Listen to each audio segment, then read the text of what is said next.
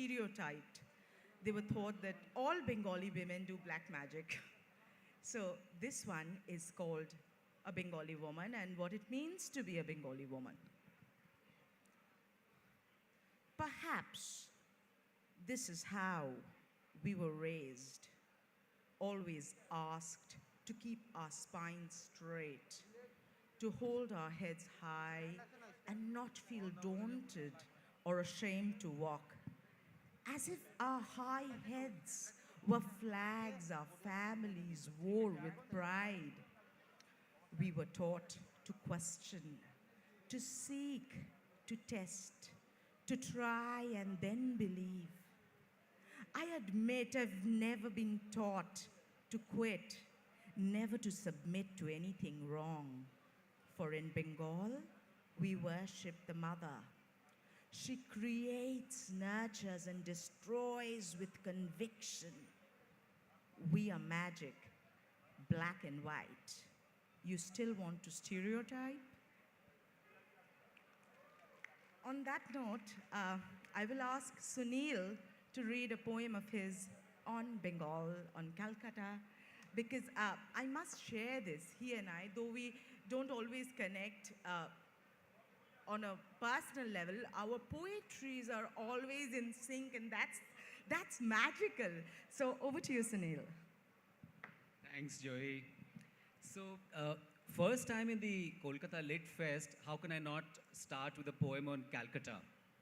So, here goes.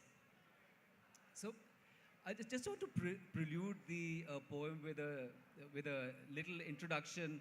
So, our relationship with the city we have grown up in, or know intimately, is nothing less than a love affair. So it's capable of bringing us ecstasy and disappointments just the way a lover can. So Calcutta for me is that loved one who both fulfills and frustrates me. Calcutta, a lover's epitaph. There is no other place for me. Calcutta's streets have been mapped by my heart, and I can stop anywhere and tell you stories of when I was a child and the city a youth, of when I grew up and the city refused to. But in its heart now lie crumbling memories of all who grew tired of waiting for its mornings to burst out into light. Even as I sit on the curb and sip tea from earthen teacups grafted from its steam. I am still a lover, though in the shadow of its decaying facades and tired cathedrals, waiting for its glory to emerge from its cemeteries, the way a strand of grass cracks open a gravestone. I have invested too much of myself into this city, into the bloodstream of its roads, into the pores of its eccentricities, too much pain, too much sweat, too much semen, too much poetry, to now say, I abandon you. But I despair of this city, this lover. Doesn't it owe me anything? But it lurches from one wound to another as if life's expositions are lesser, if not written in scars. Now I feel abandoned. The city's faithlessness is now not of the senses, it is a disembowelment of my belief.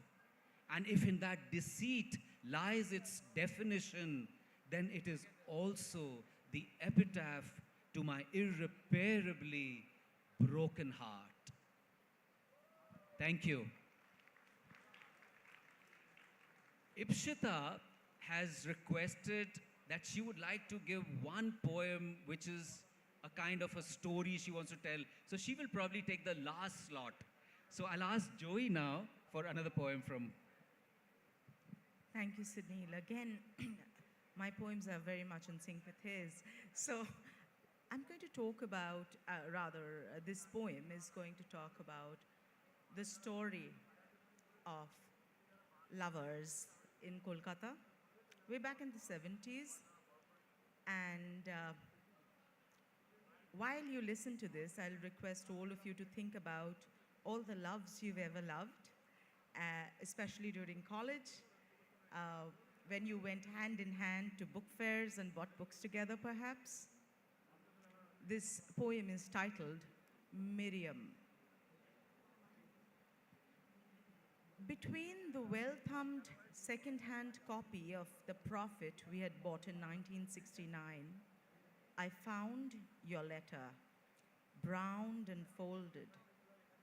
We used to write letters then and spray attar. You were an Arabian Begum and I, Tagore's Kadambari. Both Shiva and Shakti were alive in us. Together, we were all the divinity. Then, in a while, they stained your palms for nikah and my feet with altar. I wished for you 1,000 sons and daughters. What else could I do? I knew you too would wish the same for me. We left that road not taken. Our love was as unfathomable as the universe is, as life, as God is. On the Ganges in a dinghy, you had bought Amrita Preetham to life. I will love you like Sahib Ludvanvi, you had said. Your dupatta flew like a flag when you had lowered your head. You had heard the azan. Between you and your Allah, there was no one. When you opened your eyes, I could see my dark image in your pupils. You had always brought out a darkness in me. How else, Miriam, how else could two girls fall in love at that age, at that time? So deeply, so silently, so selflessly, so selfishly. We flowered in our desires like the ripples on my Ganga, like poetry. A few years ago, I went looking for your house. That house that is broken now, almost crumbling. The people there now are unknown. Miriam, hey, I asked. Are you there, Miriam? They all stared blankly at me, like I was talking to a ghost. They had changed your name at your nikah, and I never knew what it was. Over to you. So, just to ask the audience, you want to hear a love poem or a poem on Ukraine?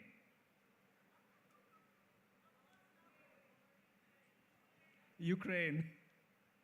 Love poem for you later. Okay.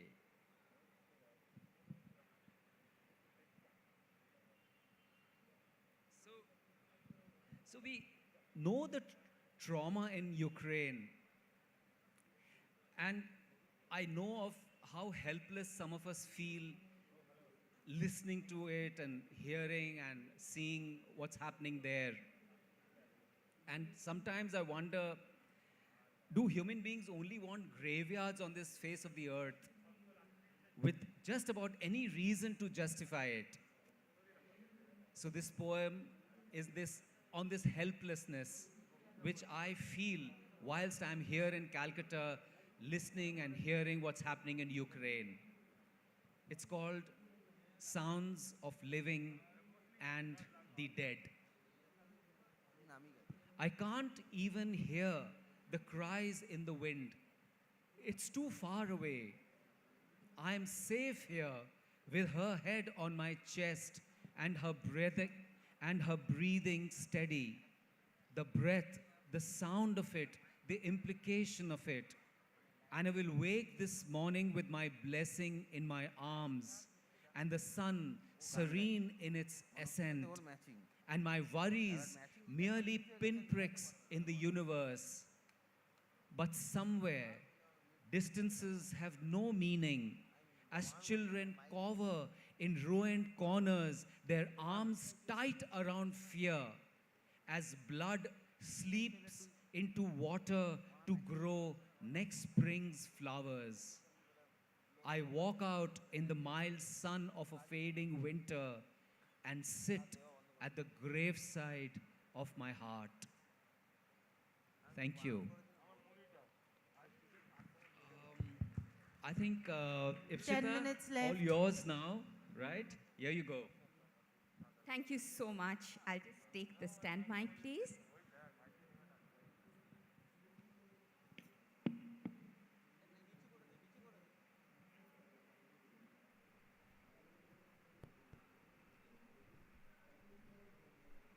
Always, always such an honor to perform here. Those of us who've been brought up with book fair. A thought for a poem for a thought. Same period last year, I was overwhelmed with a singular focused thought, a deluge of thought. And that thought overtook me. There was so much othering. There was so much us versus them. Us versus them. Who's the us? Who's the they? With anything there was turbulence and there was people almost standing at opposite ends. And yet, in our heart of hearts, we all know there is no they, there is only us and us and us. There is only we the people rooted in India. And that's from this thought this book was born. Rooted India 75 and we the people. In 75 years, there's much that we have achieved as a nation. Freedom being the most important. How well have we the people taken care of this precious freedom? How well have we the people taken care of the power that is in our name? Have we emerged as worthy citizens, alert about our rights and dutiful about what we owe those who gave us this freedom, who gave us this nation? Where are we headed? Where do we want to be headed as a body of people united in our love for our country, responsible towards our motherland?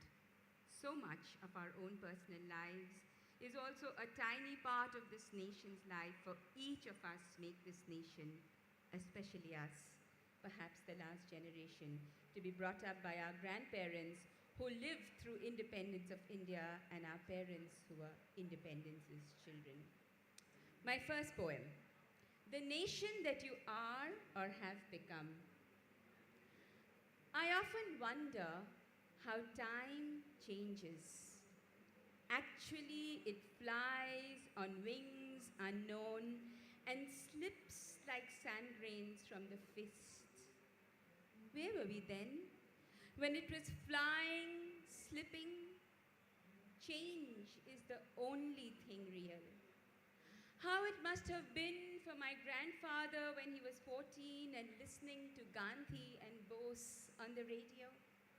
How it must have been at 22 to witness the nation being born and in the process, he losing so much.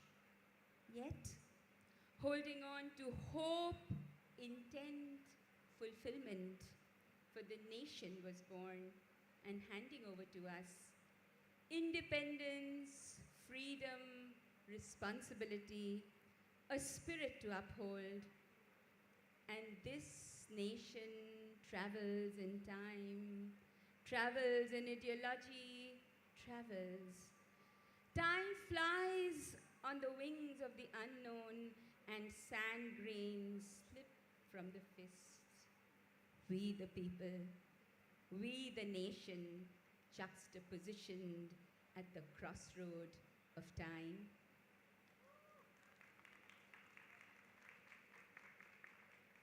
My second poem is for the Beti, the girl child. It's just been Women's Day, right? So here and in India, we keep on saying Lokhi me, Bhalo me, the shy, demure, fragile woman, and she's the Devi. Griha Lakshmi, Lakshmi jaise bano, wahi to Devi hai. But you know what? There are many Devis, there are many goddesses. Your daily Durga. I ask, what do you do with your daily Durga? The one that birthed you? The one that birthed your child? The one that you helped birth? Tell me, do you invoke her in splendorous faith the way you invoke the goddess? When your daily Durga comes home, post her daily dose of dreary chores, do you ask her to put up her calloused feet and pamper her with some hot tea, reciprocate the way she would greet you when you come home? When your daughter Durga comes to you, hassled by a predator's self-inflicted patriarchal right of harassing her, do you tell her to be Chamunda and Chandi and Raktadantika, for that is being Durga to not just Lakshmi, not just Kamala, oh no. For Durga is she, the Bhubaneshwari, the Brahmacharini, the Kalaratri, all this and more is she, your daily Durga in every woman, for you to cherish, for you to invoke, for you to worship daily.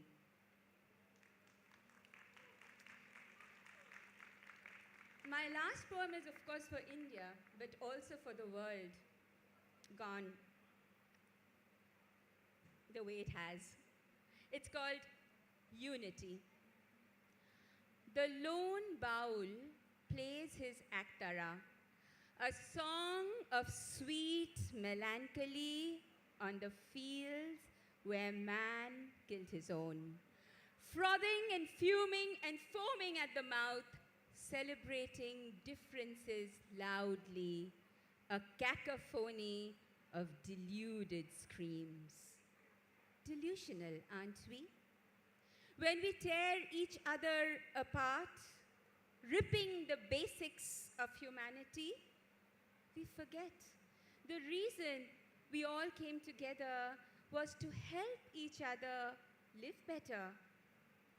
Yet, we choose to celebrate friction, fragmenting ourselves into robotic bits, little islands of individual arrogance, me and mine and only mine, gathering then into individual groups, crying, me and mine, becoming mobs, shouting, mine, only mine, each mob dangerously like the other, losing individuality, just a snarling, frothing, fuming mass, each of them shouting, me, mine, better than thee, thine. Even as these mobs froth over, burning over in hellish rage, the universe embraces them all. Day and night, sun and moon, the planets moving in harmony. And the morning birds early at dawn call out to each other in different tunes, a natural symphony. And the sound of the tanpura and the sound of the sitar is tuned to the beat on the tabla in musical melody. If nature embraces differences, if different sounds can make music and different colors make a rainbow, then can we not cherish our uniqueness, respect our individuality, learn from our differences? Can we not remember that in these temporary bodies, we are here for an ephemeral bit in our journey towards the union with the universe? What if we can unlearn what separates us and focus on what unites us all? What if we relearn to live in harmony, cherish life's melody, each be a musical piece in the symphony, rising into one crescendo of unity, reveling in the oneness called humanity. Thank you. Thank you, Pshita. That was incredible. Thank you so much. We don't have much time, I think, so I'll ask Joey to wrap it up with a very quick and sensational thing. Thank you so much, Sunil. Poets, we are dreamers, and we are all here because we are dreaming of an utopia through our poetry. So to wrap it up, I'd like to invoke the words of John Lennon here. Imagine there's no country, it isn't hard to do, nothing to kill or die for, no religion too. Imagine all the people living for today. Ooh. You may say I'm a dreamer, but I'm not the only one. Sorry for the going out of tune. You may say I'm a dreamer, but I'm not the only one. And I hope someday you'll join us. And the world will live as one. Thank you, everyone. On behalf of all three of us, the poets of Kolkata, thank you for listening to our words. Thank you, everybody, for being here, and thank you, Sujata, for having us over. Thank you.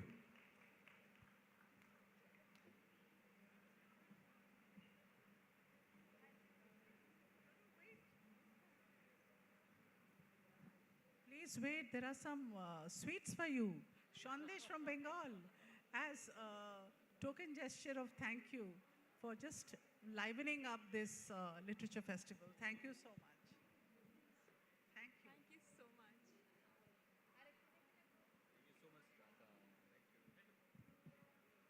And off tune or not, it was beautiful. You should have sung the whole song. Yeah. Thank you so much, Sunil Bhandari, Ipshita Ganguly, Joey Bose. Thank you. Keep writing poetry. That's what keeps us going. Keep writing poetry. Thank you so much. We'll start our next session on Abhindranath Thakur in a second. The moment the chairs are brought in, all our panelists are here. Shubhada, Jayanto Sengupta, Professor Shivakumar, Professor Shampurna Chakravarti, and Dr. Sumana Chakravarti. So we'll invite them up on stage one by one. Chairta দাও। এখানটা কাছে কাছে। Chairta দাও তাতে লোকেরা এসে গেছে। You don't want to block the middle because it will be things against you. Oh God. That's what I'm telling them. और एक बार पहले पेंटिंग दिखा देना फिर बैठा देना नहीं, पेंटिंग पीछे हो गई। हैं? हाँ, আসলাম। একটা, हाँ, please. Professor Shivakumar, please. Shumana.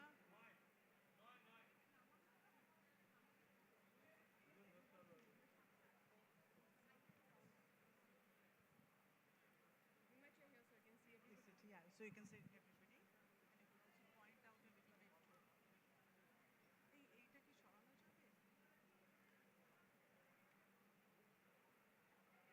যাবে?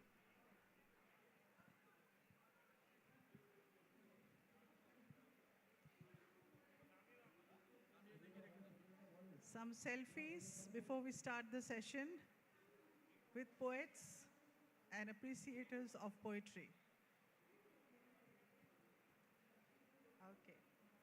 Samita, is that okay for you? Smita, is that okay for you to show the images on the screen? Hey, check one. Hey, check. মাইকটাকে একটু নিচু করে দেন, মাইকটাকে নিচু করে দেন, মাইকটাকে নিচু করে দেন।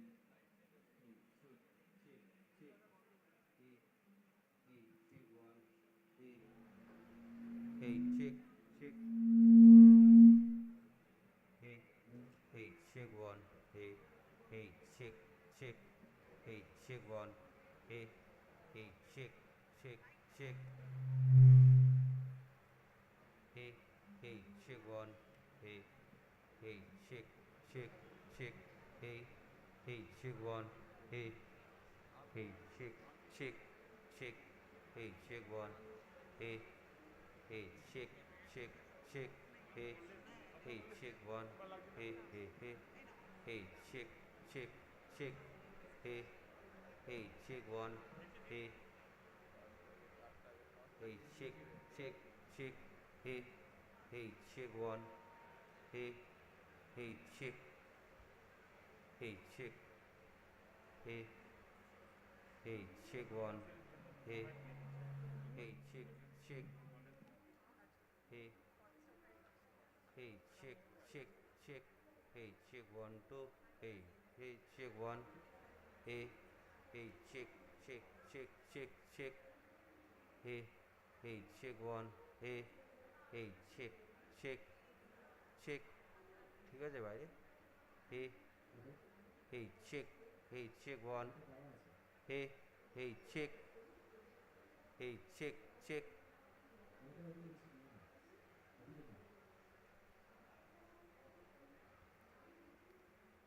Good afternoon.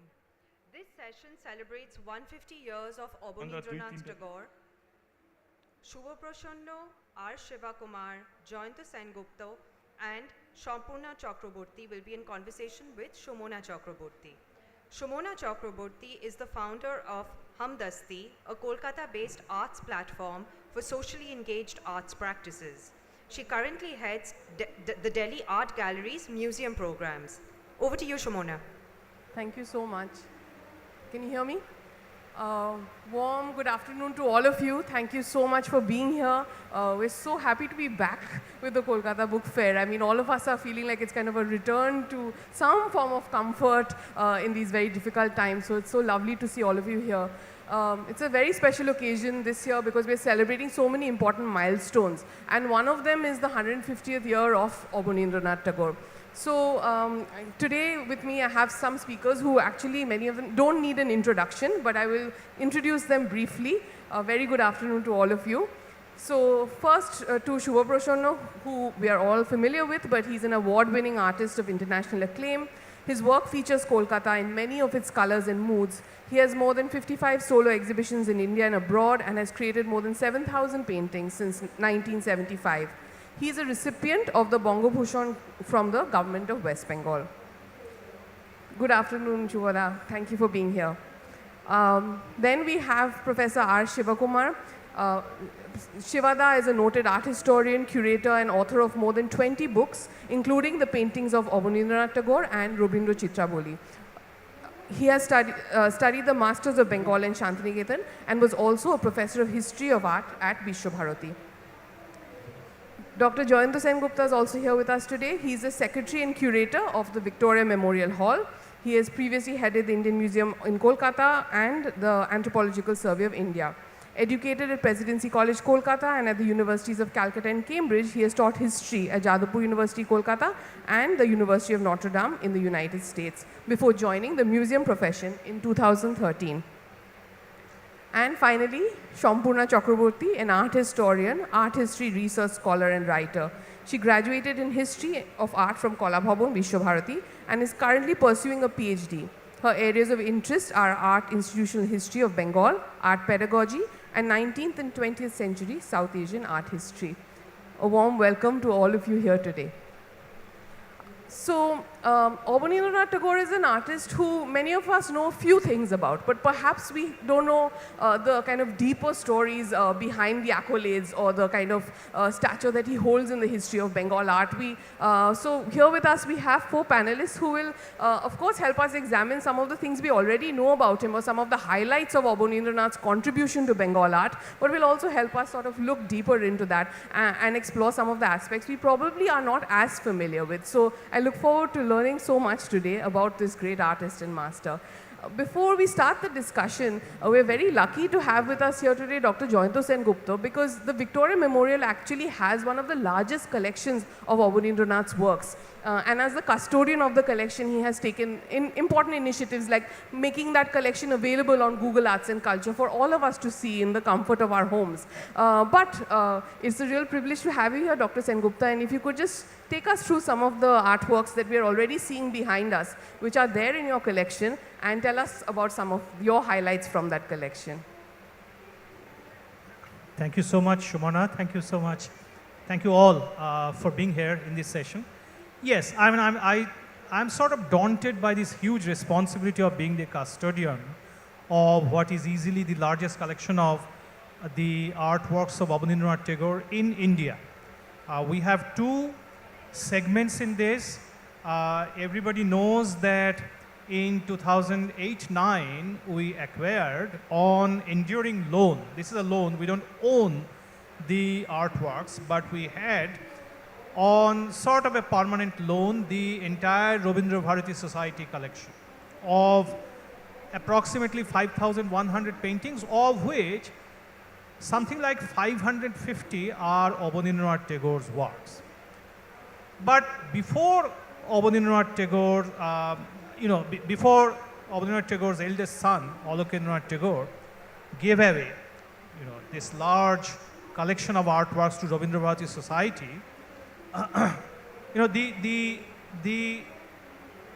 not the major part, but still quite significant part, which was left with the family. We already before the Rabindra Bharati Society collection had a significant enough collection of Abanindranath Tagore's works, including many of his early works from the 1890s, about 60 artworks, which the Victoria Memorial purchased around the knots, around 2000, 2003, from Sumitrendranath Tagore and then Shyamashri Tagore. And some of these are on view here. So these are brush and ink sketches, there are watercolors, and I think, and then we added the 543, to be exact, Abanindranath Tagore works to the collection. So we now have, taking the two together, more than 600 of Abanindranath Tagore's artworks. And I would like to think, and of course I am not an art historian or a scholar of art history, I am just a custodian of those works, and the best art historians are already here, but I would like to think that the entire oeuvre of Abanindranath's creativity, some of his early works that we had before we acquired the Rabindra Bharati Society collection, shows the playful side of him, like these sketches where he is actually addressing his granddaughter. I think it's Maya, one of his granddaughters, where he is painting himself as somebody who is having his hair dyed, or drawing the picture of his granddaughter, and with these funny captions like Didimoni, Dadamoni Didimoni ছবি আঁকছে আর ভাবছে কবে দেখা হবে, right? So the granddad is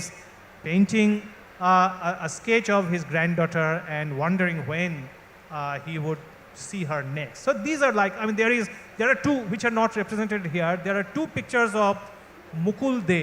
In fact, one is not of Mukul De. One is just a row of ants passing by a twig. And then there is a caption saying, Katpiprer Phoj Jache Mukulke Dante Katte. So that's the kind of funny side of him.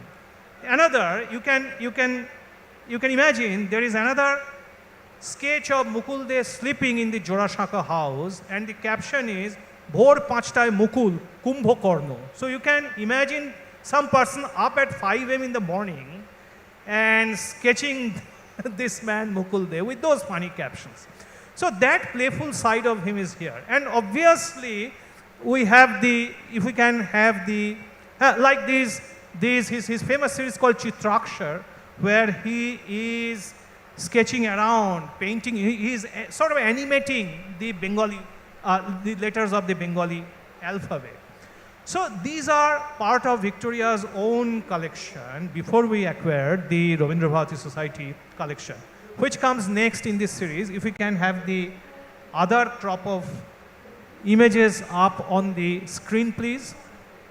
And among the 543 paintings, all the major series that Abanindranath painted are all represented. I mean, there are the Krishna Lila series, which is one of his earliest works from the 1900s, and then his later works, the Krishna Mangal, and obviously the Arabian Nights, which is perhaps widely regarded as the best examples of his work.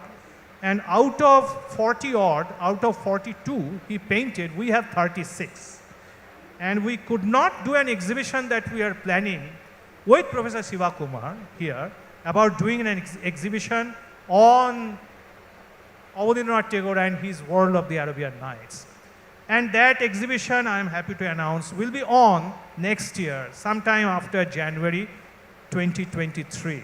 But we have a large range of landscape sketches of places like Puri, which Gaganendranath Tagore also painted so lovingly. So we have a series on Puri, we have a series on Darjeeling, we have series on Deoghar, Munger, and places like that. But my own favorite, and it was thrilling when we were mounting an exhibition on Abanindranath in 2015, which was curated by Professor Ratan Parigo and inaugurated by Shivada here, of seeing these famous paintings from up close. Obviously, you know, paintings like the Bharat Mata and the passing of Shah Jahan, but my favorite among the landscape paintings are the series of, I think we have around 22 of them, called the Shahjadpur landscape of this place in Dhaka, where he is sort of, one can clearly see that he is imagining, it's a lot of misty nostalgia that he's mixing up with these images. They're painted so lovingly. So I think now is the time where there is a great possibility of seeing Abanindranath Tagore's works, because in 1914, when the Indian Museum had its centenary, its painting gallery, newly inaugurated, you know, as part of the Calcutta Art Gallery and the Government Art School expositions, the painting gallery was one of the most popular features of the Indian Museum. But nearly 100 years later, in 2014, the painting gallery of the Indian Museum was closed, and the Victoria Memorial had only one painting of Abanindranath on display in its now dismantled Calcutta Gallery. But in 2015, we did a major exhibition in the Victoria Memorial, and a few months after that, I was in charge of the Indian Museum then, we refurbished the Indian Painting Gallery. So that gave the public for the first time to see the opportunity to see Abanindranath's entire range in action. One did not have to travel all the way to the National Gallery of Modern Art in Delhi, which has about 100 of its collections.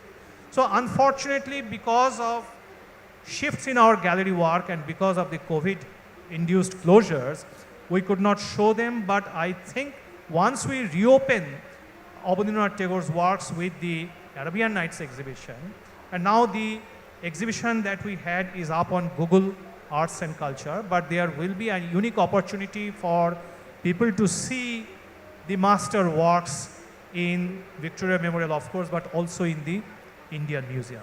So that's something to look forward to. Thank you. I urge all of you to go and see the exhibition at the Indian Museum that's there if you haven't seen it already, and go to Google Arts and Culture. And of course, we look forward to the eventual Arabian Nights exhibition. It'll be a real privilege to celebrate this 150th year. Like all the images that you showed, Dr. Sengupta, some of them are very familiar to us. We know Abanindranath as the founder of the Bengal school, or we know him as the creator of the Bharat Mata. And many of us also are familiar with Abanindranath from our childhood, because being in the book fair, he was also a master storyteller. So whether that's Nalok, or whether that's Rajkahini or Khirer Putul, some of the early images that we saw growing up of Abanindranath were in these books. And then later on, maybe we went ahead to discover this collection, though much of it, like you're saying, is not on view. So we've seen glimpses and bits of it here and there in an exhibition here or a book there. In Shivada's wonderful, stupendous volume of works also. Shubhada, I wanted to আপনাকে জিজ্ঞেস করতে চাইছিলাম মানে এইদিকে we know Abanindranath as the storyteller, অবন ঠাকুর বাচ্চাদের গল্পের বই লিখেছেন, and then we know him for his other works and being the founder of the Bengal School. But এখন এই মানে standing here in 2022, how do you as a contemporary artist view Aban Thakur and his legacy? Actually, I can speak English, but না why? Please বাংলায় হ্যাঁ Particularly Abanindranath ঠাকুর, যিনি বাংলার জন্য এত কিছু করেছেন। আমি এইভাবে বলি, আমার যখন শৈশব, আমি অবনীন্দ্রনাথকে ছবির মানুষ বলে জানতাম না। আমি যখন ক্লাস 4-এ নালক পড়ি, সেই নালক পড়ে কি অসাধারণ বর্ণনা, সেই কুবো পাখির ডাক,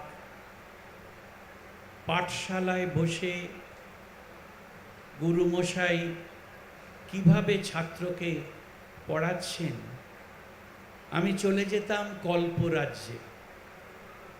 সত্যিই তখনও জানি না অবনীন্দ্রনাথ ছবি লেখেন না গল্প লেখেন। সেই অবনীন্দ্রনাথকে অনেক পরে আবিষ্কার করি যে অবনীন্দ্রনাথ আমাদের ঠাকুর ফ্যামিলিতে বা ঠাকুর পরিবারে দ্বারকানাথ ঠাকুর, তারপরে রবীন্দ্রনাথ ঠাকুর এবং তৃতীয় মহাপুরুষ, তৃতীয় মহাপ্রতিভাবান মানুষ অবনীন্দ্রনাথ ঠাকুর। দ্বারকানাথ ঠাকুরের জন্যে আজকে বাঙালি ব্যবসায় যে কোথায় পৌঁছে গিয়েছিল সেটা কল্পনা করা যায় না। এবং ঠাকুর বংশের বলা যায় সবচেয়ে বড় প্রতিষ্ঠাতা দ্বারকানাথ, তারপরে রবীন্দ্রনাথ নিয়ে বলার কিছু নেই। এই বহুমুখী প্রতিভার মানুষ আশ্চর্য, এখনো অনাবিষ্কৃত। এখনো রবীন্দ্রনাথকে আমরা ভালো করে জানতে পারিনি। প্রতিদিন নানা মানুষ গবেষণায় রয়েছেন এবং পৃথিবীতে শেক্সপিয়ার, গোয়েটে এবং যদি দু একজন এই রকম বিশ্বকবি, বিশ্ব লেখক থাকেন, তার মধ্যে একজন রবীন্দ্রনাথ। রবীন্দ্রনাথের থেকে 10 বছরের ছোট এবং রবীন্দ্রনাথ অত্যন্ত ভালোবাসতেন অবন ঠাকুরকে। অবন ঠাকুর একেবারে অল্প বয়স থেকেই অদ্ভুতভাবে জমিদার বাড়িতে শুধু পরিচারক পরিচালিকার হাতেই মানুষ। সে একটা অন্য জগৎ, তাদের সঙ্গেই ওঠা বসা, কারণ বাড়ির অন্যান্য কর্তা ব্যক্তি তারা এতই ব্যস্ত, এতই বড় মহল, কে কোথায় আছে, কে কোথায় কি কাজ করছে, কাকে কিভাবে দেখভাল করা যায়, এসব নিয়ে কারুর সেভাবে মাথা ঘামাবার ব্যাপার ছিল না। তাই অবন ঠাকুরের যারা পরিচারিকা, পরিচারক, তাদের সঙ্গেই তার সময় কাটত। তাদের জীবনযাপন, তাদের কথাবার্তা, তাদের দেশের কথা মন দিয়ে শুনতেন। আর কখনো কখনো বিশাল একটা টেবিলের তলায় যেসব একেবারে অসম্ভব ভালো দামি আসবাব, সেই আসবাবের তলায় উনি ঢুকে যেতেন। ঢুকে গিয়ে অসংখ্য জাল দেখতেন, সেখানে কারো হাত পড়েনি পরিষ্কার করায়। বিভিন্ন জালে ছড়ানো রয়েছে আর অবনীন্দ্রনাথ সেই জালের মধ্যে দিয়ে তিনি স্বপ্ন দেখছেন কত কি। এই স্বপ্ন আর একটা শিশু মনি তিনি বড় হয়েও রেখে দিয়েছিলেন। অসাধারণ কাজ করেছেন। ছেলে বয়সে বিদেশি শিল্পী তাদের কাছে ট্রেনিং নিয়েছেন, শিখেছেন কেমনভাবে বিদেশি শিক্ষায় বা ইউরোপিয়ান ঢঙেতে ছবি আঁকতে হয়। আমরা আশ্চর্য হয়ে যাই, এখনো পর্যন্ত আমি জোর গলায় বলতে পারি ভারতবর্ষের অন্যতম শ্রেষ্ঠ পোর্ট্রেট রবীন্দ্রনাথের, যেটা উনি প্যাস্টেলে এঁকেছিলেন। এর তুলনায় আজ পর্যন্ত আমি কোনো বিখ্যাত পরবর্তীকালেও কারো ছবি দেখিনি। সুতরাং সেই অবনীন্দ্রনাথ আবার নানা রকম লোকায়ত গল্প, নানা রকম পটের ছবি, পাঁচালি শোনা, এইসবেতে মশগুল হয়ে বাংলাটাকে ভালো করে জানার চেষ্টা করেছেন। সেই বাংলাটাকে জেনে তিনি একটা অসম্ভব রকমের ছবি করেছেন সারা জীবন ধরে। আমরা যে ছবি ভিক্টোরিয়ার কয়েকটি দেখলাম সেগুলো ওর মেজর কাজ নয়, সেগুলো বুড়ো বয়সে অল্প যখন বয়সকালে হয়তো খেলার ছলে কিছু করেছেন, কিন্তু ওটার অবনীন্দ্রনাথ নয়। যদি তার শেষ বয়সের কাজ কৃষ্ণলীলা সিরিজ দেখা যায়, অসম্ভব ভালো ব্যাপার। এছাড়া কি ভারত মাতা, কল্পনা করা যায় না, কল্পনা করা যায় যে এই রকম একেবারে বলিষ্ঠ ড্রয়িং এবং সম্পূর্ণ ভারতীয় একজন নারীর যে রূপ, এটা অকল্পনীয়, যেটা আমাদের কাছে চিরকালীন হয়ে থাকবে। এই অবনীন্দ্রনাথ আবার যেমন বুড়ো আংলা লিখেছেন, রাজকাহিনী লিখেছেন, ক্ষীরের পুতুল লিখেছেন, অসংখ্য। রবীন্দ্রনাথের 10 বছরের রবীন্দ্রনাথ থেকে ছোট এবং রবীন্দ্রনাথের সান্নিধ্যে থেকেও তার লেখায় এতটুকু রবীন্দ্র প্রভাব থাকেনি।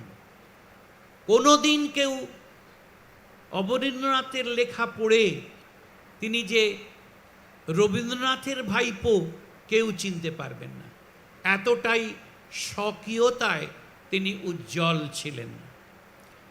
শুধু লেখা নয়, আজকে যে বেঙ্গল স্কুল বা যেভাবে আস্তে আস্তে কয়েকজনের ইচ্ছায়, একজন হচ্ছেন হ্যাভেল আর একজন হচ্ছেন অবনীন্দ্রনাথ, তাঁদেরই জন্যে জাপানি ওয়াশ টেকনিক, যেমন ওকাকুরার ভাইপোরা ইয়াকোহামা ওরা এসেছিলেন, তাদের সঙ্গে যেমন চর্চা করেছেন, তারই পাশাপাশি তিনি একটা স্কুল তৈরি করলেন। ভারতবর্ষের আধুনিক শিল্পকলার একমাত্র বা জনক যদি বলা যায়, তিনি অবনীন্দ্রনাথ ঠাকুর। এবং পরবর্তীকালে তার ছাত্রছাত্রীরা সারা ভারতবর্ষে ছড়িয়ে পড়েছিল এবং তাদের নেতৃত্বে বা তারা যখন প্রধান অধ্যাপক হয়ে কাজ করেছেন, যেমন দেবীপ্রসাদ রায়চৌধুরী থেকে শুরু করে সকলেই কিন্তু একটা আধুনিক ভারতীয় শিল্পকলার প্রতিষ্ঠা দিয়েছিলেন। এটা যেমন এক রবীন্দ্রনাথের ভাবনায় যখন শান্তিনিকেতন, রবীন্দ্রনাথ আহ্বান করেছিলেন এই অবনীন্দ্রনাথকে, তাঁরই হাত ধরে তারই অত্যন্ত প্রিয় শিষ্য নন্দলাল বসু। এরকম মাস্টার মশাই, এরকম শিক্ষক, এরকম শিল্প শিক্ষক আমাদের ভারতবর্ষে দ্বিতীয় হয়নি, যিনি অবনীন্দ্রনাথের অত্যন্ত প্রিয় শিষ্য নন্দলাল বসু। আরও কথা বলা যায়, অনেক বলা যায়। আজকে যদি কাটুম কুটুম নিয়ে কথা হয়, যে কাটুম কুটুম আজকে যখন পিকাসো পরবর্তীকালে আমরা দেখেছি সাইকেলে বসার যে চামড়াটা, তার পাশে সাইকেলের যে হ্যান্ডেল, সেইটা দিয়ে মোষের মতন করেছেন। পৃথিবী জানে, কিন্তু অবনীন্দ্রনাথের যে কাটুম কুটুম, সেই কাটুম কুটুমে যে কি অসম্ভব কৌতুক, অসম্ভব ফেলে দেওয়া জিনিস থেকে একটা ভাস্কর্য, এর তুলনা হয় না। কিন্তু অবনীন্দ্রনাথকে কেউ জানে না। আমাদের পরবর্তীকালে আধুনিক শিল্পী অনেক নাম করেছেন এবং তাদের খ্যাতিতে পৃথিবীর সর্বত্র বলা হয়েছে। দেবদেবীর ছবি করেছেন অনেক শিল্পী, তাতে কোটি কোটি টাকা রোজগার করেছেন, কিন্তু অবনীন্দ্রনাথ কি করেছেন সেটা আমরা জানাতে পারিনি। আজ তার 150 বছরের যে জন্মদিন, সেই 150-এ অবনীন্দ্রনাথ, আমি কৃতজ্ঞ যে এই লিটারারি ফেস্টিভ্যাল, বিশেষ করে সুজাতা, যে তাকে স্মরণ করে এই রকম একটা আলোচনার ব্যবস্থা করেছেন। যারা অত্যন্ত জ্ঞানীগুণী, জয়ন্ত সেন, তিনি ভিক্টোরিয়াতে স্বাভাবিক অবনীন্দ্রনাথ সম্পর্কে নানান আলোচনা করেন, নানান বক্তৃতার আয়োজন করেছেন। আমারও দু একবার যাবার সুযোগ হয়েছে এবং তার কাছে যে সমস্ত ছবি আছে সে নিয়েও মানুষের কাছে বলেছেন দেখতে। শিবকুমার সারা জীবন শিল্পের ইতিহাস এবং সেই ক্ষেত্র শান্তিনিকেতন, যেখানে অবনীন্দ্রনাথ ভিত গড়েছিলেন শিল্পের এবং শিল্প ইতিহাসকে জানার, সেই শিবকুমার আজকে রয়েছেন, বলবেন। আর ও তো রিসার্চ করেছে এবং বিষয় তার অবনীন্দ্রনাথ। কাজেই আমরা বিভিন্ন প্রজন্মের মানুষের কাছ থেকে 150 বছরের সেই মহাপুরুষকে স্মরণ করার সুযোগ পেয়েছি। আমরা যেন তার কাজ ছড়িয়ে দিতে পারি, জানাতে পারি বিভিন্ন প্রজন্মের কাছে, আর গর্বিত হই এই রকম একজন বিশিষ্ট প্রতিভাশালী শিল্পী লেখকের জন্য। রানীচন্দ আমাদের এত ভালোভাবে অবনীন্দ্রনাথকে তুলে ধরেছেন, সেই বই যেন মানুষের কাছে চলে যায়, তাহলে প্রকৃত ভাবে অবনীন্দ্রনাথকে বুঝতে পারা যাবে, উপলব্ধি করা যাবে। নমস্কার। থ্যাংক ইউ শুভদা। আপনি সত্যি বললেন যে অবনীন্দ্রনাথকে আসলে কেউ আমরা জানি না বা চিনি না, বাট ওভার টু ইউ শিবাদা, যে one of the things we know about him is that he is the founder of the Bengal school, যেটা আপনিও বললেন। What do we not know about the Bengal school? একটা অ্যাসপেক্ট হচ্ছে যে we think it's reviving history, reviving the past, but in what way was it radical? And Shubhada also mentioned a little bit how he was breaking away, or in a way was standing out from the rest of the Tagore family. So in your opinion, how do you think the Bengal school was a radical movement in some ways?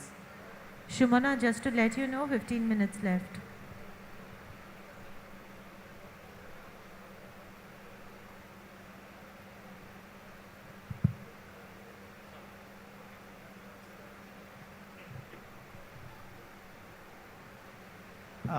Well, you use the word Bengal school. We call it the Bengal school. In art, a school is something that grows around a master. The Bengal school was not different. It grew around Abanindranath. So one could speak about the school of Raphael, the school of Leonardo, and so on and so forth. So we have, in fact, we might call it also the school of Abanindranath.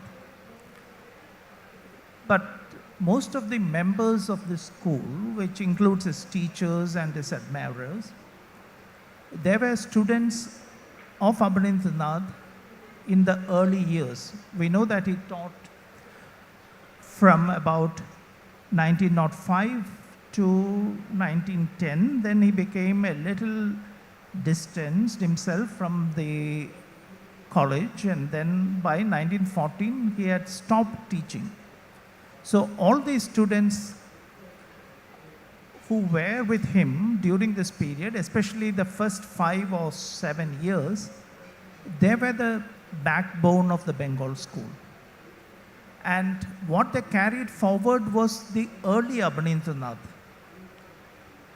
The Abanindranath after 1910 or 14 was a totally different Abanindranath. Abanindranath was constantly evolving. He was constantly looking back at his work and making very important changes. In fact, if you look at his very early work and his very late work, like we had the reference to the Arabian Nights, we see that this has been a very, very long journey, and the two ends are as different as they can be. So what happens with the Bengal school is basically we have this early Abanindranath being propagated across India. But there is some significance. Maybe I would always consider Abanindranath much greater than the Bengal school, is much more than the Bengal school. But at the same time, we cannot just wish away the Bengal school. I mean, as probably people have done after 1940s. Maybe art changes and things go out of fashion, and there is sufficient reason for things going, out of fashion or less talked about and so on. But this was the first pan-Indian art movement, because before that we didn't have a pan-Indian art movement of any kind. We had a pan-Indian artist called Ravi Verma, but we didn't have a pan-Indian art movement, and also an art movement that you can say was an entirely Indian creation. Shantiniketan, which followed the Bengal school, was also in many ways an Indian modernism. But after that, our modernism and European modernism came much closer. I'm not saying that they should never come closer, but that is a fact. So you see something in this period that artists did, which was extremely rare in the history of Indian modernism, and that is something that is not recognized. Whether we like the works or not, I myself, to be honest, am not a great fan of the Bengal school. I am a great fan of Abanindranath, but not great fan of the Bengal school. But at the same time, its achievements are genuine achievements. We haven't thought about doing or establishing a school of modern art that has its roots here. And this was tried for the first time by these artists. There were few of them who stood out. Of course, we already heard about Nandalal Bose, who actually also moved away from the Bengal school in many ways, but was an important product of the movement. There were others who picked up Abanindranath's approach and technique and his methods and did something wonderful. Hidendranath Majumdar would be one of those great artists who picked up what we call all the elements of the Bengal school and did something which was very personal. And it is for Abanindranath, whatever he did, including his early work, grew out of his personal sensibilities as an individual and as a creative person.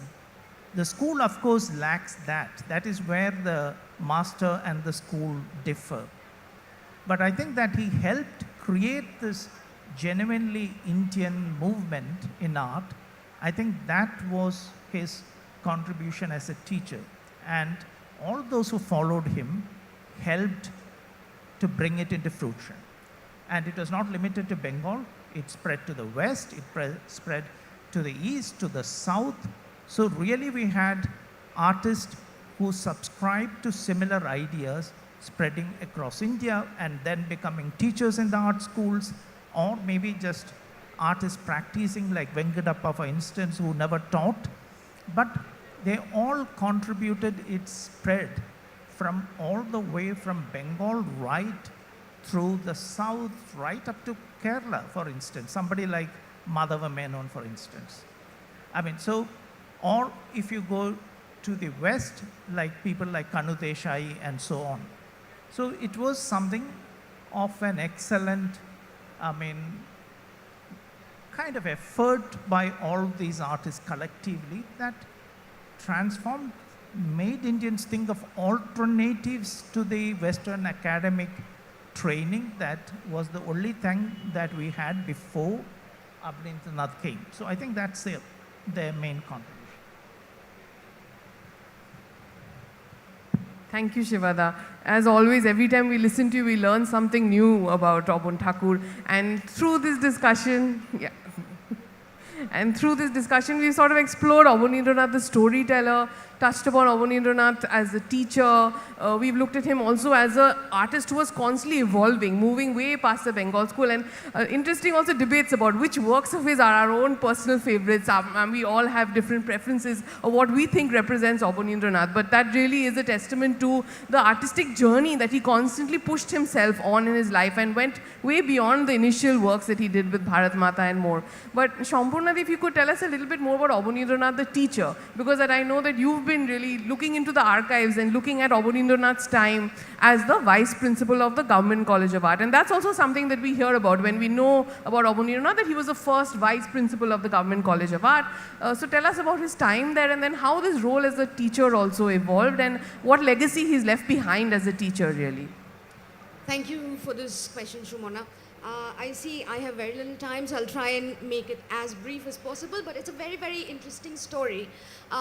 Here my teacher, Shivda, have learned most about Abanindranath and the way to look at Abanindranath through Shivda, obviously, so I will not get into the artist Abanindranath, but I would like to share with you certain anecdotes about the teacher Abanindranath and what happened to the institution, to Government Art College, after Abanindranath joined along with Heval in 1902. It's a very, very interesting story when E.B. Heval, who Abanindranath considers his guru, Heval was the principal and Abanindranath joined as a vice principal.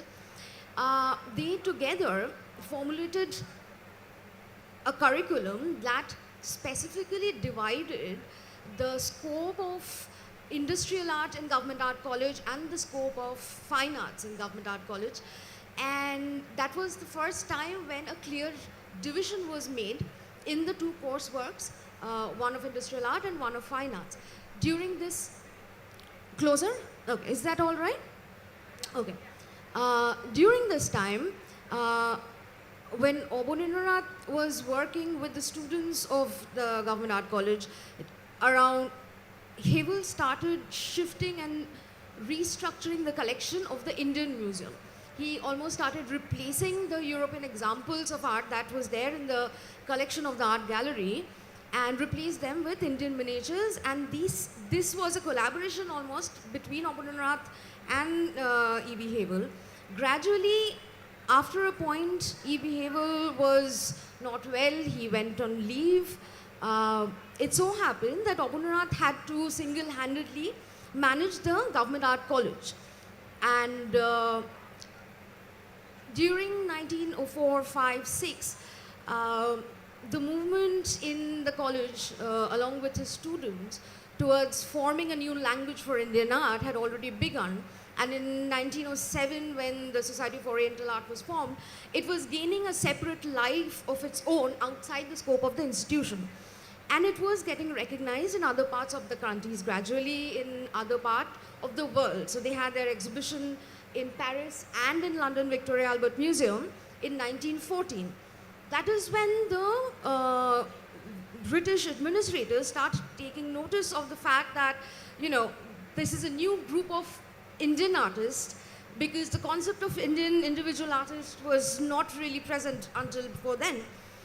So they saw an emergent group of Indian artists who is now exhibiting original works of art. And during Havel's absence in the Government Art College, a larger portion, a larger responsibility was upon Abhinandan, though he was never really made the principal of the school. I've come across certain archival material where there are discussions in the House of Commons that if Abhinandan should be made the principal of the school, where there are discussions like, if he had been academically school trained in industrial art, we would have given him this responsibility. But since he's not trained in art, it's better he takes care of the fine arts department, and the main principalship should be given to someone else who is trained in academic art. So it was very interesting to observe how this was determined even during 1910. And to, you know, make way for Abhinandan in Government Art College, there was a discussion that given he is being considered as one of the, you know, prominent artists, that modern artists that India is producing, his college, I mean, his salary should be increased, and that is how we are going to recognize how he's contributing to the art scene of Calcutta, how he's contributing to the college or the development of college. So the salary increased from 350 rupees to 700 rupees. So that was a kind of negotiation. But what happens very interestingly, after Percy Brown comes and becomes the official principal, there was this constant conversation between 1911 to 1915, when Abhinandan finally left and resigned from the post of vice principalship. There was a discussion in retrospect that now, given that Abhinandan Thakur is resigning from the post and taking charge of the Oriental Society of Art, is it time for the British authority and the government to withdraw all the European art teachers from all the art colleges? Is it time that we reconsider what the art policy agendas are of the British government for all the government art schools in the country? So Abhinandan's phase, and this is a very long story cutting short, Abhinandan's phase and his presence in the art school really questioned at the heart of how education policy, British education policy was determined in India, how it really didn't succeed in its own policies, in its own objectives, and how Abhinandan kind of questioned the role of artists within an art college, role of an art teacher within the institution and outside. And after Abhinandan's resignation from the art college, it was in, Percy Brown continued till 1927, but after Percy Brown's resignation, because Percy Brown then joined Victoria Memorial as the curator in 1928, but then in 1928, Mukul Dey was employed as the first Indian principal of the Government Art College, and this only happened because Abhinandan questioned certain fundamental positions of Indian artists in the community. I hope I have been able to maintain the time, but thank you very much for that question, yes. Hello, Thank you so much, Shampurnadi, for condensing your very vast research into these few minutes. But there are so many more aspects of Abanindranath that I think are left for all of us to unpack, discover as we look at his art and we read some of his works, because his writing is also so beautiful and evocative. I just wanted to check. Yes, so we'll now take questions from the audience for our esteemed panel.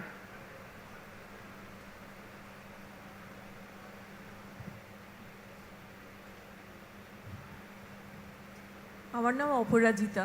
আমি art বিষয়ে একদমই অনভিজ্ঞ। আমি শুধু শুভাদার একটা কথায় আমার একটু ধাঁধা লাগলো বলে আমি প্রশ্নটা করছি।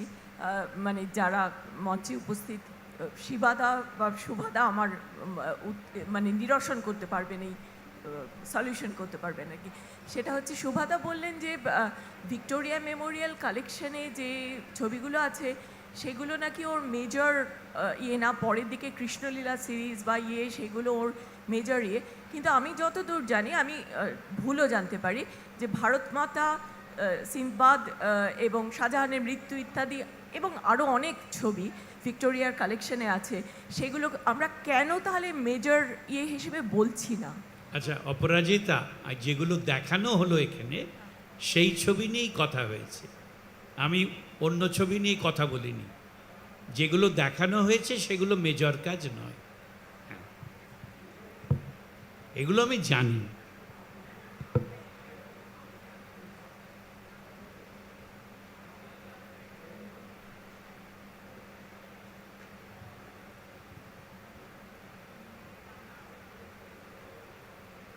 Questions from the audience?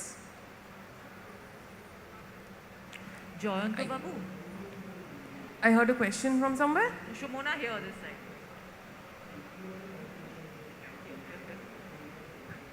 There. Jayanta বাবু, এই প্রশ্নটা আপনার জন্য। আপনি একটু বলতে পারবেন অবন ঠাকুরের am I audible? Okay, yeah.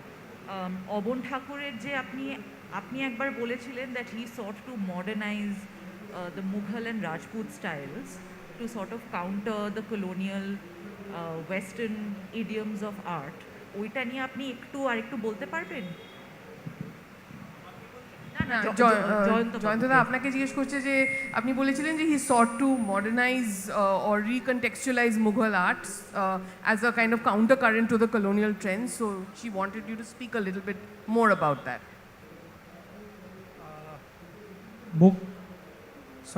Mughal art? Yeah, Mughal and Rajput styles generally. আচ্ছা, আমি সেটা নিয়ে কিছু বলেছিলাম কিনা আমার মনে পড়ছে না। আমি আমাদের কালেকশন নিয়ে কথা বলেছি। আমি যেটা বললাম যে যেরকম পাসিং অফ, ওর তো একটা তাজ সিরিজ আছে, তার মধ্যে পাসিং অফ শাহজাহান সম্ভবত সবচেয়ে বিখ্যাত। এটা তো তখন অ্যাওয়ার্ডও পেয়েছিল, 1911 সালে দিল্লি দরবারে দেখানো হয়েছিল। হ্যাঁ, মানে আমি ইন্টেলেকচুয়ালাইজেশন অফ মোগল ট্র্যাডিশন নিয়ে কিছু বলিনি, তাই নিয়ে আমার কোনো বক্তব্য নেই। আমার যেটা মনে হয়, উনি যেটা বলার চেষ্টা করেছিলেন সেটা হচ্ছে যে আমরা যেমন পাশ্চাত্য থেকে সবসময় গ্রহণ করেছি, অবনীন্দ্রনাথ আমাদের প্রাচ্যের যে শৈলীগুলো ছিল সেই থেকে নিয়ে কাজ করার চেষ্টা করেছেন। আমরা যদি শাহজাহানের মৃত্যু দেখি বা কিছু দেখি, বা ওই মুঘল মিনিয়েচার বা রাজস্থান মিনিয়েচারে যে ডেকোরেশন দেখি, যেভাবে দ্বিমাত্রিকভাবে কাজ করা হয়েছে, সেই প্রভাবটাই উনি প্রভাবিত হয়ে চেষ্টা করেছিলেন যাতে প্রাচ্যের শৈলীকে আধুনিকতার দিকে নিয়ে যাওয়া যায়। ওই প্রসঙ্গে যেহেতু ওই ছবিটার কথা উঠলো, সেজন্য আর আজকে সুমনা আমাদের মডারেটর লিটারেচারের কথা বলছিলেন বারবার, যেরকম ক্ষীরের পুতুল, আমাদের প্রথম পরিচয় তো ফ্রম দোজ বুকস। এটা সকলের ক্ষেত্রেই হয়তো সত্যি, আমরা প্রথমে অবনীন্দ্রনাথকে চিনেছি ফ্রম হিজ রাইটিংস। তো আমার যেরকম মনে আছে, this is my personal experience, যে the first books by Abanindranath Tagore that I encountered as a child was Shakuntala, Khirer Putul, Dalok, etc. কিন্তু সেগুলো আমার কাছে was broadly an extension of Thakumar Jhuli and Upendra Kishorer Ramayan, Mahabharat ityadi. And about reproductions of his artwork, the painting that I remember, which I saw in different, in a printed form, was the passing of Shah Jahan. Or jeta I think I would like to say is that ওই যখন প্রথম আমি রাজকাহিনী পড়ি, and it was an important moment for me because I came to know for the first time the experience of a poignant moment when, for example, in a huge expanse of desert land, at the break of a beautiful dawn, Prithviraj topples from his horse and dies. And that was a sort of rite of passage in my own childhood, because for the first time I came to know that this is, this is the depiction of a beautiful place to die in. The poignancy of that moment, or the moment of the Princess of Solanki singing around the dead body of Bappaditto, those were important rites of passage in our children's lives. I mean, the first encounter with more mature emotions. In that case, passing of Shah Jahan was that moment in my life. Not Bharat Mata. Bharat Mata ছবি হয়তো আমি ছোটবেলায় দেখেছি, কিন্তু I did not really realize its significance. সেটা about Mother India এইসবের theory পড়ার আগে আমি অত রিয়েলাইজও করিনি। But passing of Shah, because we were all bred into, we all grew up in an Indo-Islamic tradition of stories, like the Arabian Nights stories. And passing of Shah Jahan was that moment of a poignant moment in which an aging Mughal ex-emperor who had built the Taj Mahal is the wistfulness of the poignant. These were encounters in Auditorium's literature and art which were transitional moments in my own life. So I just wanted to mention that. And just final comments from Shivada, Shubhada, Shampurna, if you want to mention it. But I just thought that one thing about Abhinandan that really strikes me is the syncretism, how he's brought so many different cultures together, from Indo-Islamic traditions to Arabian stories, Japanese techniques, and that's almost utopic in some ways to see all of this existing in one frame. And he presents that sort of utopia to us in these very difficult and divided times. So if you would like to just end with a brief comment on Abhinandan's relevance today and perhaps the relevance of this syncretism today, and then we'll wrap up the session. We have 2 minutes, please. Okay, that's a very big question. But I would say what really happens with Abhinandan is that, like we are talking about the Mughal thing, the Mughals were very close to him in sensibility, and for him, if you remember, the last Mughal emperor died just a little before he himself started off as a painter. So he didn't see this cleavage of colonialism separating it. So you can compare that with Rabindranath, who saw India's past as somehow distant. I mean, he reaches out to Kalidasa and not to the Mughal. He talks about, the Mughal rulers, he writes poems on the Taj, Shah Jahan, etc. But for Abhinandan, it was like yesterday. It was like your immediate forefathers. And he lived in that world in his imagination, and it was much more real. So it was very easy for him to connect with that past and take that forward. But he doesn't stay there. He gets into touch, as you said, with the Japanese, with the Persian. And for him as an artist, his training under the European teachers was foundational. And he never leaves that base of realism, but he builds on it. He improvises on it according to the contacts that he makes with other cultures. And he eventually sees that over 30 years, India is itself transforming. India itself is no more the Mughal India. It is much more. The space around his own house, around Jorasanko, that becomes a very eclectic space. And it is this eclectic space and eclectic culture that then enters something like the Arabian Nights. So he is constantly watching. You can see in his literature, he is sometimes in conversation with these people who might have lived 300 years, but for him, it is a part of his sensibility in some way. But he also notices that this world is changing. It is not unlike what happened with many modern artists in the West. For instance, Degas, who was a great admirer of, let us say, the 18th century French thing and the ballet and so on. But under his very eyes, that world in which he was more at home was changing. And you can see that everything that is being painted by Degas is a Paris that is just dying. So this transformation of one world dying, another taking birth, that is reflected in his later works quite thing. So he is at home in the earlier culture, in his early work, but he also realizes that world is dying in his later works, and that is what makes it rich.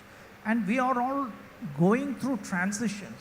All of us in some way replicate that. And that is what learning or looking at Abanindranath really teaches in some way, how to bring that into a work, into a kind of thing. To me, that is quite an important thing. Shumana, I'm afraid we are out of time now. Thank you so much. Thank you so much to all the speakers. I'm sorry, I think this discussion can go on and on and on because each of you have such a wealth of perspective on Abanindranath. Thank you all for listening, and thank you to the book fair for hosting this wonderful conversation.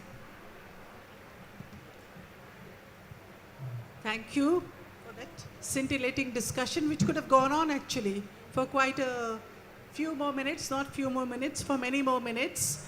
We have some Kolkata Mishti to be given to you by the President of the Guild and the Joint Secretary of the Guild to the panel, Mr. Sudhanshu Shekhar De and Mr. Raju Barman.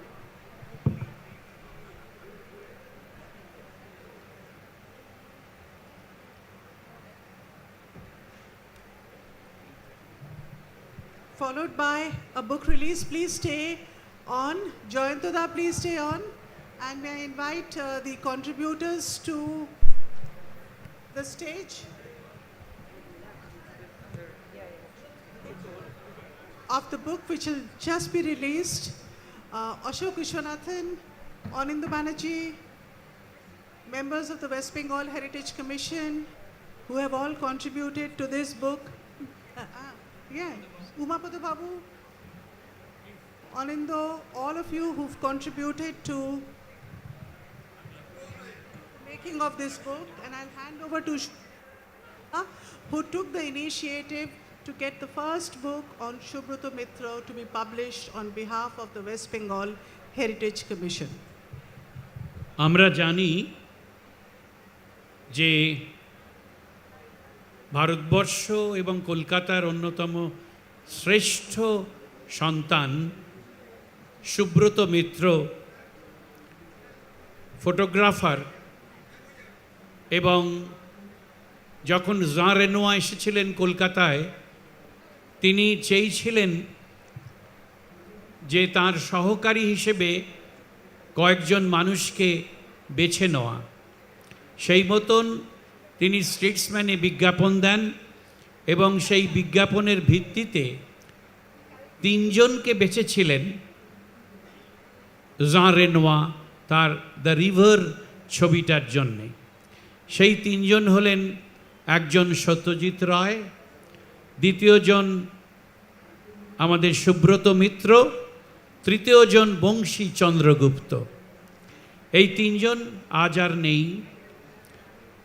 Satyajit Ray কিভাবে চিহ্নিত হয়েছেন সেটা বলার অপেক্ষা রাখে না। দ্বিতীয়জন বংশী চন্দ্রগুপ্ত দীর্ঘদিন ধরে আর্ট ডিরেকশন দিয়েছেন, পরে বম্বে চলে যান এবং সত্যজিৎ রায় যে কটি পৃথিবীখ্যাত বই সবকটিই কিন্তু ছবি তুলেছেন সুব্রত মিত্র। আমরা কিছুদিন আগে হেরিটেজ কমিশন থেকে সুব্রত মিত্রের বাড়িটি একটি সংগ্রহশালা করার চেষ্টা করছি এবং সেখানে আমরা হেরিটেজের তকমা বসিয়েছি। আজ হেরিটেজ কমিশনের তরফ থেকে বিখ্যাত কিছু মানুষ যারা তার সাহচর্যে এসেছেন, সংস্পর্শে এসেছেন, যেমন গৌতম ঘোষ, অশোক বিশ্বনাথন, যেমন অনিন্দ, আরও অনেকে এখানে যারা যুক্ত, আর সুজাতা সুন্দরভাবে সেটাকে সম্পাদনা করে আজকে আমরা প্রকাশ করতে চলেছি। এটার জন্যেই আমরা বুক ফেয়ারের কাছে এবং সুজাতার কাছে ধন্যবাদ যে এই সুযোগটা আমাদের করে দিয়েছেন।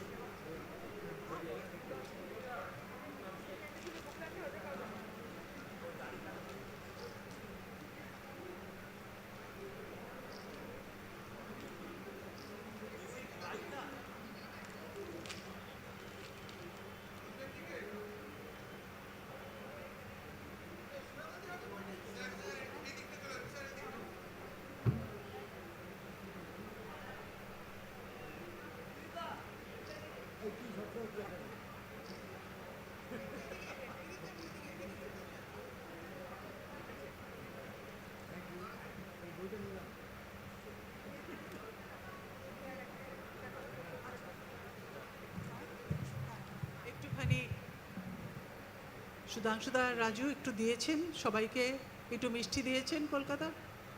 হ্যাঁ হ্যাঁ, ওকে। তাহলে নেক্সট প্যানেলের তো যদি আপনারা সবাই আছেন উপরেই থাকুন। দাঁড়িয়ে আছে।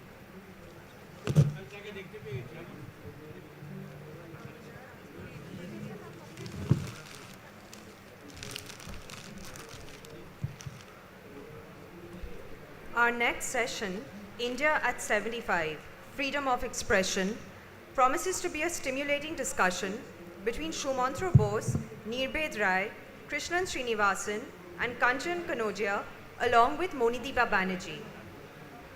Monideepa Banerjee has been bringing us the news for the last 28 years as a journalist with NDTV. She has covered the routine and the extraordinary in West Bengal for the last 3 decades. In January 2022, Banerjee moved on from NDTV to go looking for new adventures. We welcome the panel on stage.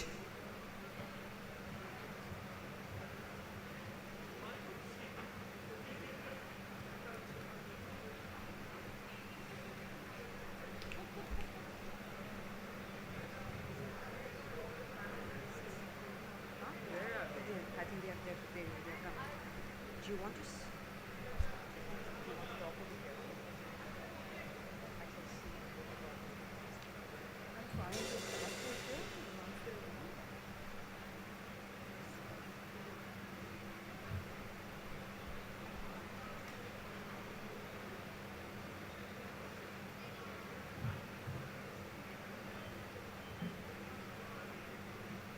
Yes, could I please request all the panelists to come on stage?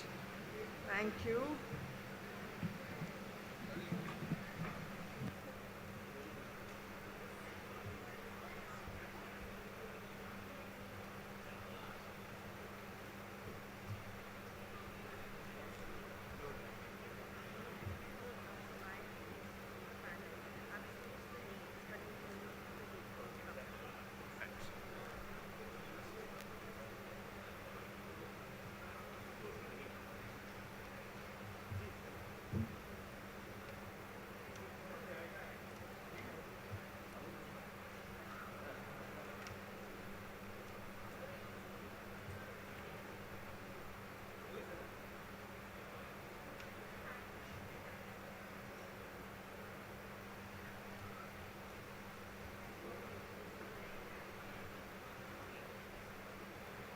Yeah, hello. Can you hear me? Yeah. Good afternoon, everybody, and thank you for coming in today at the Kolkata Book Fair's Literary Festival.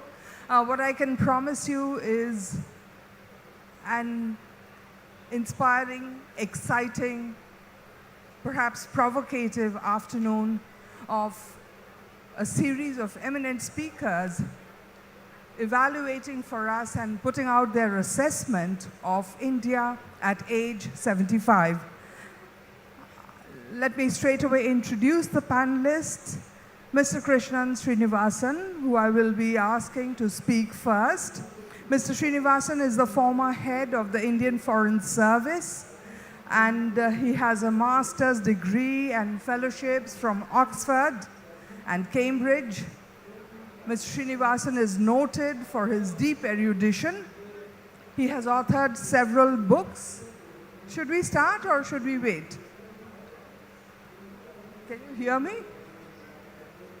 Can you hear me out there?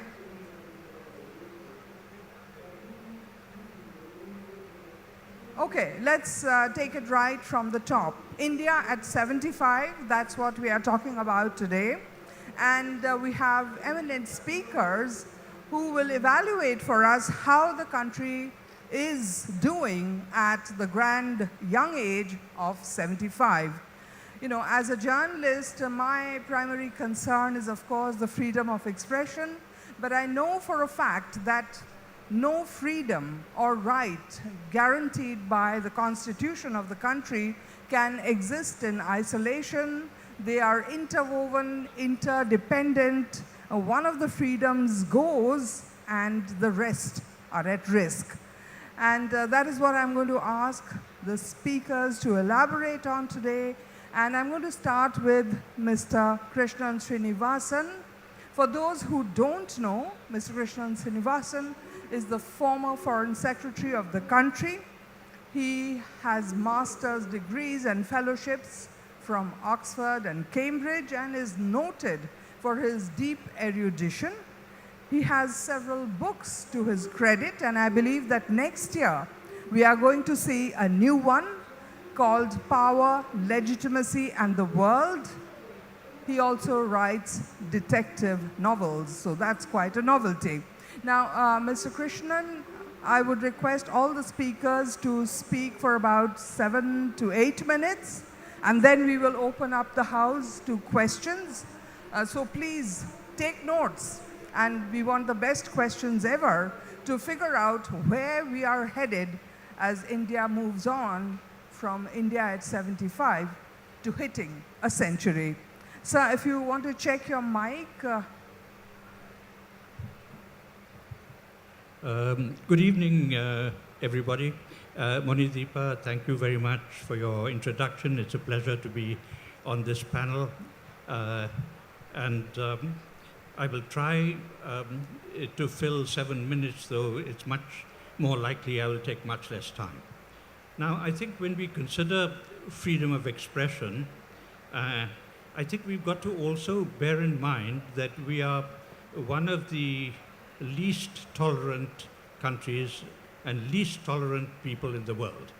Whether we come to politics, whether we come to economics, social scene, our personal interactions, etc., we are very, very highly strung, very, very sensitive to criticism, and rather intolerant people. Now we know that our great thinkers in the past have noted this and have tried to moderate Indian society's propensities in this regard. We can take Gautam Buddha's middle way. We can look at the great Tagore's works in terms of tolerance. Shumantro Bose has himself quoted a very relevant poem of Rabindranath's in his latest book on Kashmir. Mahatma Gandhi knew this well. He tried, of course, to moderate the Indian instincts here. Subhash Bose knew it well. He gave women an equal place in society. He gave Hindus, Muslims, Christians an equal place in his Indian National Army. So where many persons have tried and not really succeeded in moderating Indian intolerance. Now, when we speak of the present situation, it's necessary also to go back into the past. It's not only the present government that has proved excessively hypersensitive to criticism. Right from the beginning, that is from 1947, we've had difficulties with freedom of expression. Under Mr. Nehru's time itself, there were several books that you remember were banned, including 9 Hours to Rama, etc., etc. There was intolerance, political intolerance in regard to the Kerala Assembly. There was social intolerance in regard to the largest Chinese community, particularly in Calcutta, in India generally, which was extremely badly treated. And since that time, we've had a series of measures which have been, you could say, anti-freedom of expression. Now, of course, maybe the situation has got more acrimonious. We've had numerous laws passed in India which have been, frankly speaking, completely excessive. And it's not only the BJP that is responsible for this, but all the governments which have been in power in India.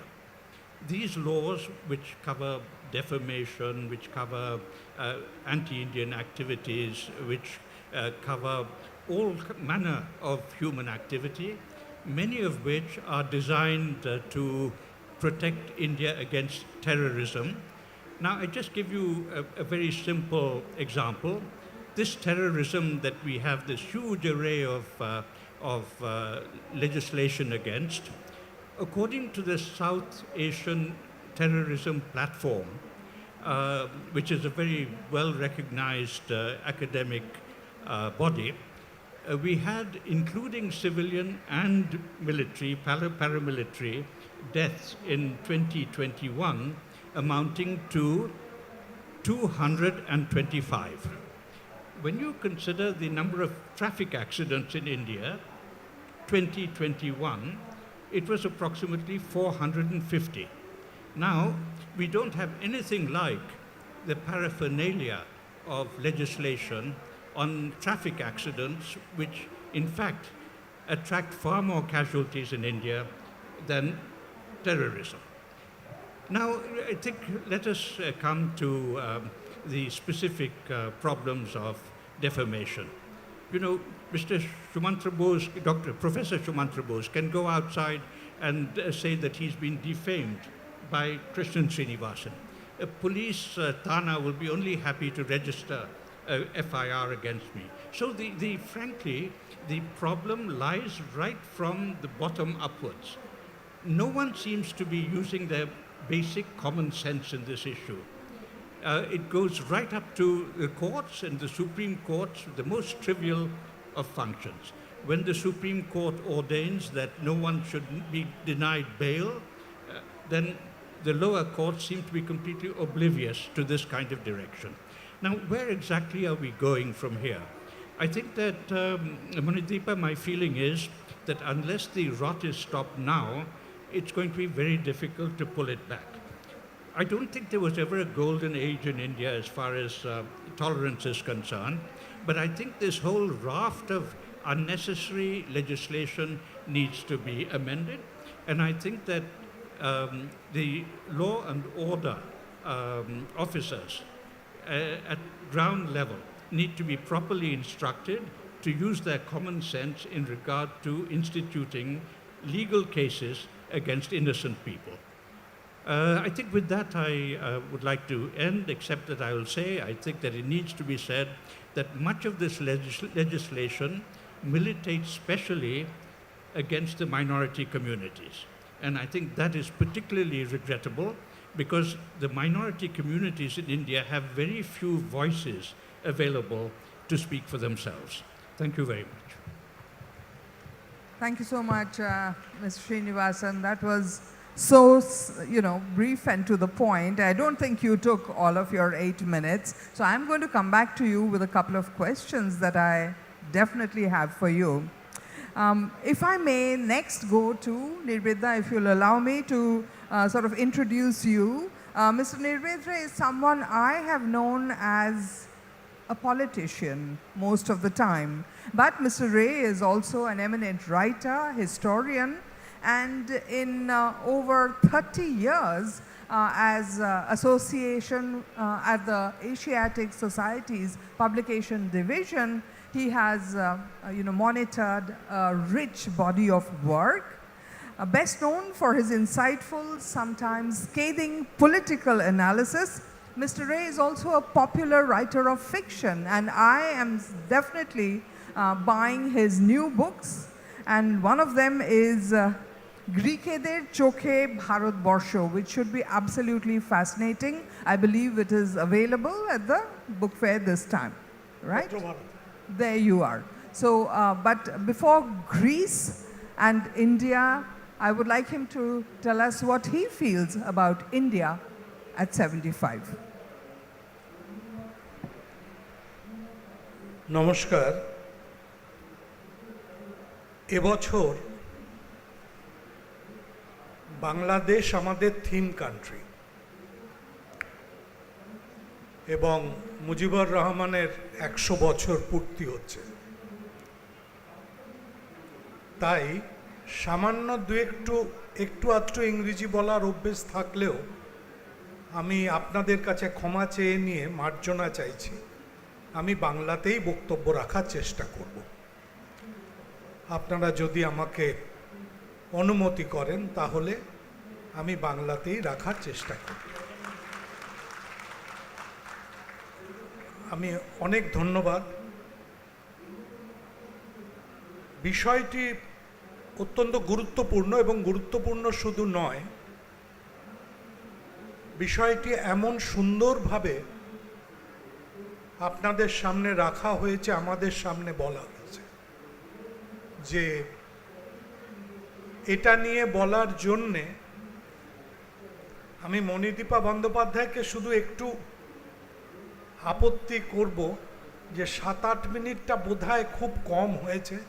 আমি হয়তো পারবো, কারণ আমার খুব অল্প জ্ঞান এ ব্যাপারে, কিন্তু অন্যান্যরা যারা আমার থেকে অনেক বেশি জানেন তাদের একটু অসুবিধা হবে। বিষয়টাই হলো যে ফ্রিডম অফ স্পিচ, এই যে প্রশ্ন, এই বিষয়টি শুরু হলো বোধহয় এই ফ্রিডম অফ স্পিচকে আটকে দেওয়া, রুদ্ধ করা এর গতি। এটা যদি ঠিকঠাক আমাদের ইতিহাসের মধ্যে আমরা মনে রাখার চেষ্টা করি তাহলে বলবো যে আমরা সক্রেটিস থেকে পেলাম প্রথম যে সক্রেটিসের বক্তব্য রুদ্ধ করে তাকে বলা হলো যে তোমাকে শেষ পর্যন্ত মৃত্যুদণ্ড দেওয়া হলো। পরবর্তীকালে গ্রিক ইতিহাসে বহু মানুষ এর উপর লিখেছেন, এর প্রতিবাদ করেছেন এবং একই সঙ্গে এর সামনে দাঁড়িয়েছেন। পরবর্তীকালে গ্যালিলিও থেকে কোপার্নিকাস অনেকে এই সত্যের বিরুদ্ধে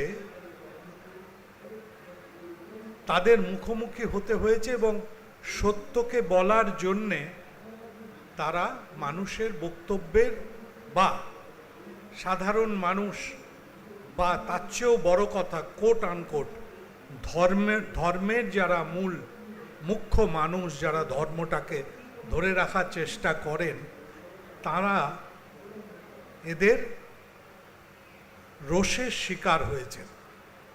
কতটা রোষ? শুধু ক্যালেন্ডারের জন্যে ইংল্যান্ডে ধর্মযাজকরা বললেন যে এই ক্যালেন্ডার চলবে না। নতুন ক্যালেন্ডারটা চালু করতে গেলে নতুনভাবে ভাবতে হবে। ধর্মযাজকরা বলে দিলেন যে এই ক্যালেন্ডার আমাদের নিয়মে চলবে না। পরবর্তীকালে সারা পৃথিবী জুড়ে সেই ক্যালেন্ডার চালু হলো, কিন্তু তার জন্য অনেকটা পথ হাঁটতে হলো, অনেকটা ক্রোধ মানুষের সহ্য করতে হলো। একইভাবে আজকের দিনেও গৌরী লঙ্কেশের মতো মহিলাকে আমাদের দেশে সবচেয়ে ভয়ঙ্কর অভিঘাতকে সহ্য করতে হচ্ছে। এবং গৌরী লঙ্কেশ হচ্ছে কি একটি ঘটনা, যে ঘটনা বিপুলভাবে প্রত্যেক মানুষের কাছে, প্রত্যেক মানুষের ভিতরে গিয়ে স্পর্শ করেছে। কিন্তু গৌরী লঙ্কেশ বাদ দিয়ে এরকম বহু ঘটনা সারা ভারতবর্ষ জুড়ে ঘটে চলেছে। এই মুহূর্তে আজকে আপনি টেলিভিশনের সামনে বসলে পুতিন কোনখানে কি আক্রমণ করছেন, কত মানুষ তার হাতে নিহত হচ্ছেন, তার হিসাবটা পেয়ে যাবেন। এবং সেই হিসাবটা নিঃসন্দেহে মানুষের সভ্যতার ইতিহাসকে বর্ধিত করবে না। সভ্যতার ইতিহাসকে নিশ্চয়ই সেই ঘটনাগুলো আমাদের একটা বিস্তৃত কোনো বিখ্যাত কোনো জায়গায় নিয়ে যাবে না, যেটা নিয়ে আমরা ইতিহাস লিখে আমরা নিজেদের গর্বিত বোধ করব না। কিন্তু এই ঘটনাগুলো ঘটবে, এবং এই ঘটনার উল্টো দিকে দাঁড়িয়ে আমাদের লড়াই করতে হবে freedom of speech.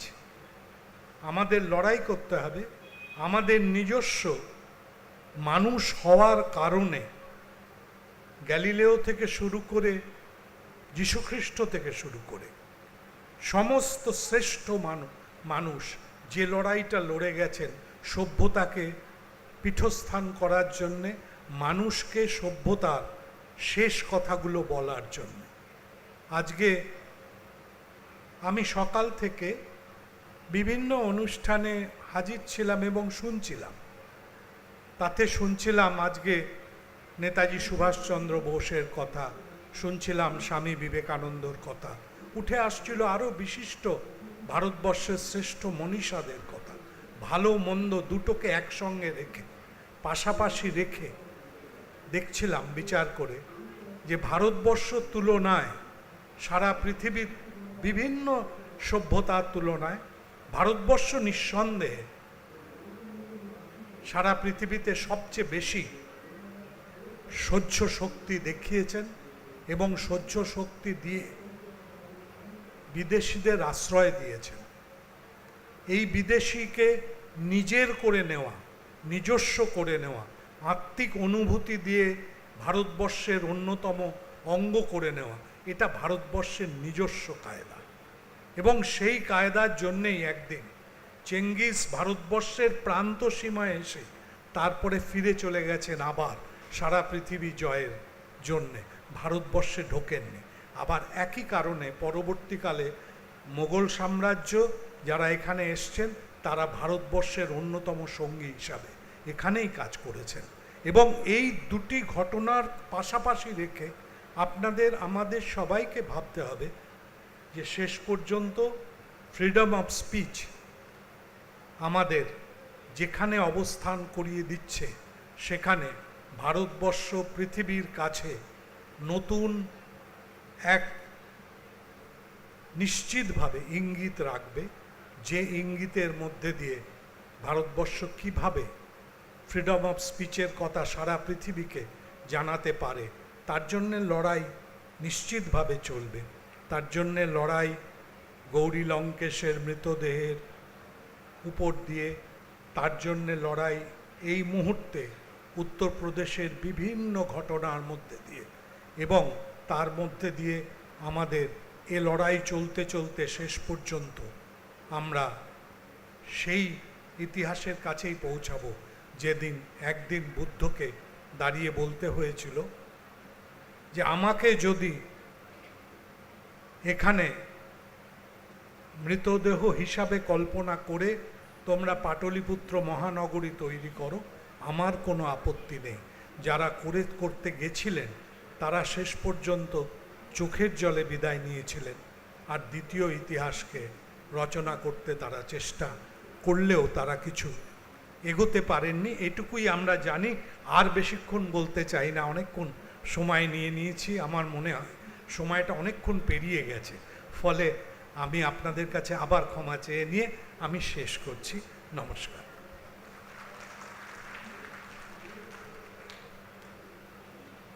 I will say that Nivedita's point of view is so optimistic that India is one of the most tolerant countries historically, but you are completely contradicting Mr. Srinivasan, who said India is not a tolerant country at all. So we have a conflict happening right here in the panel, and that itself is a good sign that a little later today we are going to have perhaps some fireworks happening here. But I will move on to Kanchan Kanodia. Ms. Kanodia is on my left, and I'm sorry I have kept you waiting. No ladies first over here. So Ms. Kanodia has done a master's degree in sociology from JNU, and then she spent 12 years at TIS in Mumbai working on, interestingly, psychological care and disaster management of extreme human situations. She has worked systematically on rehabilitation, particularly for victims of 2611, which, by the way, is also an instance of intolerance, right? And she has just published a book. It's called I Heard Bullets, Rethinking Resilience in the Wake of 2611. And that has also just been released recently. And what I would like her to sort of take forward is the kind of intolerance she perceived, saw during her documentation of definitely one of the most tragic and horrific incidents that this country has ever seen. Over to you, Ms. Kanodia. Thank you. I like, I will, I wish, and I wonder. Exactly here we stand today, past 75 years of our independence. I come from the field of disaster management, working as a disaster research professional of extreme human conditions. No doubt, we have progressed in the field of emergency management, and we have several disaster management cells in different states functioning and are operative. But the question is, have we been able to extend a holistic support to the survivors or the affected community who are most marginalized and least resourceful, and they do not have a voice in the policy formulation? The stark reality is that we have drastically failed in addressing the critical needs of the most marginalized section in the absence of a national plan of disaster recovery. Recovery, which although seems a very small word, but its definition needs to be addressed when we are talking about the marginalized section, the civilians who are the most affected during the times of attacks, during the times of war, and during the times of conflict. And why I can say this is because I have been working with the survivors of 2611 Mumbai terror attack and 13/7 triple blast for last 12 years. I have documented each and every survivor's stressors, pre-existing vulnerabilities, and the vulnerabilities that was injected into their lives after the attack. And what I witnessed during this 12 years raises plethora of questions. The questions which can never come across our mind. Why recovery became a distant dream for several people. And 10 why, minutes to go. And why recovery was prolonged in many cases. Why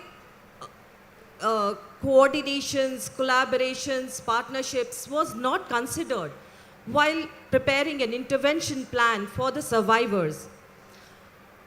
I have recently launched my book, I Heard Bullets, a rethinking of resiliency, in the times and in the wake of terrorism, in the times of conflict and war, which documents and extrapolates the implications of mass emergencies and has highlighted the challenges, the gaps, and the barriers in the absence of a disaster recovery model. I believe new tools and research innovations are required to address disaster recovery, which will help in moving on from a tangible to a more actionable plan. We need to have a working model which is based on equity, just transition, adequate hand-holding, and resilience. In the absence of a working model, it is difficult when we talk about rebuilding lives, not leaving anyone behind. These becomes just slogans, and we do not have a proper plan to move ahead. Ticking the box is not an answer. Announcing of the ex gratia amount just after the disaster is not an answer. One size fits all is not an answer when we are talking about a developing country. It's time to invest in an inclusive, resilient, sustainable national plan of action from the perspective of the socially and economically deprived communities. We have seen the pandemic, how it changed the course of life. We need several years to recover from that. And yet another major crisis is climate change. We cannot sit back.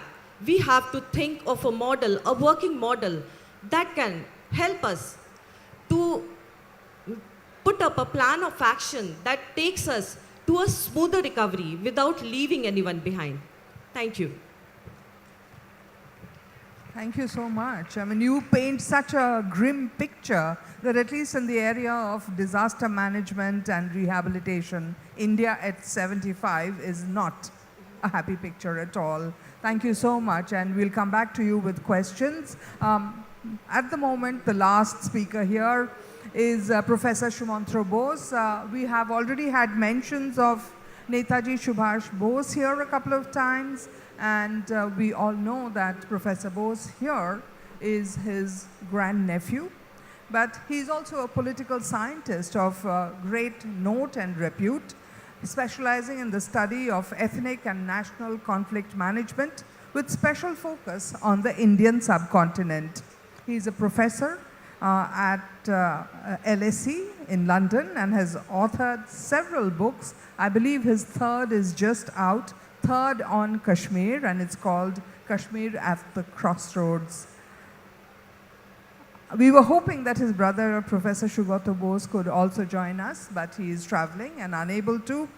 Professor Bose, from your point of view, tell us, where do we stand at 75? And if you want to go and stand there and speak, you're most welcome. Thank you.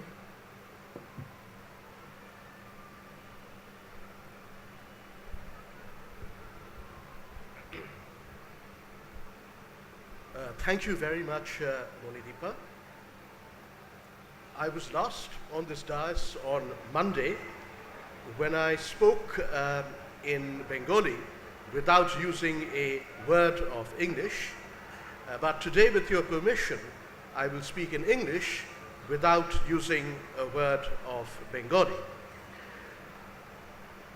I'm so grateful to Trideep Babu, Sudhanshu Babu, and other organizers for naming a pathway of this book fair after my mother, Krishna Bose, who passed away suddenly exactly 2 years ago, and for including her in the Shodhargo Pavilion, which they have put up next to Gate 7.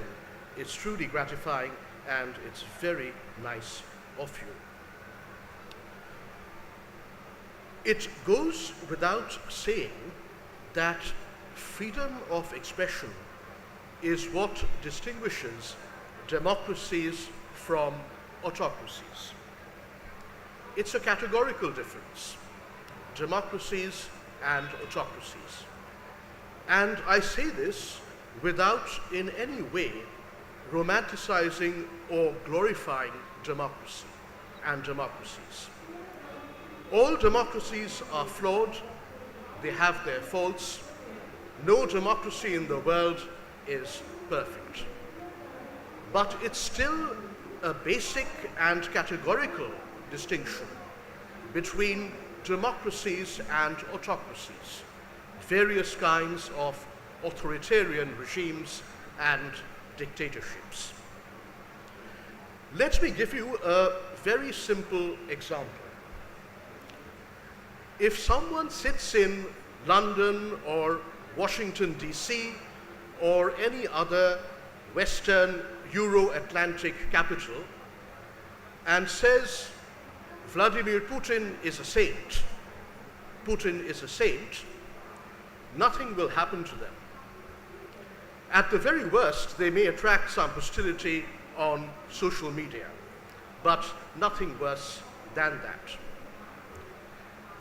If someone sits in Moscow or St. Petersburg or any other city in the Russian Federation and describes the ongoing Russian military operations in the Ukraine as a war, that person can be punished with 15 years in prison. This was a law, a new law, which was passed with a resounding majority by Putin's captive Russian parliament, known as the Duma, less than 2 weeks ago. Mind you, you don't need to oppose the Russian invasion of Chechnya.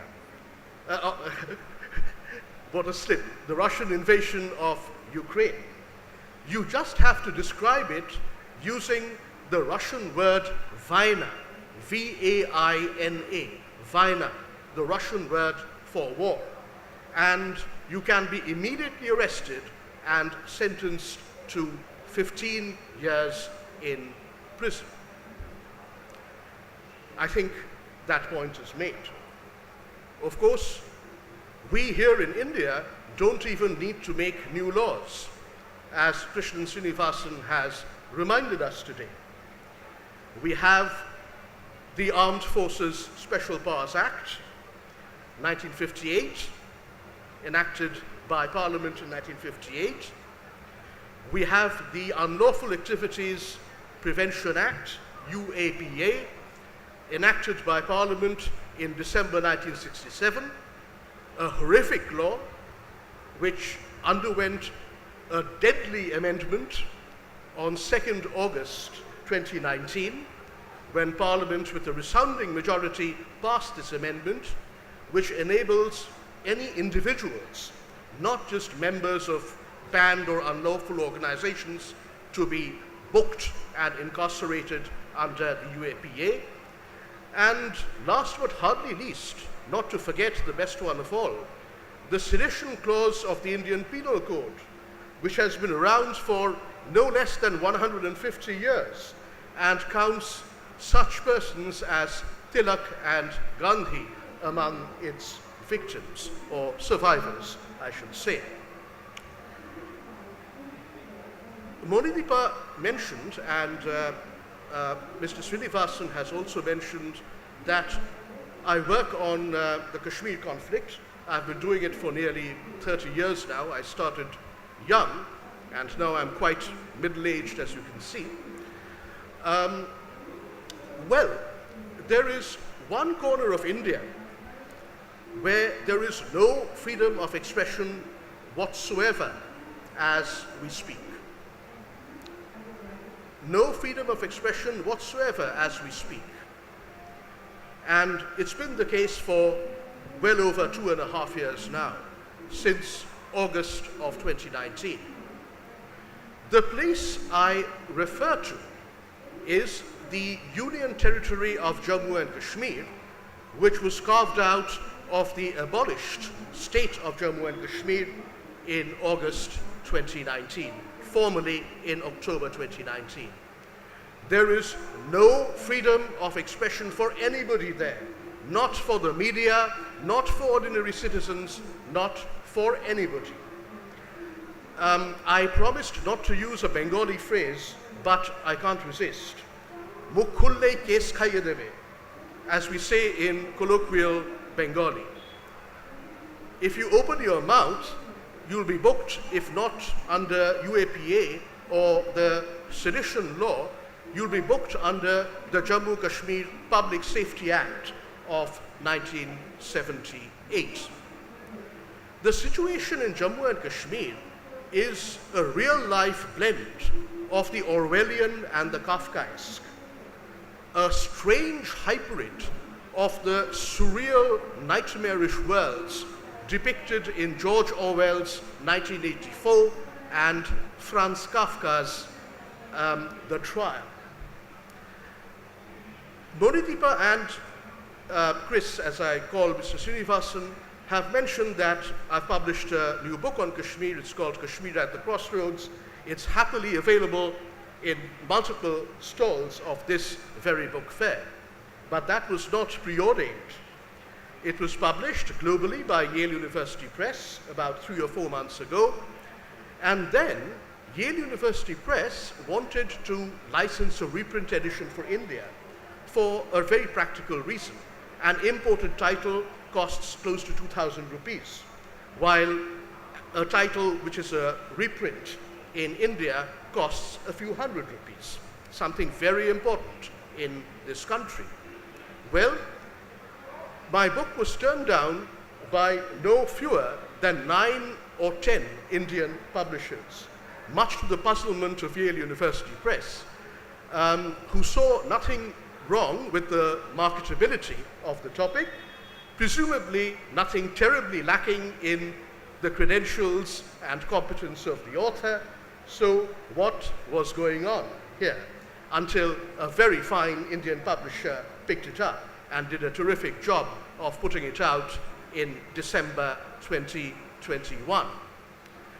There's been a concerted attempt to close down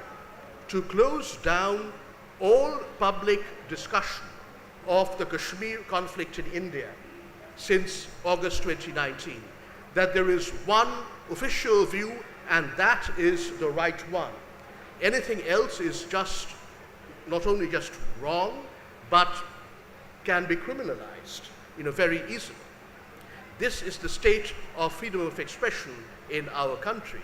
And I'm afraid to say that those 9 or 10 distinguished publication houses of India, mostly but not entirely based in Delhi, are complicit in this attempt to close down public debate on the Kashmir issue in India.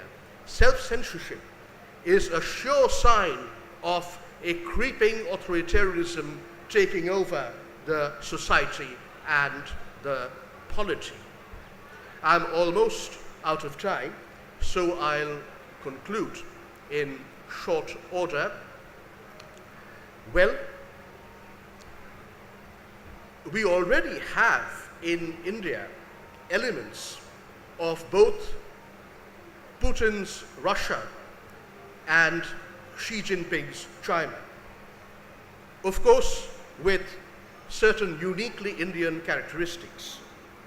So, for example, the Chinese can more or less do mass surveillance and electronic snooping and censorship, the Great Firewall of China, and all of that on the back of their own technology. We are not that advanced as yet. Therefore, we have to buy our technology, including the famed, or should I say, infamous Pegasus from a rogue state in the Middle East. That's the difference. But otherwise, the generic resemblance is quite striking, even stunning. Unfortunately, I have to say this, in the 75th year of independence, that it's not just Kashmir at a crossroads, the title of my new book, but it's India at a crossroads.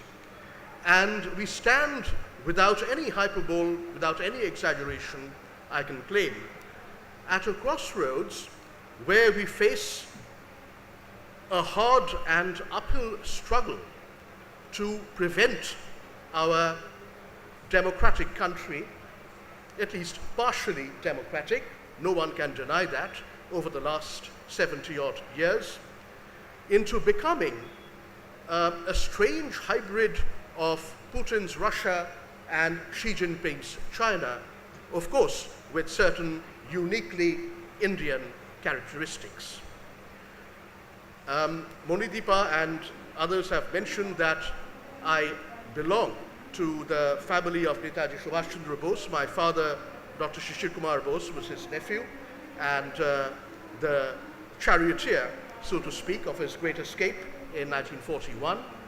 But Netaji always believed that the entire country are his family. It's not that he didn't care about his own immediate family, he did, but he always felt, and my father has written about this in his own memoir, that Subhash Chandra Bose, as well as his older brother, my grandfather, Sharat Chandra Bose, regarded every single Indian, irrespective of caste, creed, and community, as their brother or their sister. So we have to rediscover that ethic of public service, of true patriotism, of genuine nationalism, and save our nationalism being deformed into something truly horrible, which will complete the rest of our descent down the slippery slope of authoritarianism that we are currently on. So all is not lost, but there is a hard and probably, I regret to say, uphill struggle at hand to save the whole of India from becoming what Jammu and Kashmir has been since August 2019. Thank you. Jai Hind. Thank you. I just have to add at this point that, such is the condition of the media in Kashmir, that even the press club has effectively been shut down and taken over by the state. And colleagues who work over there, friends who work over there, they live one day to another in absolute fear of what next for them in that state. Thank you so much. That was very, very interesting and exhaustive. And, before I think we go further, can we just open this up to the audience? You know that Mr. Nirbed Roy feels that we are a tolerant people, but I suspect the three of them over there have painted a very dark picture that, intolerant, and India at 75 is not looking very, very healthy. Very frighteningly, a mixture of Russia and China is what we are perhaps looking at. So questions are welcome from the audience. And may I repeat this? I would love questions, short, crisp, and brief ones. And if the panelists have questions for each other, you're welcome too. Yes, sir. Yeah, very good afternoon. My name is Vinay Jaiswal. My question is specifically addressed to Sri Krishna Srinivasan. When in his opening statement, he said very bluntly that India is a least tolerant country in world, and we are the least tolerant people in the world. So myself being born in Kolkata, my root is near UP, and I feel Kolkata is one of the most tolerant city. So I feel it is very frustrating for someone who has been the diplomat, foreign secretary, and who is of 85 years of age, giving a kind of narrative which is so demeaning and so frustrating. So I just want to ask a specific question, sir. Sir, we've got your question. No. My question is coming now. In the last 85 years of your career, did you feel anywhere threatened as a diplomat or as a member of civil society? Right. Precisely. Thank you. Personal attacks are best avoided, sir. I'm sure you'll agree. And Mr. Krishnan Srinivasan has made very strong points on the intolerance of this country. Sir, would you like to respond to this gentleman?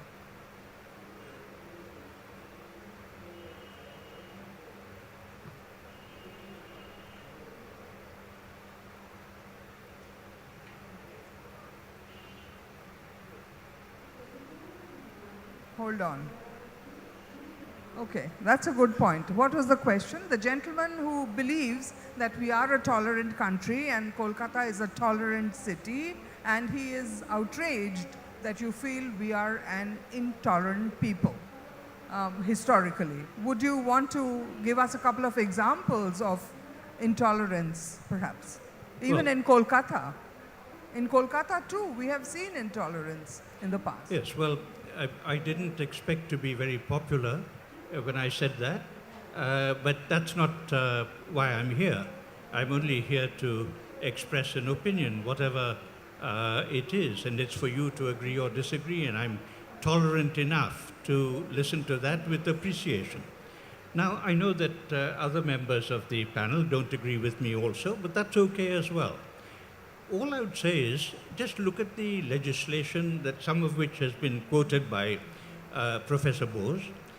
This legislation is the hallmark, is the sign of a tolerant country or an intolerant country. What about the various court cases we have at the moment, including about people like Rana Ayub? I mean, is it admissible? There are a lot of people, obviously, who think that it's perfectly justified. There are people who think that the Hathras atrocity was perfectly justified. There's a journalist who went there, if I'm not mistaken, who is perhaps still in jail. He is still in now, jail. It's okay. You can. That it's very good for us to believe that we're a very tolerant country. I think certainly there are pockets of tolerance, and I would say, frankly, that Bengal is one of them. Also, we are lucky enough. You are lucky enough to live in a part of India which is relatively tolerant. But the fact is that I was speaking in general terms in regard to the topic under discussion. And I think that all the evidence shows that the people that we have elected to power, not only in the center, but also in the states, have produced legislation which is basically intolerant. May I just come, Madam Chairperson, to one point on the freedom of expression particularly. Of course. I'm totally opposed to freedom of expression when it comes to belittling or diminishing the religious figures. I'm speaking of the cartoonists in Sweden, in Denmark, in France, who have portrayed very important religious figures in a very demeaning way. I am totally against the freedom of expression when it comes to such views. So I think that we have to qualify this. There can't be absolute freedom of expression, but I think that where we are in India, as others have said on this panel, we are falling very short. Indeed, I know that in my career as a reporter at NDTV out of Bengal, I think the most interesting incident in Bengal, of which I'm very proud of its tolerant tradition, but the most interesting incident was Ambikesh Mahapatra, who went into jail for forwarding a cartoon on an email. So that's a small glimpse of intolerance that we are all capable of in our individual capacities, as the questioner over here clearly, not tolerant of Mr. Srinivasan's point of view. So there is intolerance amongst all of us at individual levels and as a state. And I think we are discussing the state over here, the government, the country. Do you want to make a point? Yeah, very briefly, I think there's a distinction to be made between societal tolerance or intolerance, and I actually tend more to what Mr. Srinivasan said, because we Indians, as well as we Bengalis, a subset of Indians, have a tendency to self-congratulation, if not, self-glorification. So that needs to be taken with a dose of salt, even when there's some truth to it. But I think what we are talking about really is the misuse of state power, which is different and distinct from this question of whether a society is tolerant or intolerant. I think all societies are a mix of tolerant and intolerant. I've been in various parts of the world, and there are tolerant and intolerant people. There are wonderfully enlightened people and absolutely bigoted people in every country that I know of. But what we are talking about here is really not about the society, but about the state and the misuse of state power, and misuse of state power in a way that panders to the basest, worst instincts that exist in our society. Mrs. Kanodia, would you have a point to contribute in this? I think this societal tolerance and intolerance is existent everywhere. And if you are talking about just West Bengal, so it doesn't talk about India. And we are just not talking about West Bengal. So it is prevalent everywhere, in certain extent, as at an individual level or at the societal level. So we grow out of this tolerance and intolerance. We do not have to judge on the basis of that, but I feel that it should be taken in a positive way towards development and way forward. Nivedita, your thoughts?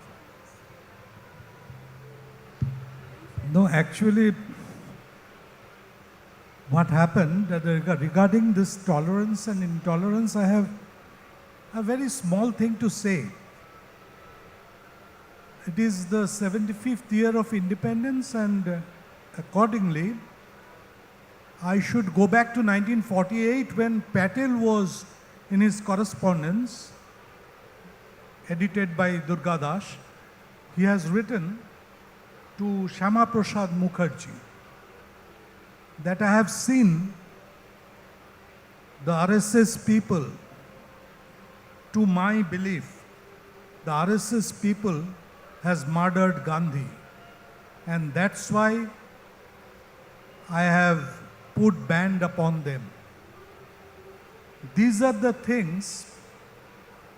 It was written by Patel. It was written to Mr. Shama Prasad Mukherjee, who is specifically a Bengali and a Calcuttan as well. And accordingly, I am just citing this example for one simple reason, that all Indian and Bengali and Calcuttan, all mixing together, we are having these sort of things. And tolerance is something which comes, we should think of as a caste, not as a particular subcaste. These are most important things. So, yes, Bengalis, if you consider them as tolerant people, then it should come for their legacy. The legacy of English people who came as colonial people in India and put their, historically, they put their capital in Bengal and in Calcutta.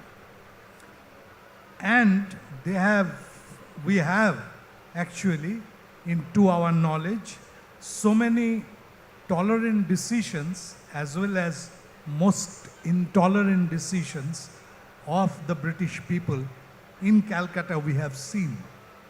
And we have also seen the excellent tolerant attitude of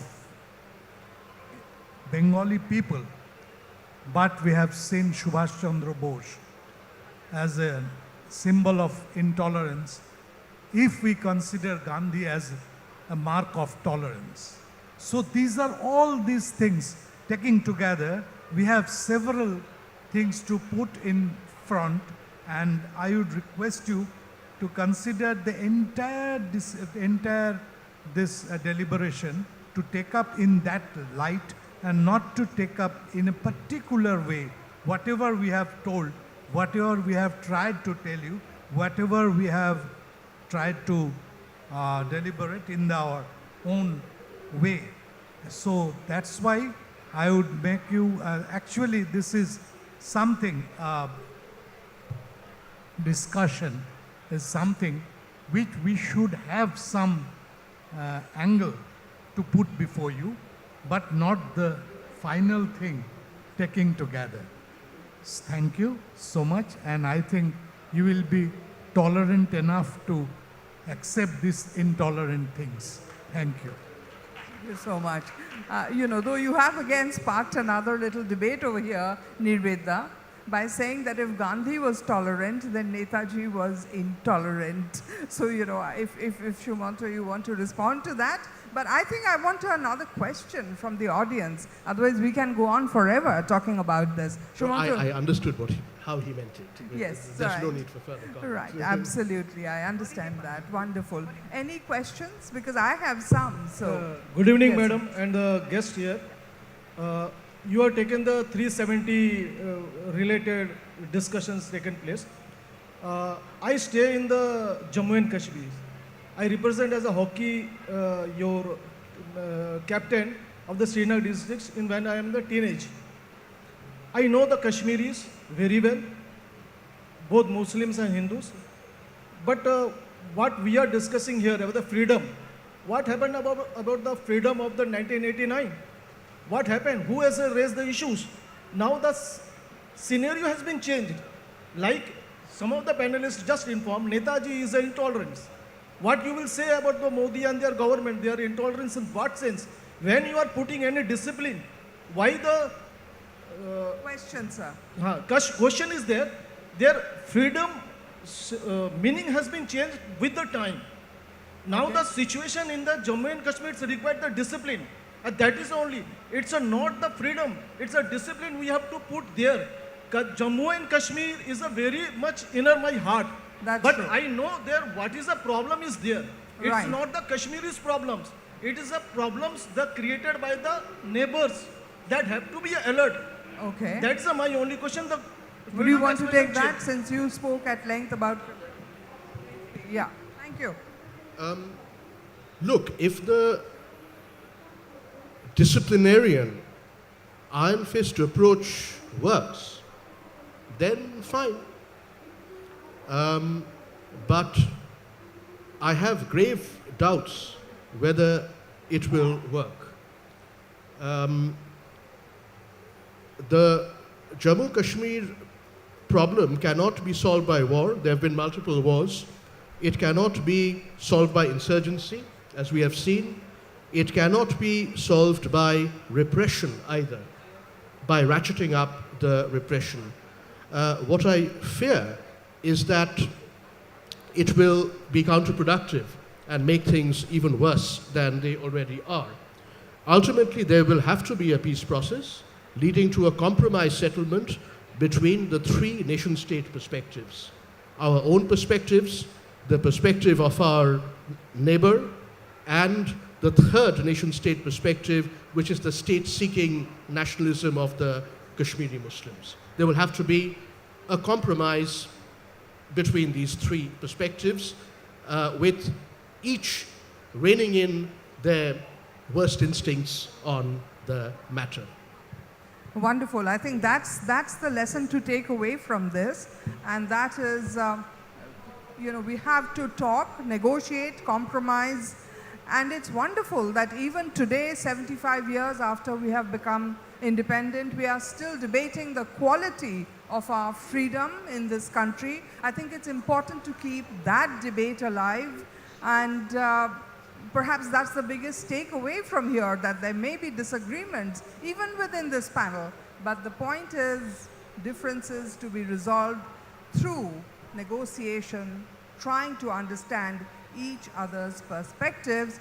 But the most important thing, of course, is the absolutes, the freedoms, not just expression, but all the other freedoms guaranteed by our Constitution need to be safeguarded, and I believe that the debate like this will go a long way in ensuring that is so. Thank you. We are out of time, and Shujata Di is rushing us off. The next panel is here. Thank you very much for your interest in the subject, and to all the panelists for all their comments and wisdoms. I'm so sorry. sorry. Ma'am, I know you're through with this, but I wanted to say something that my name is Seema Sapru, and I'm a Kashmiri Pandit.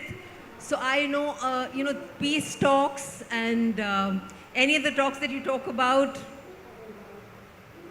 Can I suggest something, ma'am? Yes, ma'am. I mean, We'll talk about it later. Why don't Sure, we do it sure. over a cup of tea? Yes, I'm sure ma'am. it's absolutely Yes, fascinating, yes, your yes. point of view. Thank you very Absolutely. much. Thanks. Thank you all very Important much. question, Seema. I'm sorry to bring this panel to a close because our panelists for the next session are waiting. But this panel could have gone on. And when we asked Moni Diba to moderate this session, she said, I have one fear. Almost all your speakers are on one side of the center, So, but I think all of us are in one side of the center, and we all agree to what all of you have said. Thank you so much. May I ask Yes, Milindo? thank you. Milindo and Taposh Da and Raju Burman.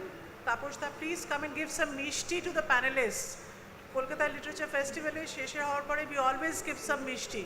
So that is there. Thank you so much.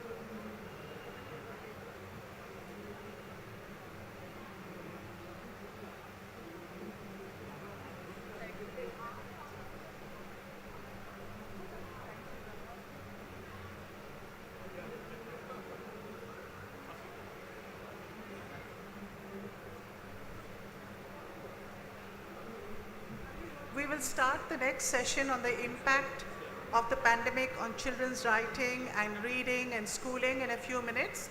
But this literature festival, we've had several very important and special interludes without which we couldn't have had the festival.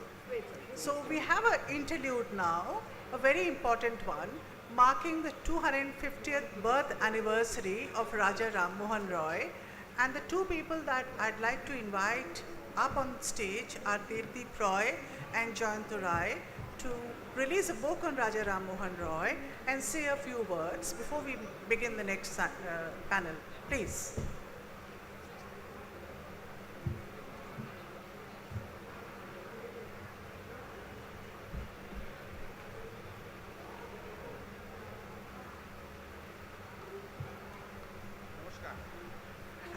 And thank you once again to the panel, which is just finished.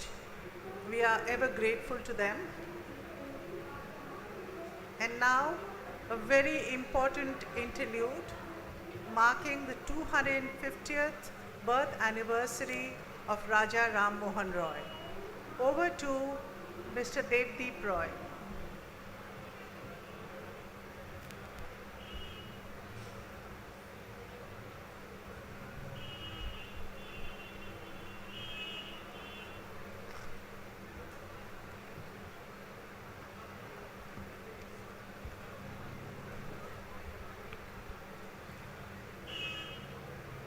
নমস্কার। আজ এই সভাঘরে সমস্ত গুণী মানুষদেরকে আমি প্রণাম জানিয়ে রাজা রামমোহন রায় পরিবারের তরফ থেকে এই সুন্দর সভাকক্ষে প্রতিনিধিত্ব করতে আসার জন্য আমি আপনাদের কাছে কৃতজ্ঞ। 2022 খ্রিস্টাব্দে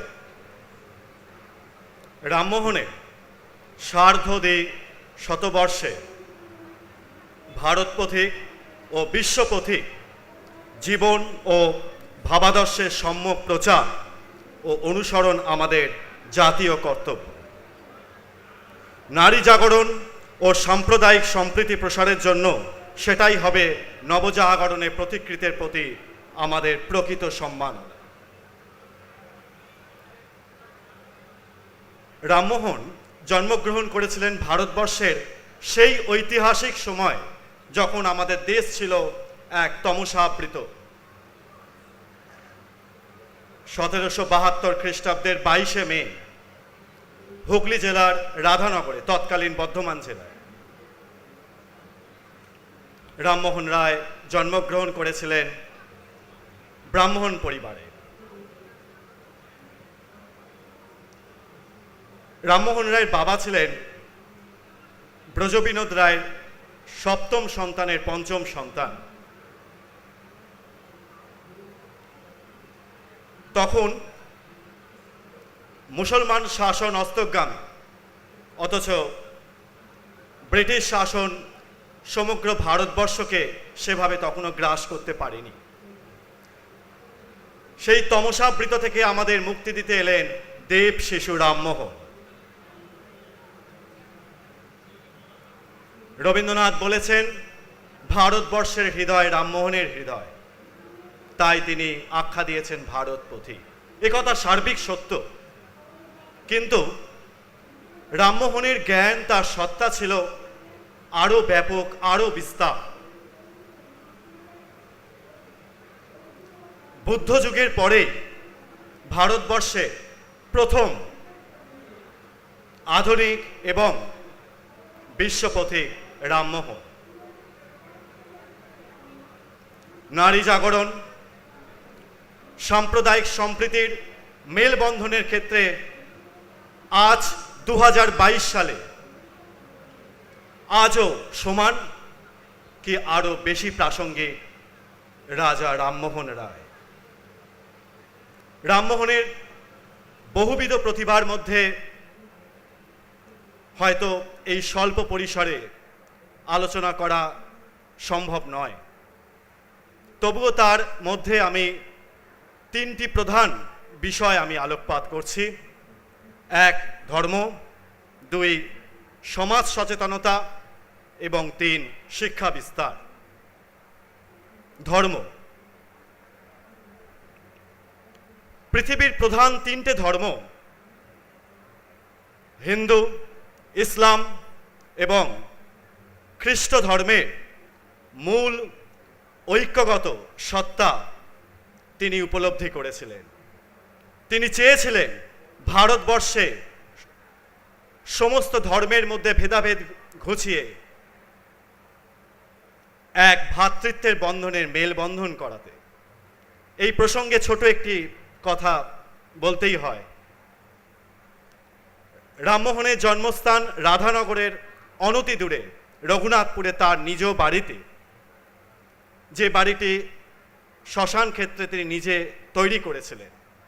তার স্ত্রী উমাদেবী একবার প্রশ্ন করেছিলেন যে, আমাদের কুলদেবতা রাজরাজেশ্বরকে আমি উপাসনা করি, কিন্তু আপনার ধর্মমতের কি সাথে এটা তো মানায় না।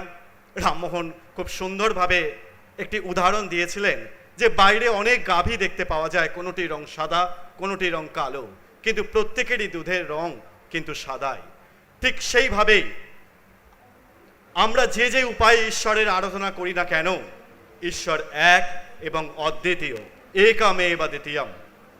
এক্ষেত্রে মনে রাখা প্রয়োজন, রামমোহনের পরিবার ছিল বৈষ্ণব পরিবার এবং তার মাতৃকুল ছিল শাক্ত পরিবার। এই দুই ধর্মের মেলবন্ধনের কিছুটা প্রভাব রামমোহনের জীবনেও পড়েছিল। তার থেকেও বড় বিষয়, কুলদেবতা রাজরাজেশ্বরের প্রভাব প্রত্যক্ষ এবং পরোক্ষভাবে রামমোহনের জীবন আদর্শে পড়েছিল। তিনি হয়তো সেভাবে রাজরাজেশ্বরকে স্বীকার করেননি, কথা সার্বিক সত্য, কিন্তু একামেব দ্বিতীয়ম, ঈশ্বর এক এবং অদ্বিতীয়, তার মেলবন্ধনের প্রথম ভাবনা হয়তো রাজরাজেশ্বরকে নিয়েই তার প্রথম ভাবনা। পরবর্তী ক্ষেত্রে আমরা আরও দেখি যে বৈদিক যুগে ঋষিরা একসময় সূর্যকেই দেবতা বলে পূজা করতে, আবার উপনিষদে সেই সূর্যকেই ঋষিরা বলেছেন, হে সূর্য তোমার আবরণ অনাবৃত করো, আমরা তোমার মধ্যে সেই সত্য, আমরা তোমার মধ্যে সেই জ্যোতির্ময়কে দেখি। ঈশোপনিষদে তারই কথা প্রথম শ্লোকে আছে, ঈশাবাসমীদং সর্বং যৎকিঞ্চ জগতাৎ জগত তেন ত্যক্তেন ভঞ্জিতা মা গৃহীত তস্য সিদ্ধান্ত। রামমোহন সেই এককে অবিনাশীকে প্রত্যক্ষ করেছিলেন এবং তিনি শুধুমাত্র দেশাচার লোকাচারকে জঞ্জাল হতে তিনি আবৃত্ত করে বাঙালিকে নয়, ভারতবাসীকে নয়, তিনি পৃথিবীবাসীকে দেখিয়েছিলেন ঈশ্বর এক এবং অদ্বিতীয়। তিনি প্রাচীন ঋষির মতো বললেন, বেদাহ মেতং পুরুষং মহান্তং আদিত্য বর্ণং তমস পরস্তা। পরবর্তী ক্ষেত্রে আমরা দেখতে পাই তার সমাজ ভাবনা। সমাজ ভাবনার ক্ষেত্রে প্রথমেই আমাদের যেটা মনে পড়ে, অমানবিক প্রথা, খুব কম বয়সী একটি নারীকে একটি বৃদ্ধর সাথে তাকে একই চিতায় পুড়িয়ে সতী করা হতো, আমরা সেটা সকলেই জানি। রামমোহন রায়ের ঐকান্তিক চেষ্টায় এবং লর্ড উইলিয়াম বেন্টিংয়ের সহযোগিতায় 1829 খ্রিস্টাব্দের 4 ডিসেম্বর এই আইন পাশ হয় এবং সতীদাহ আমাদের ভারতবর্ষ থেকে নিষিদ্ধ হয়। কিন্তু ঘুরপথে আজও তো সতীদাহ হচ্ছে, আজও তো নারীরা অত্যাচারিত, আজও দেখা যায় যে স্বামী বেঁচে থাকতেই পণ আদায়ের জন্য তাকে পুড়িয়ে মারা হচ্ছে। যে রামমোহন নারী আন্দোলনের জন্য, নারী স্বাধীনতার জন্য, মুক্তির জন্য আজীবন সংগ্রাম করে গিয়েছেন, সমাজ কি এ বিষয়ে অগ্রগতি হবে না? আবার পরবর্তী ক্ষেত্রে আমরা দেখে থাকি বহুবিবাহ এবং নারীদের সম্পত্তির অধিকারের বিষয়েও তিনি জোর দিয়েছিলেন। পরবর্তীকালে ভারতবর্ষে এবং স্বাধীন ভারতে হিন্দুদের জন্য এই আইন পাশ হয়। এর পরবর্তীকালে আমরা যে বিষয়টি আমি আলোচনা করব সেটি শিক্ষা সংস্কার। আর এই শিক্ষা সংস্কারের ক্ষেত্রে প্রথমেই যেটি মনে পড়ে, 7 মিনিট ওভার হয়ে গেছে আর 3 মিনিট আছে, কাইন্ডলি প্লিজ বুক রিলিজটা করে নিন। হ্যাঁ, রামমোহনকে বলতে গিয়ে তো প্রচুর বিষয় এসেই যায়। লর্ড আমহার্স্টকে লেখা সেই পত্রটির কথা আমরা ভুলতে পারি না, সেটি হয়ে রয়েছে একটি আলোকবর্তিকা নেয়।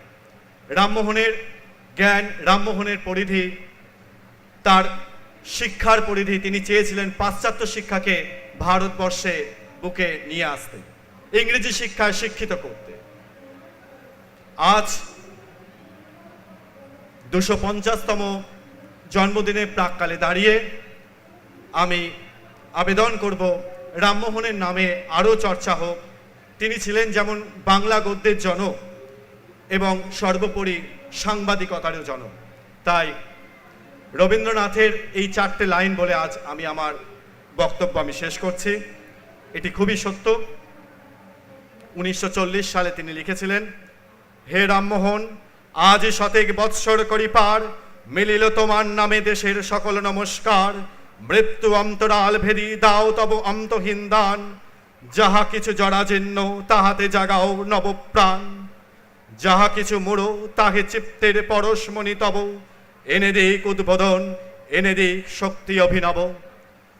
জয় ভারতের জয়, জয় বাংলার জয়, জয় রামমোহনের জয়। নমস্কার।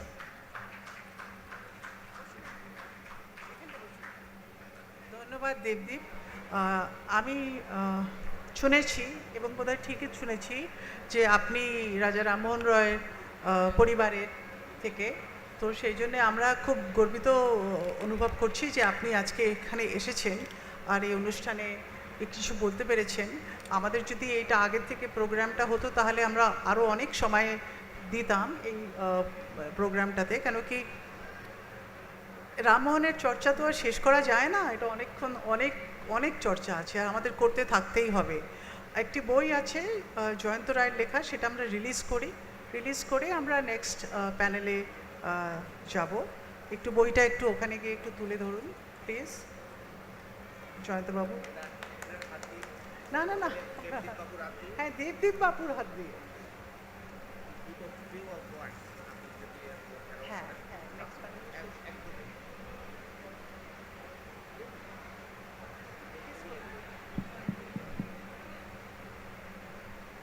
releasing a book on Raja Rammohan Rai to mark the 250 years birth anniversary of Raja Rammohan Rai. We are really proud and honored and privileged to be able to do this. The author is Joyanto Rai. A few sentences. সময় খুব সংক্ষিপ্ত, আমি খুব ছোট্ট করে বলছি। Publisher and book sellers guild এবং literary আজকে যে আয়োজন হয়েছে তার জন্য আমি প্রথমে তাদেরকে অভিনন্দন জানাচ্ছি। আসলে সত্যি কথাই রামমোহন নিয়ে বলবার এতই পরিসর আছে, তা বলতে গেলে হয়তো সারাদিন কেটে যাবে। আমি কেবল 1 মিনিটে যে কথাটি বলতে চাই, এই বইটি তার মধ্যে 21টি চ্যাপ্টার আছে, যেটাকে আমরা বাংলায় পর্ব বলছি। এই 21টি পর্বে যেমন নারী জাগরণ আছে, ধর্ম সম্পর্কে আলোচনা আছে এবং সেই সঙ্গে রামমোহনের জীবনের বিস্তৃত কাজ। আমরা যে রামমোহনকে শুধু ধর্মীয় ব্যক্তি হিসেবে অনেকে জানি, কিন্তু সমাজের এমন কোনো দিক নেই যে বিষয়ে রামমোহন দৃষ্টিপাত করেননি। আজ থেকে 200 বছর আগেকার কথা, 250 বর্ষ তার পালিত হচ্ছে। এই সময় ভারতবর্ষের আজকের প্রেক্ষিতে দাঁড়িয়ে কেন রামমোহনকে আবার নতুন করে আমরা ফিরে দেখতে চাইছি, এই বোঝাটা খুব জরুরি। এবং আমাদের বঙ্গদেশে যে বাংলা নবজাগরণের অগ্রপথিক রামমোহন, সেই রামমোহন কোন নবজাগরণ আমাদের সামনে উপহার দিয়েছিলেন, যার ফলে আজকে আমরা মেরুদণ্ড সোজা করে এই রকম একটি সভায় বসে আছি, এই রকম উত্তরণের পথে চলছি। এই বিষয়গুলি যদি আপনারা সবাই রামমোহনের মতাদর্শকে ছড়িয়ে দেন, তবেই আমার হয়তো এই ক্ষুদ্র প্রচেষ্টা সার্থক হবে। এই বইটি প্রকাশ করেছেন 21 শতকের কর্ণধার অভিজিৎ কুণ্ডু। তার জন্য আপনারা একবার জোরে হাততালি যদি দেন আমি খুব আনন্দ পাব। সবাইকে অনেক অনেক ধন্যবাদ। বইটি যদি আপনাদের ভালো লাগে তাহলেই আমাদের এই কর্মপ্রচেষ্টা সার্থক হবে। নমস্কার, ধন্যবাদ। ধন্যবাদ জয়ন্তবাবু। না একটু যাবেন না? আমরা সবসময় কলকাতা লিটারেচার ফেস্টিভ্যালের শেষে সবাইকে একটুখানি করে মিষ্টি দিই কলকাতা, তা আপনাদের দিতে হবে। ধন্যবাদ, thank you.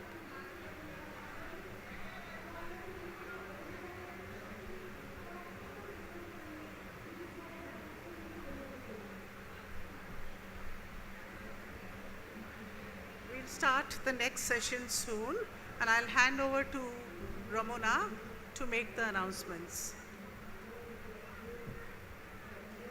Our next session is of crucial relevance now. Shoshipada Chattopadhyay, Priya Narayanan, Madhurima Vidyarthi, Seema Sapru, John A. Bagul, and Nupur Agarwal will be discussing the impact of the pandemic on children's reading and schooling along with Sujata Sen. Sujata Sen is the CEO of Future Hope and the former director of the British Council in East India. She is the director of Kolkata Literature Festival. I invite the panelists on stage, please.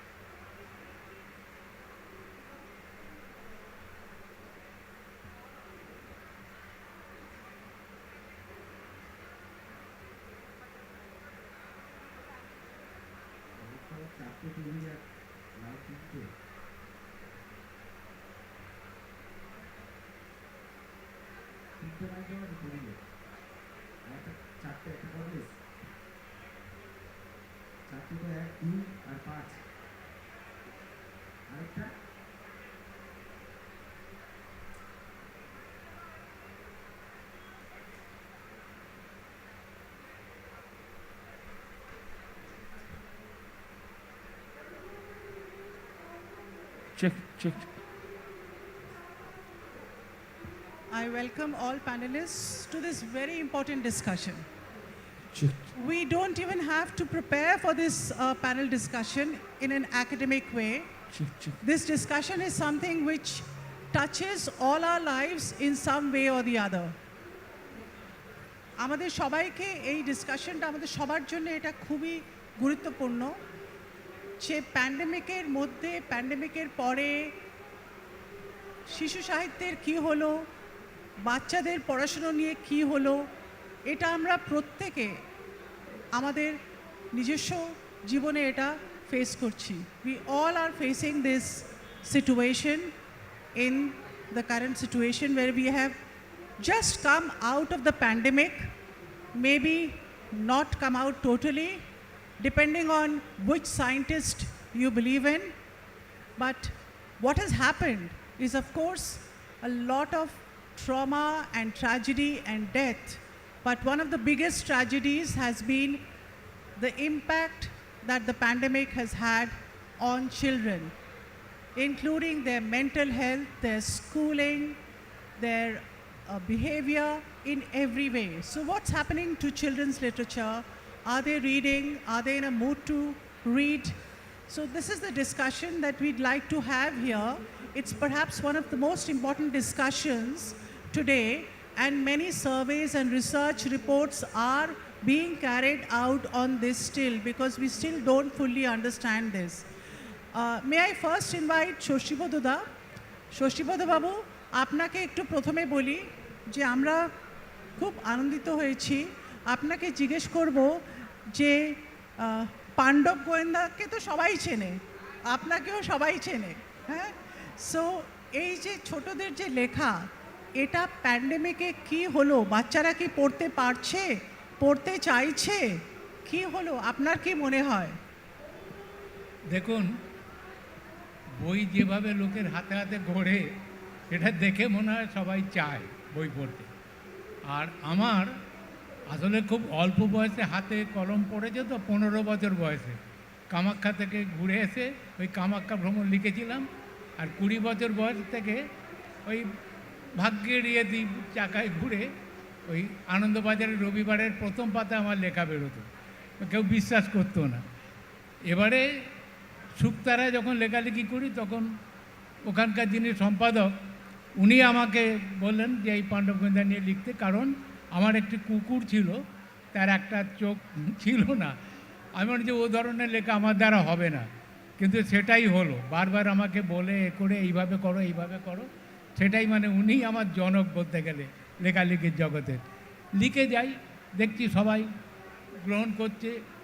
ও অল্প বয়সে বইও বেরোলো, বই বেরোনোর সঙ্গে সঙ্গে দেখছি লোকের হাতে হাতে ঘুরছে।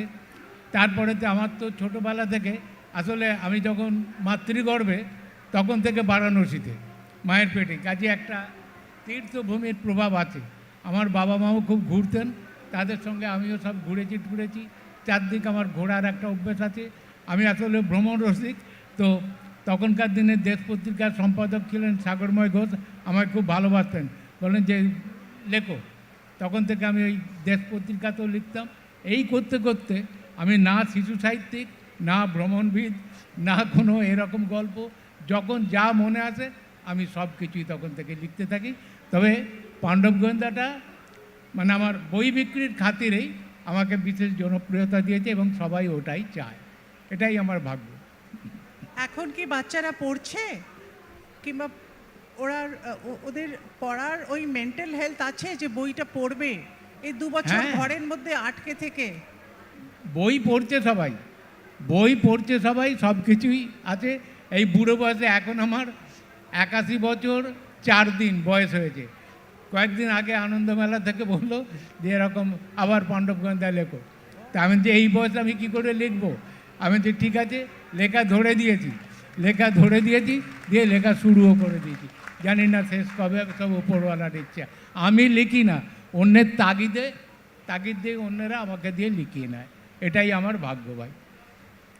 That starts us off on a very optimistic note. So may I ask recently published author Madhurima Vidyarthi, who of course if you need any consultation about your blood sugar levels, she is the first person to go to because she is a doctor. But she's also always has wanted to write books, and her first book on my grandmother's masterpiece has just been published. Congratulations, Madhurima. What do you think? Are children going to read your book at this time? And what did you feel about writing the book?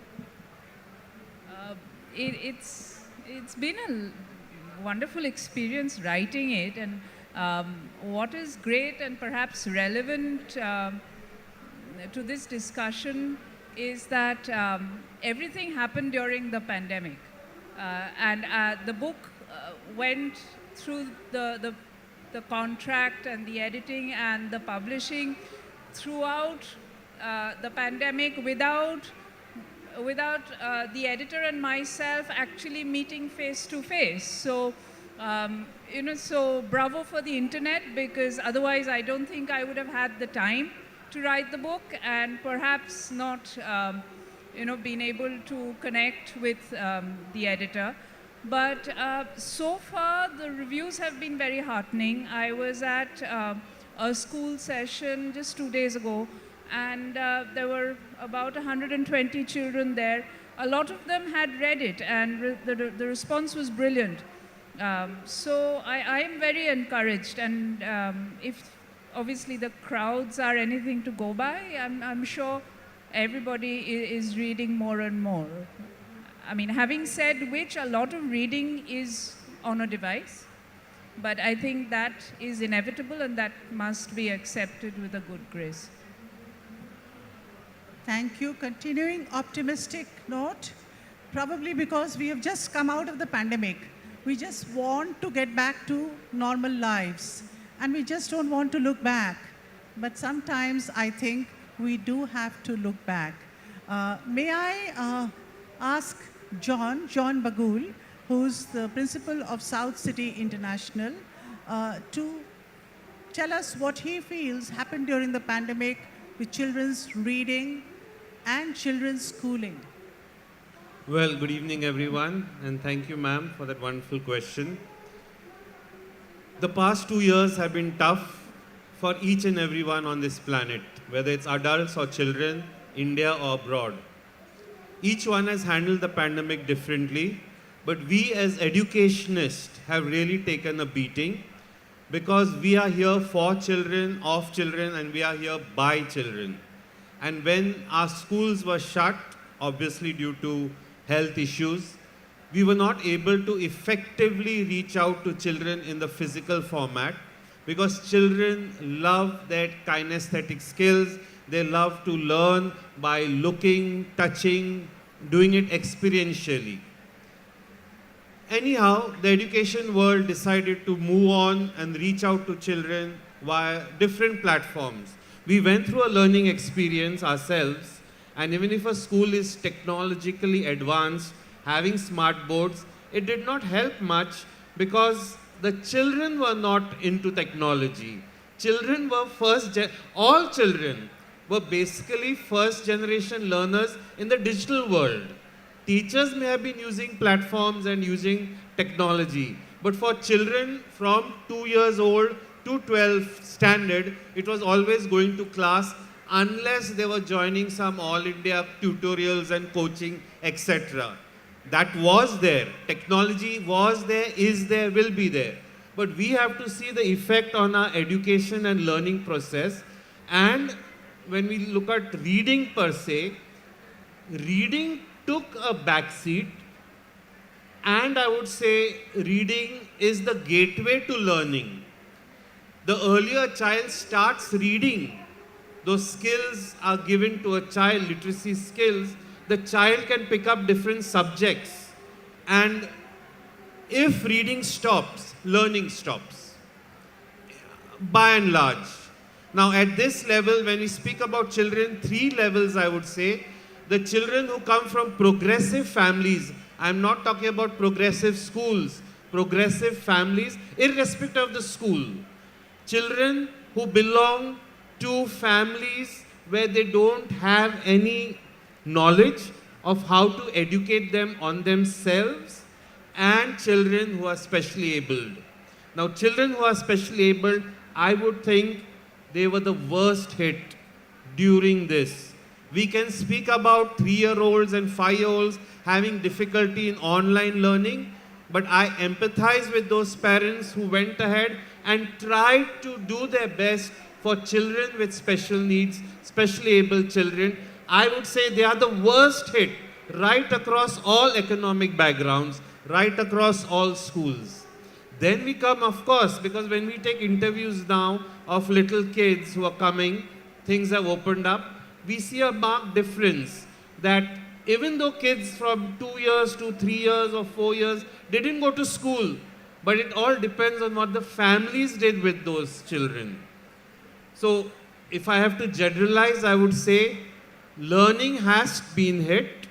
The teaching learning process has not been as effective as it would be in a physical world. Children have been affected psychologically, mentally. They've gone, a lot of younger kids have gone into depression. Families have gone into depression due to various factors. When these kids have come back, they are just looking at hand-holding and taking care of their emotional needs rather than their learning needs, because learning will continue. A learning gap, whether it's a Stanford or any other, all have realized that there's a huge learning gap from the low-income group to the urban society.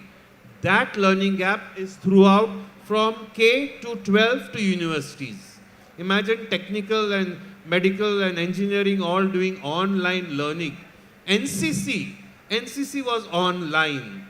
So obviously things have taken a back seat, but I'm sure we can look forward and be more optimistic and iron out the wrinkles. Thank you. Thank you, John. Yes, we have to look forward. We have no other option. But I think we are still under the impact of the 2 years and what it has done to our children. Although Madhurima and Shoshtipada Babu have both said that they were continuing to write and his books are selling and he's been asked to write more. Priya, I'll come to Priya Narayanan, who's an award-winning children's author and writer. And I'm so grateful you've come down from Bombay for this panel.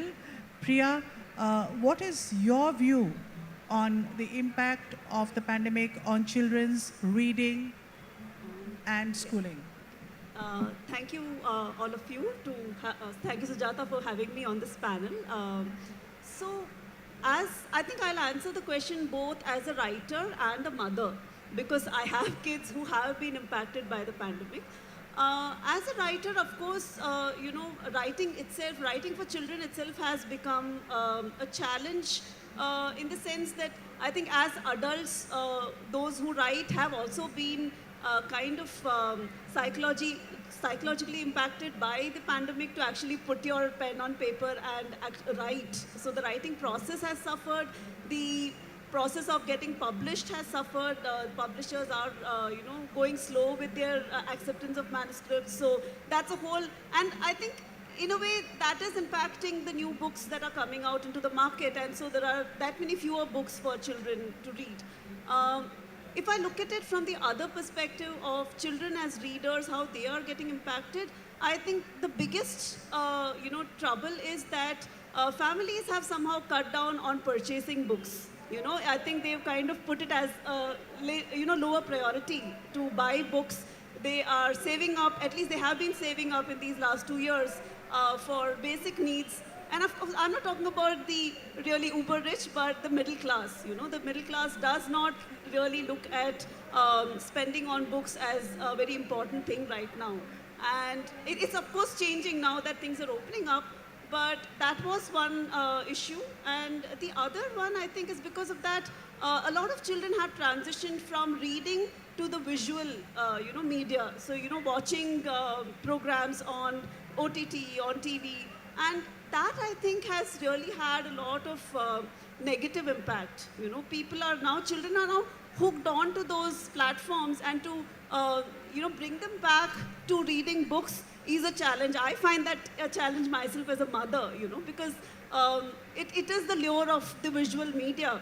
I remember reading Italo Calvino, in his book, 6 Memos for the New Millennium. He was talking about how visibility is so, important as a writer, but it is also kind of disruptive in the sense that, of course, he wrote it 40 years back when it was only the advertising, which was taking over the attention of, otherwise readers. But today, I think it's happening with all these OTT platforms where people are just consuming, very fleeting kind of, ideas. They're not retaining those ideas in their minds, and they're not engaging with those ideas, and that's all the more sad for children, because they just look at these images and they forget about them, and they don't have anything to hold on to. So I think that's a very, very sad, impact of the pandemic, and I just hope that things get back to normal ASAP. Thank you, Priya. We have with us Nupur Agarwal, who's a children's books and media illustrator. Now, we know that children's books are incomplete without those illustrations. And in many cases, children's illustrators are as important and as famous as the writers themselves. Nupur, has the pandemic had any influence and impact on your thinking of illustrating children's books? Hello. Yeah, I think the pandemic has definitely impacted on illustrators. It is, you can say, given us an opportunity to create, given us a new topic to create books and write, but there's a huge responsibility on us as illustrators to the message we are sending across to children, what kind of books they read, how to spread the information about pandemic, their warriors, people who are affected by it. So it's a huge responsibility on us to, give away the message properly. And I think the reading has taken a toll during the pandemic. As children are back at home, and they, especially in the middle income family, where people don't have the resources, you wouldn't find books available in their houses. Not only because it's a method of saving, but they just don't have regular children books available. So I think, yeah, it has been, it is a bit difficult during these times. May I now go to Seema Sapru, who's the principal of Heritage School, and of course a very renowned educationist. She runs a large establishment, as does John, with children, and she's of course directly first-hand experienced the impact of the pandemic and done actually things about it. So, Seema. So good evening, everyone. Thank you, Sujata. Thank you for having me here today. So I wanted to begin by saying that, when we talk about reading and writing and about schooling, I can't think about only reading in terms of reading for pleasure. I look at reading as also a cognitive skill. Because as an educator, we know how difficult it was for our pre-primary and primary children to start reading, to initiate reading. It's, you need a lot of patience, and you have to be qualified. You have to be trained to be able to train children to be able to learn to read. So that is one thing, and the other aspect, of course, is reading for pleasure. You see, what happens is, children in any case are not being able to read. And over and above that, if you have these devices, so children want to go back to those devices to read, and parents don't want any more screen time for them. So reading has taken a beating, it has plummeted. Let's accept it. It's not just reading, it also is writing. Now for writing, what happens is, again, I would say, as an educator, I'm talking about writing to initiate a child into, it's a form of art, to be able to frame an alphabet, a letter of the alphabet. That itself has been very tough. And for writing, for creative writing, as you may say, you have to come to this Boi Mela to be able to understand how this book fair works, how it operates. You have to go on a trek to be able to understand that there is a mountain and then you have to wear these kind of shoes. And the kind of clouds there were and the kind of height there was and the kind of food you got and the kind of people. So unless you observe, unless you experience, what will you write? So in these last 2 years, children haven't been going out. They've been confined to their four walls of the home. It's been very sad.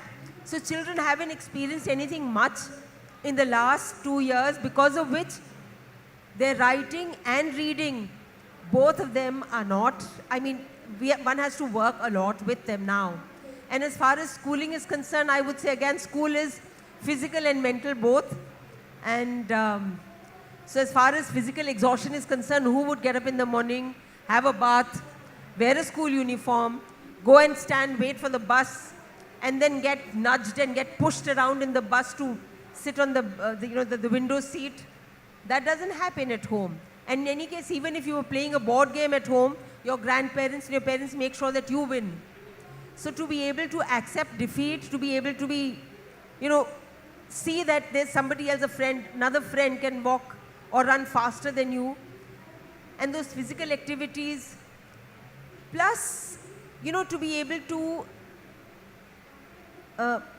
face a crowd, a lot of people, because there are parents who come and tell us that children are not very comfortable in crowds. They can't be with children their own age. They're finding it very difficult. So parents, Sujata, I think it's been tough on them. The transition from normal life to online was very tough, but now online to getting back to new normal, getting back to the old normal is tougher. Thank you, Seema. I'll go to each of the panelists now to ask, what is the solution to make up the loss of these 2 years of our lives or our children's lives? What is the solution, Madhurima? Is the solution reading books like yours and you writing more books? As a doctor also, what is the solution? What do we do to make up? I'll answer this as a mother to 2 young children. I have been, and I think all of us have been very anxious about our children's mental health over these 2 years, because it is not normal for 2 growing children who entered adolescence at a time when they were confined to 4 walls. And it is the loss of this freedom, the free space, that has impacted them, that has upset them. It was a world for some time that they couldn't understand. It was a world they couldn't come to terms with. And suddenly they had a whole set of new rules put into place. So hopefully now that the pandemic is behind us, it is a huge responsibility to ease them back into the real world. And suddenly they are being told not to do all the things that they have been asked to do, forced to do over these 2 years. All the really, really important safety precautions that we have put into place are slowly being taken away. So there is a lot of confusion. So I think as a parent, I would say this, reassure your children that it is okay to do certain things differently from what you did during the pandemic. And I said this to them, and I'll say it in public, that we were not really focused on academics, because we understood how difficult it was to learn from a screen. In fact, I would have been very happy had their screen time, their school screen time been reduced to half of what it was. I'm very appreciative of all the effort that the schools had put in. But I think from the children's point of view, I did say to them, please don't focus on academics, focus on staying healthy, finding, try and find strength in the situation and just find the patience to get through while you stay safe. Because they were very high risk. We have, my husband and I are both doctors. There are a lot of vulnerable elders at home. So we were having to be extra careful. But now, hopefully, it's getting them to ease into the normal world again. Thank you Madhurima. Shashthipada বাবু, বাচ্চারা কি করবে? এই 2 বছর তো হারিয়ে গেল, এখন কিভাবে 2 বছর মেকআপ করে আবার এগিয়ে যাবে? আপনি বলুন, একটা গল্প দিয়ে বলুন। কিচ্ছু হারিয়ে যায় না আমাদের, সব টিকে থাকে, ঠিক সময়ে তারা মাথা চাড়া দিয়ে ওঠে, নিয়ম তাই। কোনো কিছু হারিয়ে যাবে না, সব কিছু থাকবে। আজকে আমি একটু অতিরঞ্জিতই বলতে বোধহয়, লেখক হওয়ার সুবাদে বিভিন্ন জায়গায় যাই তো দেখছি গাদা গাদা বই আমার বাড়িতে আসছে। কী রকম বই? মেয়েরা স্বতঃস্ফূর্তভাবে সব কবিতা লিখছে, কত কবিতা লিখছে সব, আমার দেখে খুব আনন্দ হয়। বেশিরভাগ যেন মেয়েদের ভেতরে লেখার একটা প্রেরণা এসে গেছে। বাংলার বিভিন্ন স্থান থেকে আসছে গাদা গাদা কবিতা লেখা। সব কবিতা হয়তো উত্তীর্ণ নয়, তারা চেষ্টা করছে, চালিয়ে যাচ্ছে, সব ঠিক আছে, কিচ্ছু বেসামাল হয়নি, একটু এদিক ওদিক হয়। এটা কি একটা নতুন জীবন নয়? নতুন জীবন, এটাও নতুন জীবন। দিন হয় রাত হয়, রাত হয় দিন হয়, বর্ষা বৃষ্টি হয়, আবার সব কেটেও যায়, এইগুলো হচ্ছে, সব ঠিক আছে। That's a real ray of optimism. We feel good about this. Shoshipata Babu, thank you. এটাতে আমাদের অনেক বেশি সাহস পেলাম আমরা। থ্যাংক ইউ, ধন্যবাদ। আর আপনার নেক্সট বই কবে ছাপা হচ্ছে, কবে প্রকাশিত হচ্ছে, একটু বলুন সেটা সম্বন্ধে, সেই বইটার সম্বন্ধে বলুন। আমার নেক্সট বই মানে, আমি মাঝখানে খুব ভালো রকম অসুস্থ হয়ে পড়েছিলাম, হাত পা কাঁপে এখনও। আবার এই অসুস্থ শরীর নিয়ে ওই পাহাড় পর্বত ঘুরে এলাম 1 সপ্তাহ আগে। ওটা শুনেছেন তো নিশ্চয়ই। আমার প্রেরণা উত্তেজনা সব ঠিক আছে, একটু ঠিক হয়ে গেলেই আবার হয়ে যাবে। অনেকগুলো বই আমার ইনকমপ্লিট পড়ে আছে, যার জন্য এবারে নতুন বই আনন্দ মিত্র ঘোষ থেকে কাউকে আমি, ওরাই তো আমার বেশিরভাগ বই প্রকাশ করেন, দিতে পারেনি। একটু এই রোদের হিটটা পেলে, শরীরটা চাঙ্গা হলে পুরনোগুলো শেষ করে আবার নতুন করে সব ধরবো। প্রথম বই কোনটা শেষ করবেন? কোনটা হাতে আছে, কোনটা শেষ করবেন? হাতে আছে তো এখন ওই আমাদের এই একটা সিরিজের মতন করে বই করছি মিত্র ঘোষে, ওইটা খানিকটা লেখায় পড়ে আছে, ওইটাকে আগে দেব। তারপরেতে মানে ওই প্রসাদ পত্রিকাতে একটা লিখতে লিখতে অসুস্থ হয়ে পড়েছিলাম, অসমাপ্ত হয়ে আছে, ওইটাকে দেবো, যেটা যখন হাতে এসে যাবে করে ফেলবো। Thank you, that's energy and inspiration for you. Thank you Shashipada. আপনাদের সবাইকে আমার ভালোবাসা প্রণাম জানাই। বুড়ো আরও ভেলকি লাগাবার চেষ্টা করছি, শেষ পর্যন্ত পারবো কি না জানি না। নিশ্চয়ই পারবেন, অনেকগুলো বই হবে। জন, solutions, way forward, what are your thoughts? Well, I strongly believe in the old motto that this too shall pass. And I think we are seeing light at the end of the tunnel. The human race is a very resilient race, and it can go through a lot, and we have all learned a lot. We have learned a lot through grief, through pain, through tears. Our kids who have lost 2 precious years, there's nothing that we can do to give those precious years back to them. A 3-year-old, when they come to school, they're so scared, they're petrified. They've never been, some of them have never been out of their homes. The mental trauma that has taken place, the phobia that is there, still existing in some older kids too.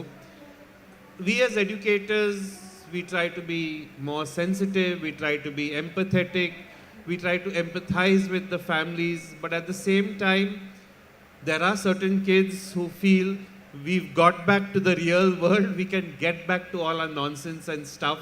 So we educators have to learn to draw the line. We have to be more sensitive, and teachers right across have understood that if we were doing a certain amount, X amount pre-pandemic, it should be X by 10, multiplied by 10. Because whatever we do for all your children is still less. We can never get them back to the same level. And as to mothers out here of young children being authors themselves, they said the magic word of this OTT and all is so much more lucrative. And earlier when we were educators in the past, we used to say, keep them away from the idiot box, keep them away from that. And what did we do in the past 2 years? So now to glue them away, we have to come up with more innovative ways. We have to see that children are occupied with more hands-on activity, whatever their age, and get them involved in more collaboration, teamwork, so that they get out of their shells and are able to build stronger bonds away from the virtual world. Because they are so glued now to their Instagram and all those platforms that they think that is reality. It's a tough challenge which lies before us, but I think one day at a time, with the full support of parents. No school can work in isolation without parents lending a supporting hand to the teachers and school to take our children forward. Thank you, John. Priya, parent, supporter, writer, please. So I agree with everything that already the panelists have said, but I would just like to add that I think nature has a way of finding its equilibrium, and us being so connected to nature, we also find our equilibrium at the end of the day. And in some way or the other, I think though I kind of, trashed the whole idea of OTTs, I think there is value to that also, and there is value to books and reading also.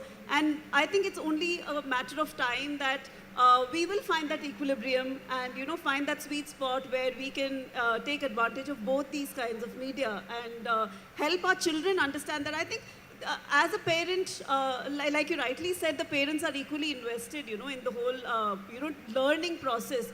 It should be invested. We should not leave it only to the schools. So I think the key would be for the parents to sit down with their children, pay more attention to what they're doing, listen to them, and, advise them about how they can negotiate both these worlds and, get the best of both. Thank you, Nupur. Way forward, your thoughts, solutions.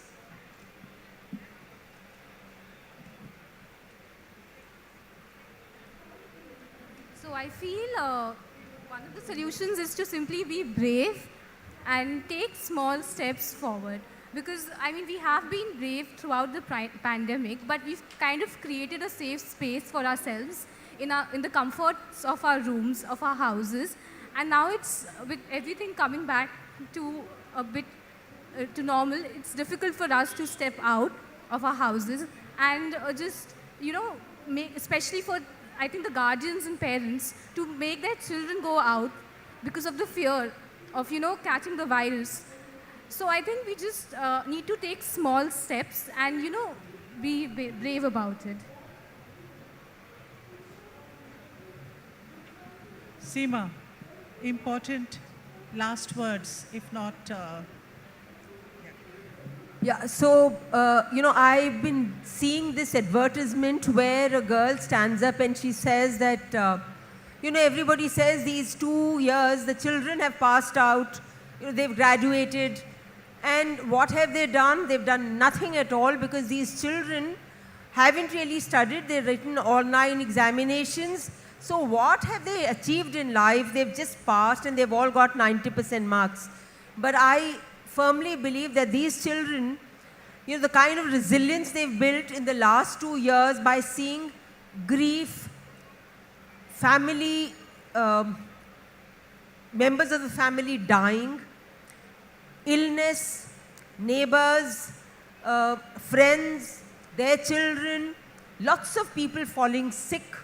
And of course, they've seen their pets dying as well. So it has left, and they haven't been able to meet their friends. So my take on this is, of course, this is going to be a little political, but I just wanted to say NEP is, it's just round the corner, and it talks about 10-day bagless school. So if we can make it 20-day bagless school, it doesn't matter, because I think till grade 8, it's fine if children don't do 10 literature chapters and do only 6 of them and understand them better. It is okay for children to do a little more of activity and a little more of sports, feel happy, learn to become a member of a team, learn to share, learn to care, learn to, exchange maybe their food or exchange stationery, help each other. I think that is more important. Disciplining is more important, because it is in the last few years, the 2 years, the poor children didn't know that there was any kind of a social etiquette that they had to follow. They were at home with their hair down and enjoying themselves. They were enjoying themselves. So, but that enjoyment also is for 1 month, 2 months. After that, they also need some disciplining. So this, formal setup is required, and I think we have to just prepare our children to be back to school, to be back to a society where they can work with people around them. That's what is required. Thank you so much. Thank you, Seema. I know that not only are you saying what you believe in, but you actually do what you believe in. And same with John and all the others here. I think we'll end this panel discussion with a small ceremony, the release of a new book.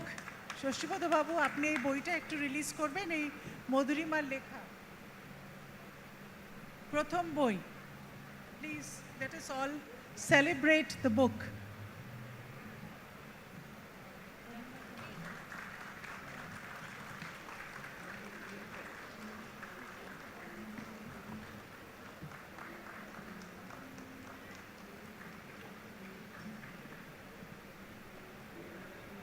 Thank you.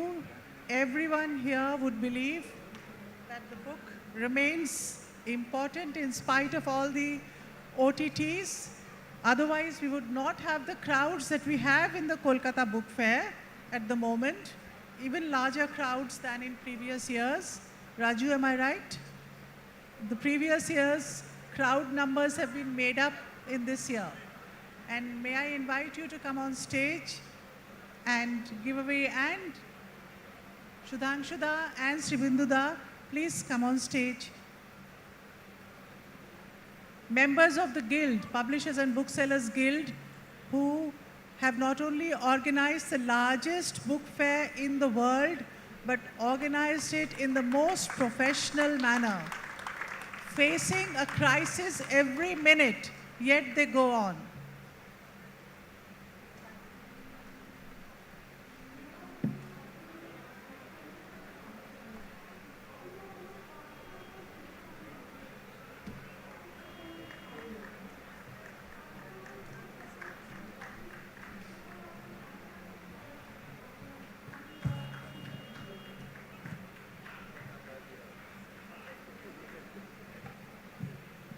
I'm sorry I had to bring the discussion to a close, because I have my boss sitting there who's telling me to stick to time. Otherwise, we could have taken forward this discussion longer. But again, at least the most important salient points have emerged. Thank you so much, Madhurima, Seema, Nupur, Shoshtipada Babu, কোথা থেকে কত দূর থেকে এসেছেন, কিন্তু এসেছেন, এত খুশি হয়েছি. Priya, thank you. John, thank you so much. Please stay for the next session. It's a short interlude on children's translation. After that, we have the Jeet Paul Memorial Lecture by Rudrangshu Mukherjee. Please.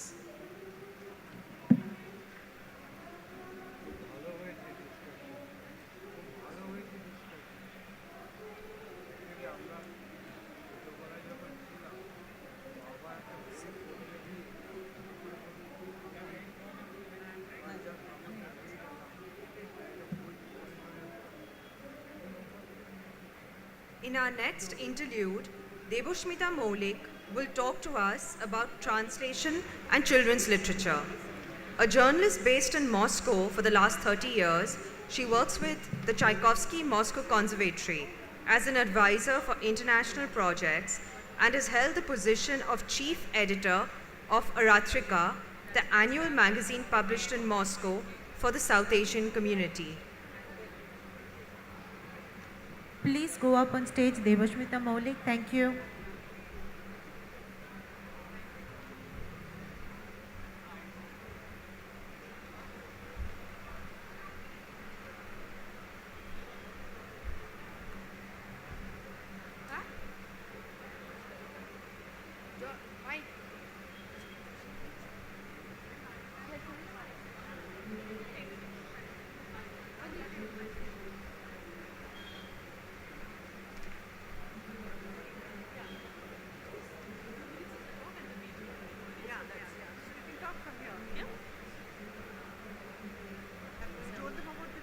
Yeah, I have. Accessories.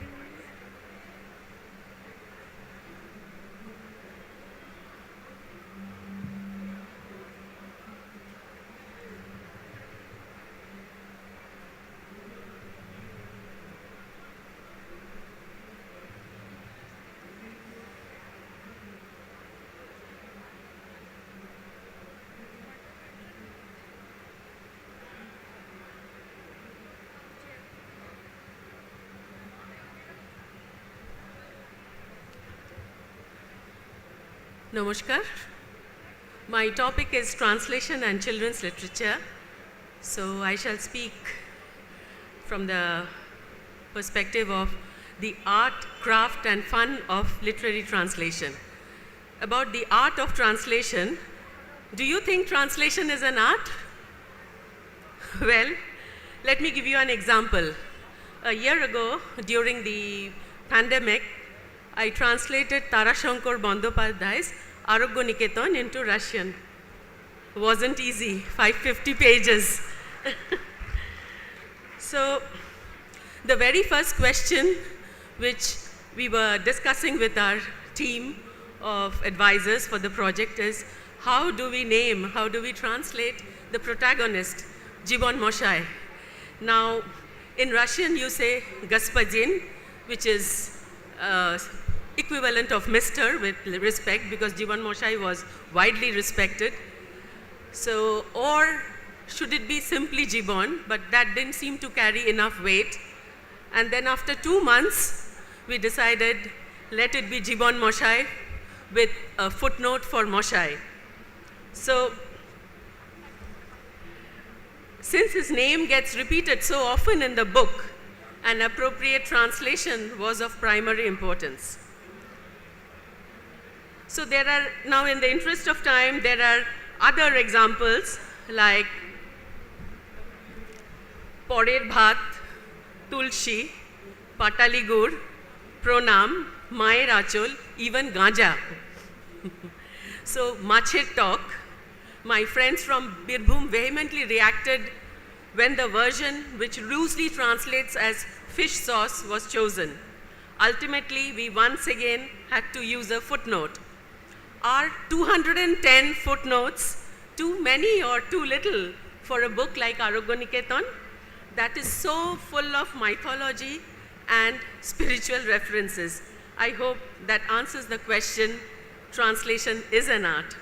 Moving on to craft, I would mention 3 things quickly: passion and immense patience. They say translation, if it seems easy, you are not doing it right. You're doing it wrong. Advanced language knowledge, this goes without saying, and mind for nuances. And the last is fun of translation. Well, translators here will say it's rather a pain. You could be toying with a word, looking for a word for days. It just goes around in your mind, not letting you be at peace till you find the right fit.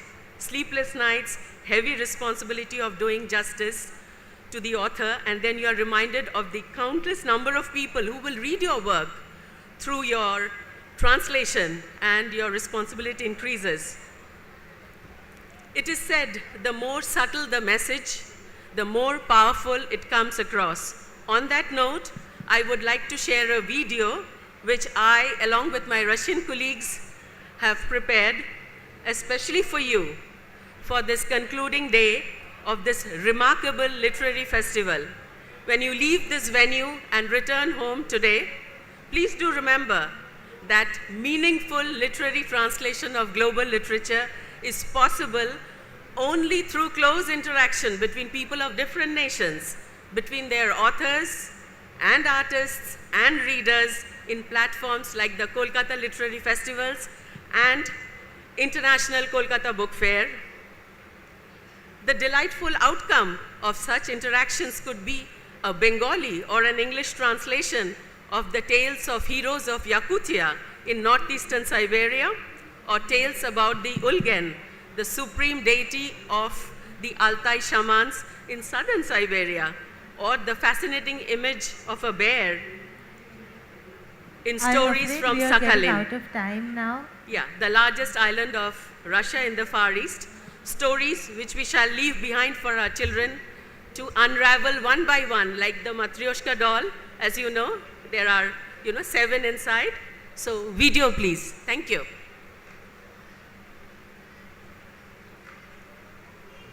Дорогие друзья, приветствую участников литературного фестиваля в Калькутте. Сейчас, в это тревожное время, I'm особенно greeting важно participants of продолжать Kolkata Literary Festival.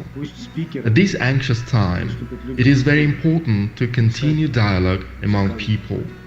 Let people of culture, writers, musicians, artists, public activists carrying out humanitarian programs around the world become speakers.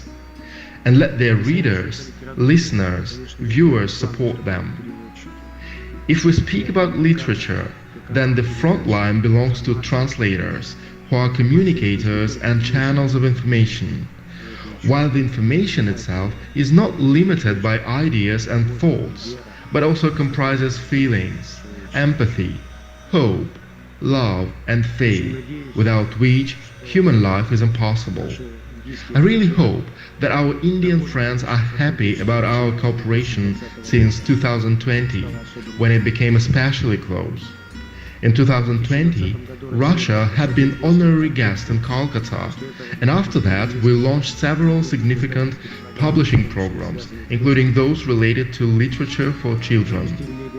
We also launched a media project with cartoons for kids. We support translations of Russian classics and contemporary Russian literature into Indian languages. We hope to continue our cooperation. We hope to be in Kolkata, this amazing city, next year too.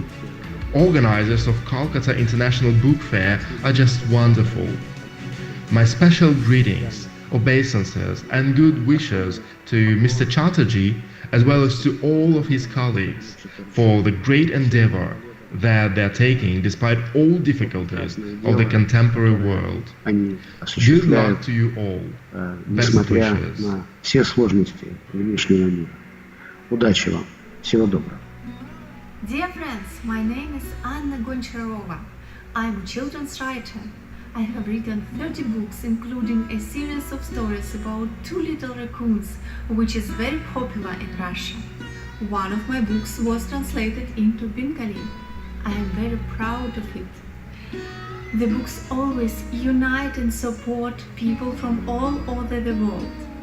I was very glad 2 years ago to take part in your literature festival. Devushmita, we will have to Then I read my start the story next about session. magic thread that connects all people. Just another with 3 one minutes if another. possible. I'm so sorry, no, we will not be able to give you another 3 minutes. Can we please, close this and My start the next one? The congratulations speakers have been to the waiting for a literature long time. festival. Thank you so much. India and all the Videota, people from please, Kolkata are বন্ধ always করে in দিন. my Thank you. heart. Looking forward to our future meetings.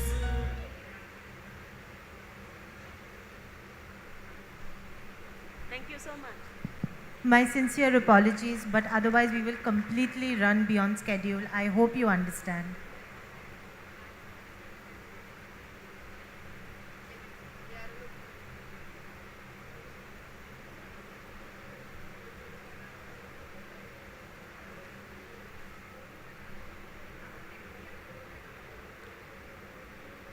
The APJ Jeet Paul Memorial Lecture will be delivered by eminent historian and writer Rudrangshu Mukherjee.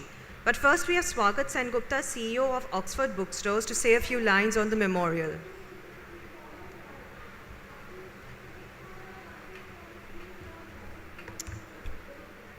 Good evening. We at APJ Surendra Group, we are extremely excited to bring the 8th edition of the Jeet Paul Memorial Lecture.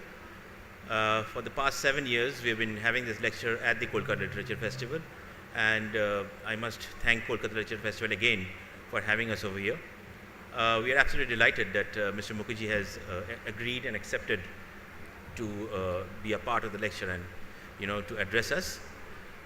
For people like us who have been born and brought up in Calcutta and, who have spent their 70s and 80s in Calcutta, we all know Mr. Jeet Paul. We all know that he's been a visionary and an entrepreneur. Today, whatever APJ Surendra Group is in terms of shipping, tea, hospitality, logistics and warehousing, it's all instrumental. He's been the instrumental behind it. And of course, Oxford Bookstore. We at Oxford Bookstore, we are celebrating our centenary year this year. And this lecture, this 8 Jeet Paul Memorial Lecture titled Bonds of Freedom is a part of the centenary celebrations. I hope you do enjoy the lecture that Mr. Mukherjee will deliver right now. Have a very nice evening. Thank you.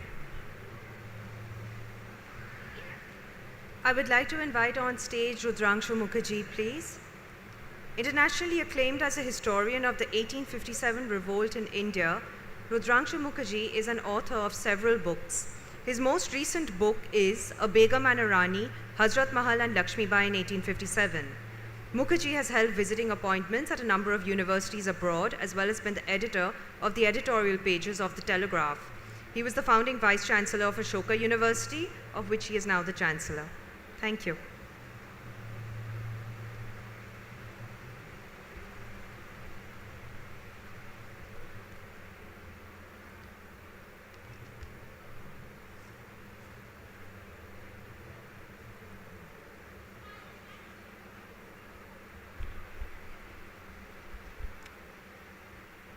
Good afternoon, members of the distinguished audience. I'm very deeply honored and privileged to deliver the Jeet Paul Memorial Lecture. Jeet Paul was a figure in Calcutta, if I might put it like that. And those of us who have had the good fortune of meeting him, he was also an unforgettable figure. It would have been apt if I could have given the Jeet Paul Memorial Lecture on something to do with the history of Calcutta. That would have been more apposite. But this being the 75th year of India's independence, the broad theme that was suggested to me was India at 75. So I'm going to talk a bit about independent India's history. India is 75 years old, which is rather young for a nation. I'm just going to look at a few features of that or few developments of that history. And I will start with a very well-known anecdote or a very well-known speech right at the very birth of independent India. Most of you are familiar with that speech at midnight, 14th, 15th August 1947. India's first Prime Minister, Jawaharlal Nehru, coined an undying phrase. He said, he opened his speech by saying, years ago we made a tryst with destiny. That word, tryst with destiny, that phrase, tryst with destiny, has gone into India's national lexicon and had remained there till Nehru became a 5-letter bad word in recent times. But I don't want to concentrate, as is usually done, with the phrase tryst with destiny. What concerns me is the pronoun that is used there. We made a tryst with destiny. Who did Nehru mean by that we? Who was included in that pronoun we? Who was Nehru talking about? Who did he think he was representing by using that pronoun? There are certain people which were obviously excluded. The most important exclusion was, of course, Mohandas Karamchand Gandhi, who refused to be part of the jubilation that surrounded India's independence. He was, as you know, in Calcutta that day, in Beleghata, which was then an eastern suburb, and he refused in any way to celebrate India's independence when the Reuters correspondents asked him on the morning of 15th of August, saying that, Mr. Gandhi, your task has been accomplished, your dream has been fulfilled, India is today a free nation, what is your message to India? Gandhi said that today is not a day for celebration, today is a day for fasting and prayer. So that's one person who is excluded from the tryst with destiny that Nehru spoke about. The others are millions, not just one individual, millions of people who were uprooted on both sides of India's western and eastern borders because of the independence. The tryst with destiny was actually a fractured tryst. India was partitioned with independence, and there were, as I said, millions of people who lost their homes, lost their jobs, their livelihood, lost their relatives, or had their relatives maimed, injured in terrible ways. Those people could not have been part of the we that Nehru spoke about or Nehru referred to in that phrase.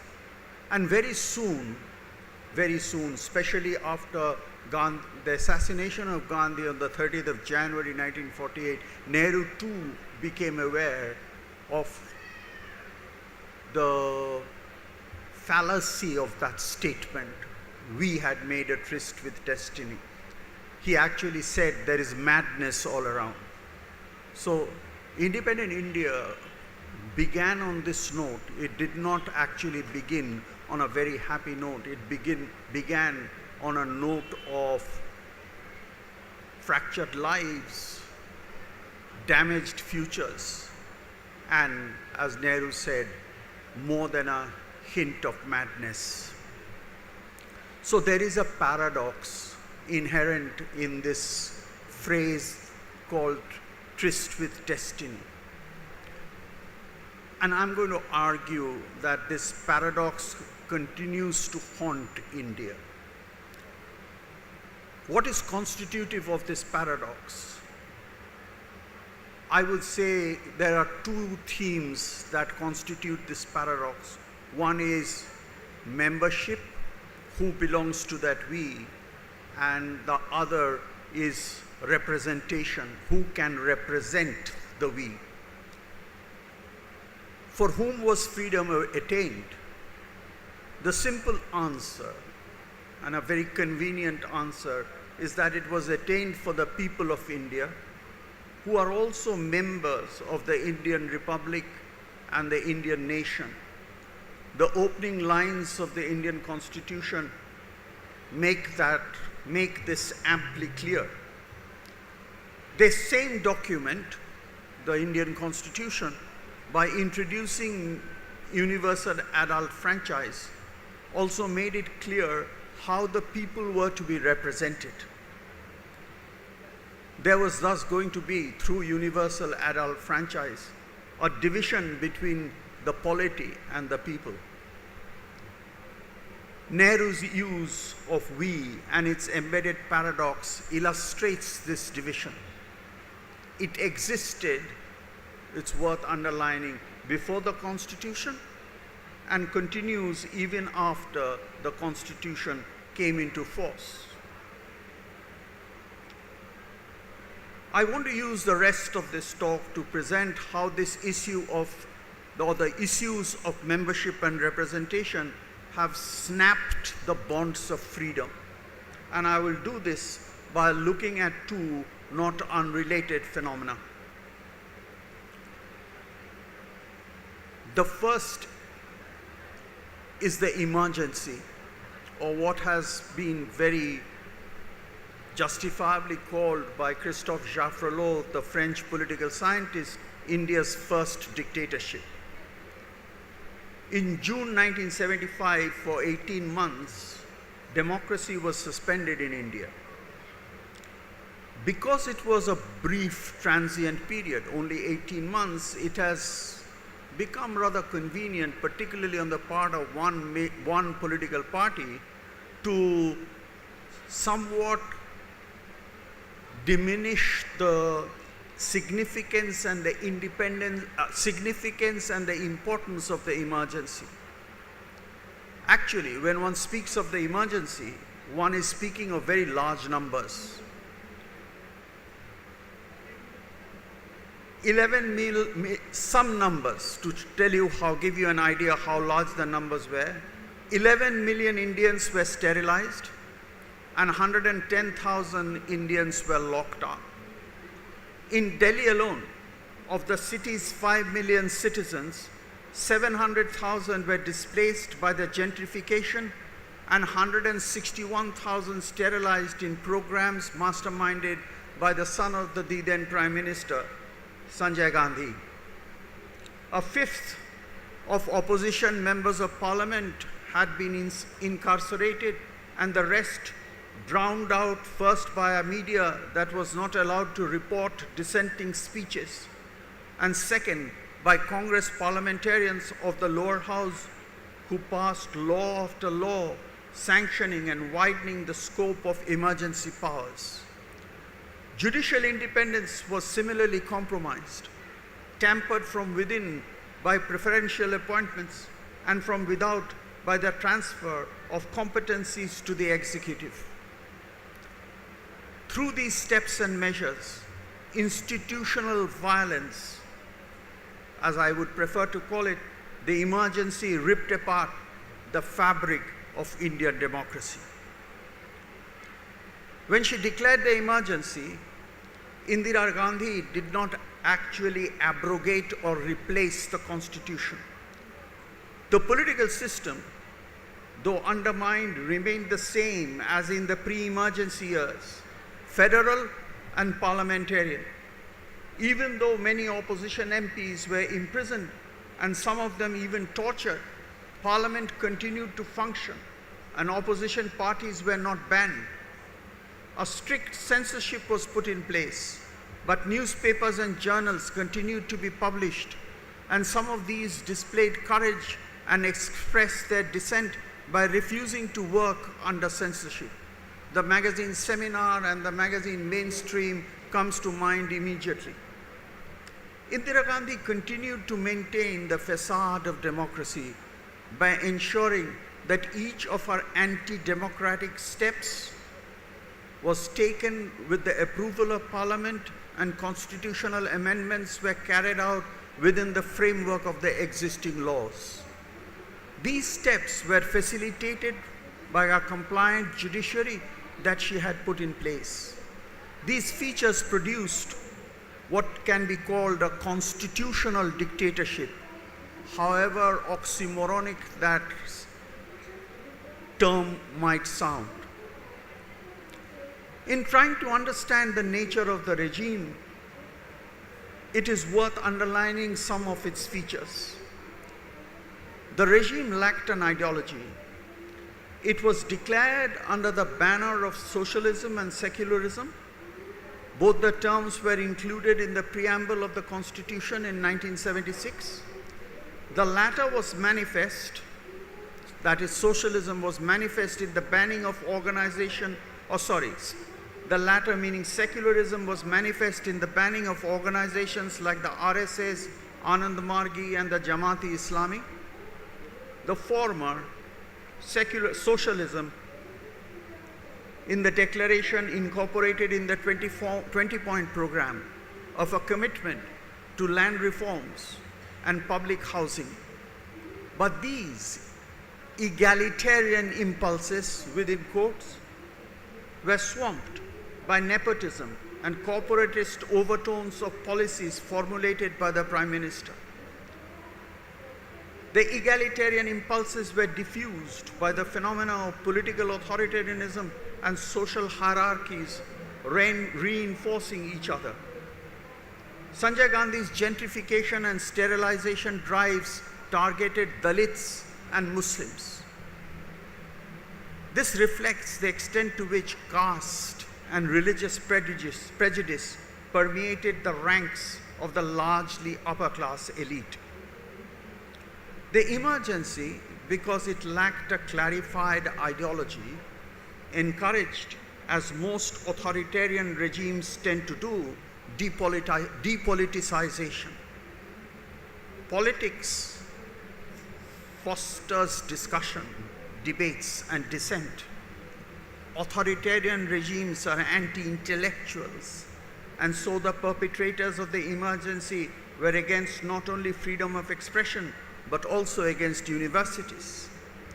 The absence of ideology meant Indira Gandhi could alter the tone and content of her utterances conveniently, given the audience and the occasion.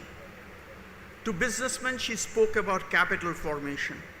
To trade unions, she spoke about workers' rights. At mass rallies, her speeches were peppered by populism and nationalism. The principal target of nationalism was the United States of America, a power that she accused of trying to destabilize India and other third world countries. The absence of ideology also facilitated the building up of a cult of personality around herself. The rhetoric that accompanied the growth of this cult consisted of many empty phrases which could be variously interpreted to address a mosaic of concerns. The most shameful of these was the declaration of the then Congress President Devkanto Borua, "India is Indira and Indira is India." Nationalism was the only identifiable ideology of the emergency, and it was used to silence political debate. Anyone who opposed the emergency was labeled as being anti-national. Some of these might sound familiar, but I want to highlight a different point. Freedom was lost. One individual came to represent the people nation, and those who dissented were denied the membership of the nation. The proportions of the we, going back to Nehru, the proportions of the we had suddenly been diminished. Having a vote had become irrelevant. There was, however, this is also a point that needs to be noted, there was an attempt to enhance the ambit of that word we. There was a general recognition that government should look after populations. Government should look after its citizens. This was not without a certain amount of tension, which was caused by the contrary pulls of what might be called legitimate and illegitimate inequalities. There is little agreement on whether a particular governmental benefit is a just reward for excellence or it is the affirmation of unjust privilege or compensation for historical discrimination or the bestowing of new favors. This gives rise to the populist idea that an entrenched elite is exploiting deprived people. This then becomes the source of populist anger that certain types of leaders take advantage of through rhetoric and a clever and deliberate manipulation of facts. There exists in India a floating and a migrant population working in the informal sector or eking out a living on the margins of the capitalist economy. This population has full democratic rights under the adult universal franchise, and it constitutes what Partha Chatterjee has termed political society. In a democracy, like in India, the state, whatever its ideological orientation, cannot afford to ignore this population. The state enables this population to survive and work through subsidies or cash transfers, and by ignoring, even condoning, transgressions of laws, regulations, and the various protocols of civil society. To cater to this huge population, government policies are designed to benefit large sections of the electorate to win votes. Winning the next election appears as the principal goal. Thus are born populist regimes whose aim is to garner votes and win elections rather than carry out social and economic transformation. Populist regimes have at their helm a leader who projects himself or herself as the benefactor and protector of the people, and is invariably authoritarian in style and not averse to crushing any opposition by force. Many political leaders in India, regional and national, display these tendencies and fit this description. Thus, under populist regimes, freedom is diminished and power comes to be concentrated in the hands of an individual. The we becomes confined to the I.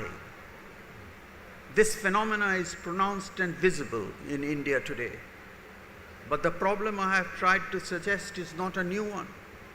It was present at the birth of the nation and remains as a birthmark on a nation that is 75 years old or 75 years young. Freedom was a bond, a tie that brought people together. Yesterday's freedom is today's bondage. Yesterday's bond is today's bondage, pulling India towards no man knows where. Thank you.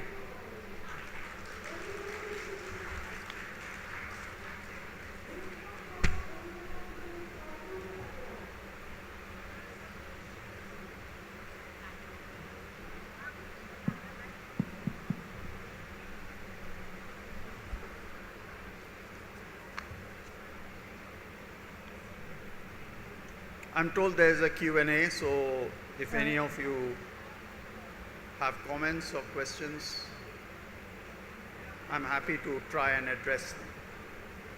Anyone has questions for Dr. Mukherjee?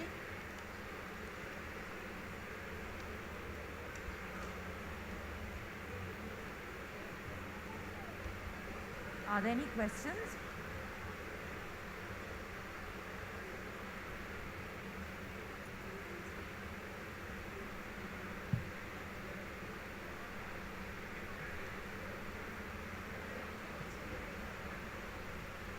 Hello.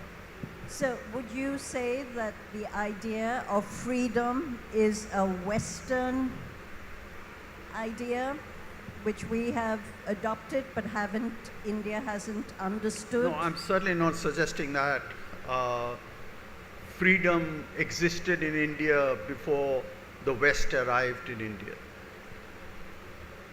That is well documented. Western freedom is just another variety of freedom. It's not the only template for freedom. Sorry? What about the idea of democracy? Well, the democracy that we practice, democracy is not to be equated with freedom. So it's a different question that you are asking. So democracy as we practice it in India today, or we try to practice in India, came from the West. But again, India had forms of democratic governance even in the past. We have evidence of Ganashangha in years before the birth of Christ. Can I ask a question? So is freedom of expression dependent on the power of technology and the money that you have to control technology? Are you talking about today, or you're talking, this is a general question? 75 years and beyond. Well, through the 75 years, I can't speak of the beyond. You see, historians are prophets looking backwards. I cannot read tea leaves. I'm not an astrologer, or certainly not a prophet. So through the 75 years, people have actually expressed their freedom of expression without the aid of technology. Technology is a very recent arrival in India, the kind of technology that we associate with freedom today. The Facebook, Instagram, internet, and so on and so forth. A long part of my life, at least, I'm an old fuddy-duddy, has existed without this kind of technology. We have spoken in seminars, conferences. Some of the people have also spoken in mass rallies without actually being restricted or being confined to any kind of technology. So I wouldn't say freedom of expression is completely dependent on technology and its various ramifications, but technology certainly helps in the freedom of expression. But as we are witnessing, technology can also be controlled. So through that control, you can actually restrict the space for the freedom of expression. The question at the back. There's a question in the third row, yeah. Thank you, sir. It is very nice to listen your voice, and I am just learning from you also. Just now, during this period, how we can explain the democracy. Now, how we are enjoying democracy. Can you explain this? That time, that at emergency period, when we enjoy the democracy that was locked, and that period, the Indira Gandhi period, the period of emergency, you said about the period of emergency, when we enjoy the democracy, that was not democracy, but now, during this period, how we are enjoying this democracy. Yes, sir.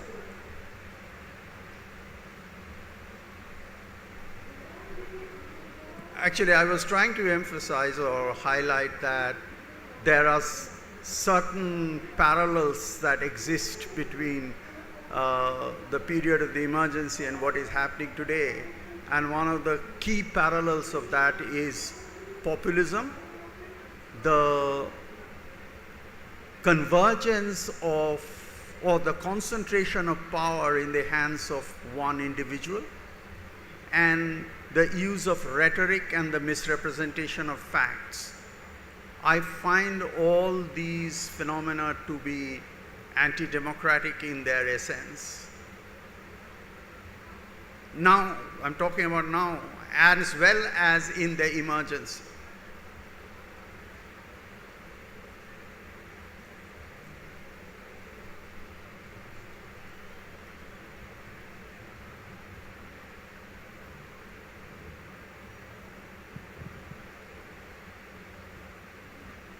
Hello.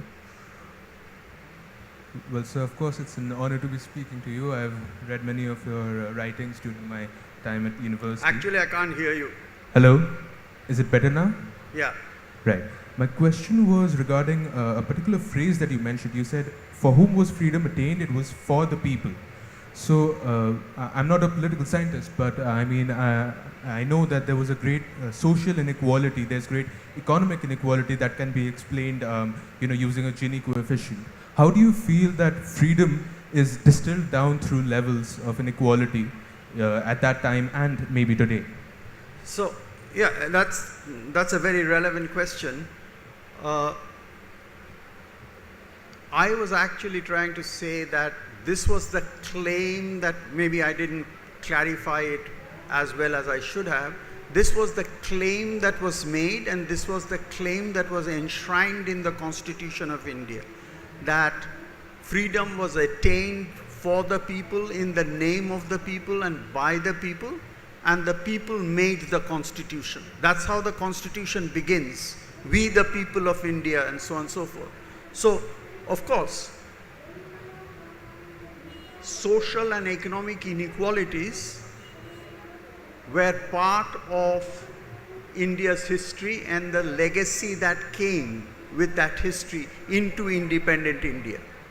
So that's another facet to the point that when Nehru spoke about we made a tryst with destiny, he was leaving out a lot of people who were not part of the we, because they were not part of the mainstream socio-economic hierarchy that existed in India. And even after 75 years and a lot of rhetoric and a lot of policy measures, etc., we have actually not even touched the surface of those inequalities. That's part of the tragedy of 75 years of independence, that we do not even recognize that we have not addressed these issues. We have time for one more question.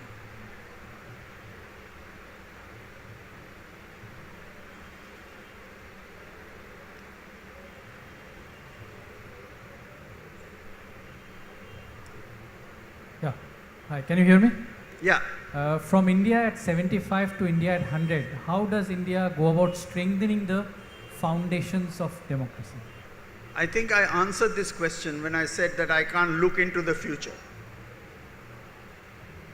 I'm a very old-fashioned historian. I look at the past and try and understand the past.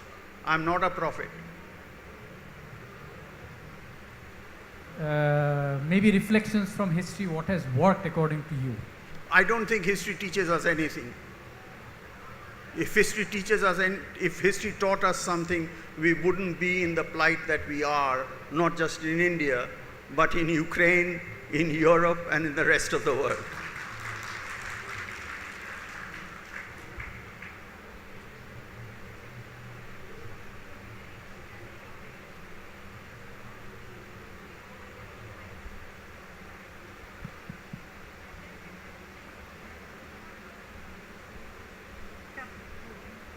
Oxford Bookstore would like to thank you. Would you like to that?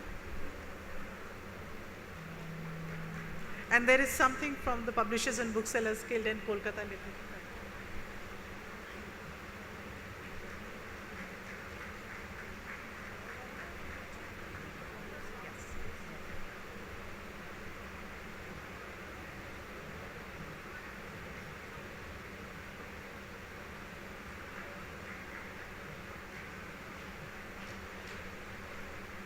We are deeply honored that Professor Rudrangshu Mukherjee, Chancellor of Ashoka University, was able to come here to Kolkata to deliver the Jeet Paul Memorial Lecture around the theme of India at 75 years. Thank you, Professor Mukherjee, once again. Thank you for taking all the trouble. We are now about to start the next panel on Bangla Sahitya ki egochhe na pichochhe. But before that, we have a short interlude by Sharbani Mukhopadhyay, who's the daughter of writer Ashutosh Mukhopadhyay. Now, we have celebrated a few or marked a few occasions of people who have left us. And last year was 100 years birth centenary of Ashutosh Mukhopadhyay. And we wanted Sharbani Di to say a few words. I don't know whether she is here, but if she is here, may I request Sharbani Mukhopadhyay to come up on stage. She is 5 minutes away. Should we start the next panel? No? Okay. Please give us maximum 5 minutes and we will start on time. Bangla সাহিত্যে কি এগোচ্ছে না পিছোচ্ছে, প্রচেতা গুপ্ত, শ্রীজাত বন্দ্যোপাধ্যায়, হিমাদ্রি কিশোর Dasgupta and Devaruti Mukhopadhyay in conversation with Tridip Kumar Chatterjee. That will be a scintillating session. So I would request all of you to please be patient for a little while till Shorbanidhi enters the auditorium.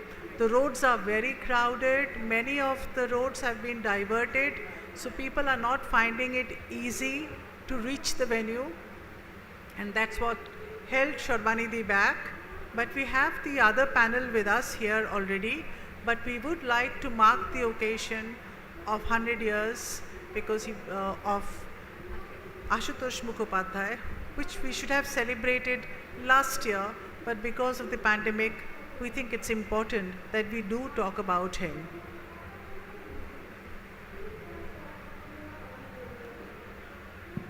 I'd like to just remind everyone that this is being digitally broadcast by various channels, by Dialoguein, by The Telegraph, by Alliance Broadband, by SNU, our digital partners, by All Caps. So if you have missed any of the earlier sessions, you will be able to actually get on to Facebook and YouTube and revisit these sessions. So you would have lost nothing really. And there was a lot of rich discussion which we need to revisit again and again, because after all, a panel discussion of 45 minutes can only be an introduction to the idea of the panel. There's a lot to discuss afterwards, and I hope the Literary Festival helps you to take the discussion forward.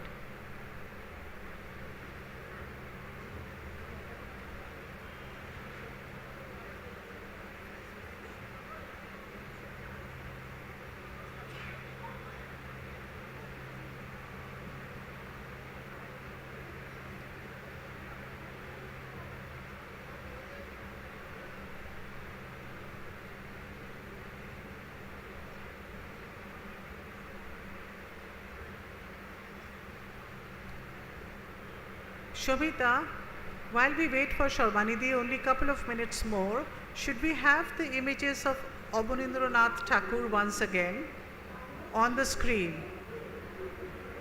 সকালে যে ফোল্ডারগুলো আপনাদের দিয়েছিলাম kindly ওই পেইন্টিংগুলো আরেকবার দেখাবেন? শঙ্করদা একটু অবনীন্দ্রনাথ ঠাকুরের ইমেজেসগুলো দেখাবেন আবার? 2 মিনিট আমাদের হাতে সময় আছে, আমরা একটু আবার ইমেজেসগুলো দেখে নেব। শঙ্করদা।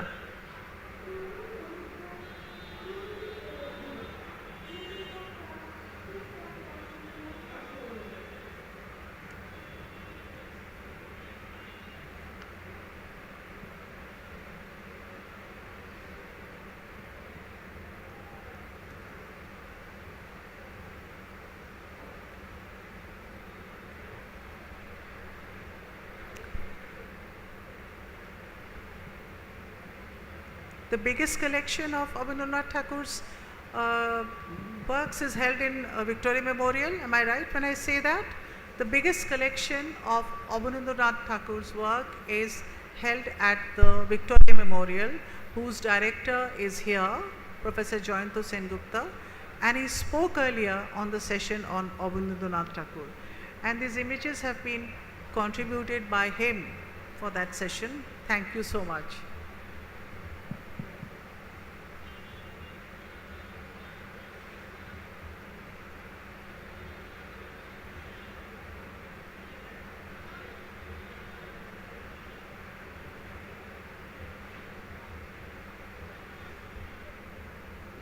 Can I request our volunteers, Shumona in particular, to bring in Shorbanidhi? Okay, okay, thank you.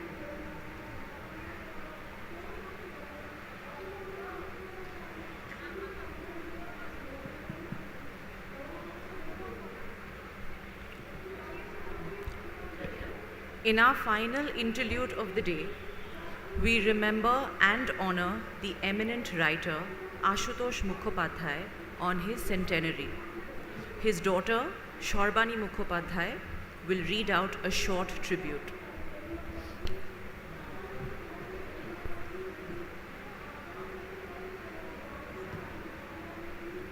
We have had several important interludes in the Kolkata Literature Festival, and this is one of them.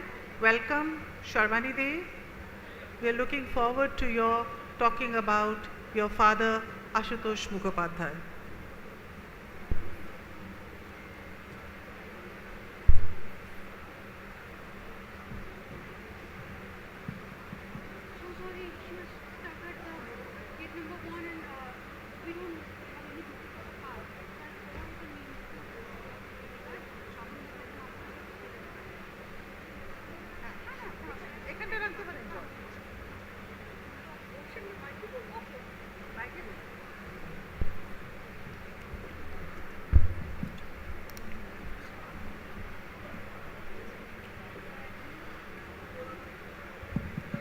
ছবিগুলো বন্ধ করে দিন এবার।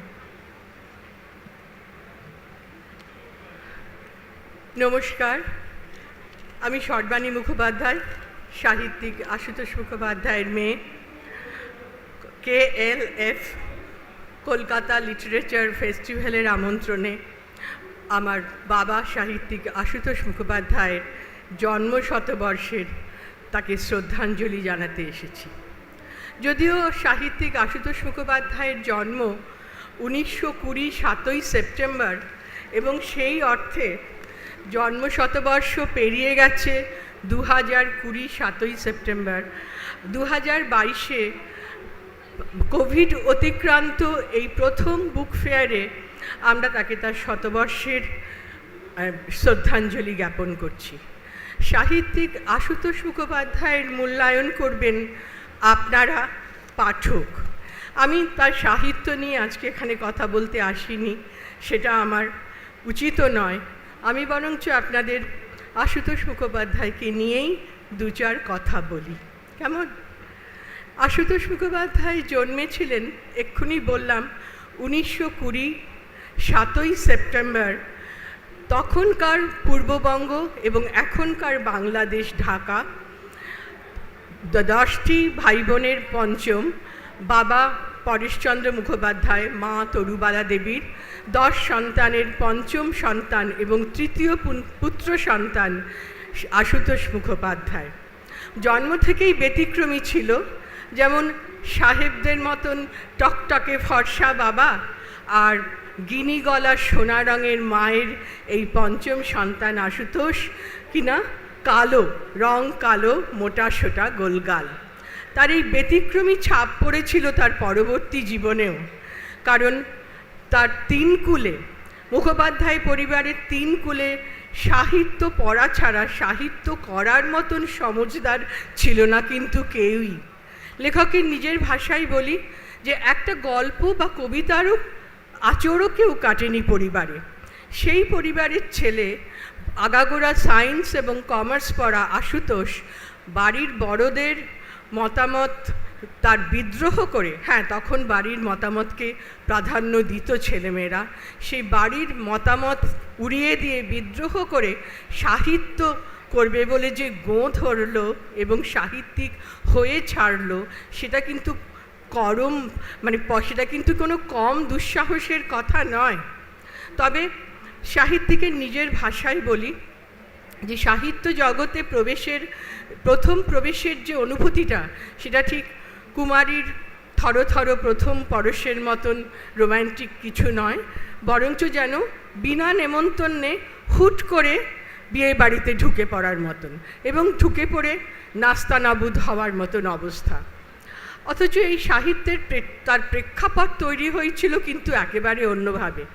একদিকে তখন দ্বিতীয় বিশ্বযুদ্ধের দামামা, যুদ্ধের বিষে বাতাস কালো, আকাশ কালো, আর একদিকে নিজের পরাধীন দেশের শেকলের ঝনঝন। তখনই লেখকের হাতে পড়েছিল 4খানি বই। শরৎচন্দ্রের পথের দাবি, তারাশঙ্কর বন্দ্যোপাধ্যায়ের কালিন্দী, আর 2টি ইংরেজি বই, হলকিন, খুব সম্ভবত হলকিনের eternal city and war, wine and women. এই বইগুলো পড়তে পড়তে ভেতরে যেন একটা বৈপ্লবিক বিস্ফোরণ ঘটে গেল। অনেক দিনের জমাট বাঁধা এক দাহ্য বস্তু যেন দাউ দাউ করে জ্বলে উঠে ফেটে পড়তে চাইল। কোথায়? ফেটে পড়তে চাইল লেখায়। তার নিজেরই ভেতর থেকে ছিঁড়ে খুঁড়ে কি যেন একটা বেরিয়ে আসার তাগিদ। শুরু হলো রাতের পর রাত জেগে লেখা, লেখামক্ষ করা, ছুঁড়ে ফেলে দেওয়া, আবার লেখা, সম্পাদকের দপ্তরে পাঠানো এবং সমানে লেখার স্তূপ ফেরত আসা। বিষাদ এসেছিল বই কি, হতাশাও এসেছিল, কিন্তু তাতে ডুবতে ডুবতেও নিজেকে টেনে তুলেছিলেন সাহিত্যিক। তার ভাষায় বলি, এক একটা লেখা ফেরত আসার পর মনে হতো যেন ভাদ্র মাসের অসহ্য গুমোট, এক ফোঁটা নিঃশ্বাস নেবার মতনও বাতাস নেই, অথচ বাইরে পূর্ণিমার চাঁদ জ্যোৎস্না ঢেলে দিচ্ছে, পৃথিবী বিহ্বল তার প্লাবনে। এই ভরভর্তির মধ্যে আমি এরকম রিক্ত কেন, শূন্য কেন? এ নিশ্চয়ই আমারই গলতি, আমারই গলদ, আমারই লেখার গলদ। এই গলদ খুঁজতে খুঁজতেই কিন্তু একসময় সাহিত্যিক হিসেবে উন্নীত হন আশুতোষ মুখোপাধ্যায়। তার প্রথম ছোট গল্প নার্স মিত্র বা মাসিক বসুমতীতে প্রকাশিত 1952 সালে। অথচ সাহিত্যের আঙিনায় তার প্রথম প্রবেশ কিন্তু দুটি ফিচার লেখা দিয়ে। যুগান্তরে প্রাসাদপুরী কলকাতা, বসুমতীতে অচল মানুষ। এই বসুমতী সম্পাদকই ধরতে পেরেছিলেন তার মধ্যেকার লুপ্ত সাহিত্যিককে। এই নার্স মিত্র অবলম্বনেই পরে তৈরি হয় দ্বীপ জেলে যাই, ছায়াছবি সিনেমা, সাড়া ফেলা সিনেমা। এরপর থেকে লেখককে আর পেছন ফিরে তাকাতে হয়নি, শুধু এগিয়ে চলা, এগিয়ে চলা, এগিয়ে চলা। এই এগিয়ে চলার মধ্যে তিনি একটি মন্ত্রে বিশ্বাস করতেন বরাবর, রুদ্র ইয়াত্তে দক্ষিণাং মুখাং তেন মাং পাহি নিত্যম। দয়া নয়, মায়া নয়, ক্ষমাও নয়। হে রুদ্রদেব, হে আমার ভাগ্য দেবতা, তোমার যে প্রসন্ন মুখ, আমার নিজ কর্ম দ্বারা অর্জিত তোমার যে প্রসন্ন মুখ, তার দ্বারা সর্বদা আমাকে রক্ষা করো। জীবনে বহু ইন্টারভিউ দিয়েছেন আশুতোষ সাহিত্যিক হিসেবে, সফল সাহিত্যিক হিসেবে, আমি তার সাক্ষী। এবং সমস্ত ইন্টারভিউতে একটি কথা অবধারিতভাবে ঘুরে ফিরে আসত, যে লেখকের বিচারে তার সেরা এবং শ্রেষ্ঠ লেখা কোনটি।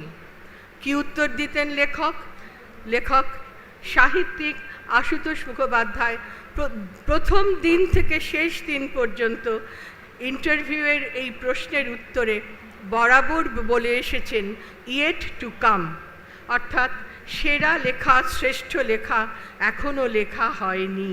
তার কারণ হিসেবে তিনি বলেছেন যে যেদিন মনে হবে লেখকের আমার সেরা লেখাটা দেওয়া হয়ে গেছে, আমার শ্রেষ্ঠ লেখাটা লেখা হয়ে গেছে, তারপর থেকে তো তার আর লেখার কোনো তাড়নাই থাকবে না। আত্মতৃপ্তি না থেকে এই অতৃপ্তির তাড়না তাই এগিয়ে নিয়ে যায় লেখককে তার শ্রেষ্ঠ সৃষ্টির দিকে, শ্রেষ্ঠ লেখার দিকে। আর লেখার মধ্যে সবসময় যেটা তার ছিল এবং নিজের জীবনেও যেটা তিনি বিশ্বাস করতেন এবং বলতেন, জীবনে আশা এবং ভরসা না হারালে কোনো ক্ষতি শেষ ক্ষতি বা চরম কথা নয়। ফুলের সমুদ্র থেকেও ডাঙায় ওঠা যায়, এ বিশ্বাস না হারালে মানুষ সব সময় মাথা উঁচু করে বাঁচতে পারে। আর শেষ করার আগে বলি, লেখকের একটি আরতি ছিল, একটি প্রার্থনা ছিল, তার একটি চাওয়া ছিল। সেই চাওয়া কি না, সেই চাওয়া ছিল যে আমি সসম্মানে চলে যেতে পারবো তো। কোথায় এই চলে যাওয়া? পৃথিবী ছেড়ে ওই চলে যাওয়া, যেটা সবাই যায়, সবাইকেই যেতে হয়। কিন্তু আশুতোষের প্রশ্ন ছিল সসম্মানে চলে যেতে পারবো তো। এই সসম্মান মানে আমি চলে যাওয়ার আগের মুহূর্ত পর্যন্ত আমার পাঠক আমার লেখা পড়বেন তো। আমি চলে গেলে তাদের মনে হবে তো একবারও যে আর তো এর লেখা পড়তে পারবো না। পাঠকের কাছ থেকে এই স্বীকৃতি ছিল লেখকের শ্রেষ্ঠ পুরস্কার, শ্রেষ্ঠ আকাঙ্ক্ষা, শ্রেষ্ঠ চাহিদা। আমি জানি সাহিত্য অনুরাগী পাঠক আপনারা তার প্রত্যাশা পূরণ করেছেন, কারণ তার জন্মের শতবর্ষ পরেও আজকে তাকে স্মরণ করে এই শ্রদ্ধাঞ্জলি নিবেদন হতো না। এবং 25টি খণ্ডে খণ্ডে খণ্ডে প্রকাশিত আশুতোষ রচনাবলীর শেষ খণ্ড সমাপ্তি খণ্ড প্রকাশের অপেক্ষায় পয়লা বৈশাখ। নমস্কার, ধন্যবাদ।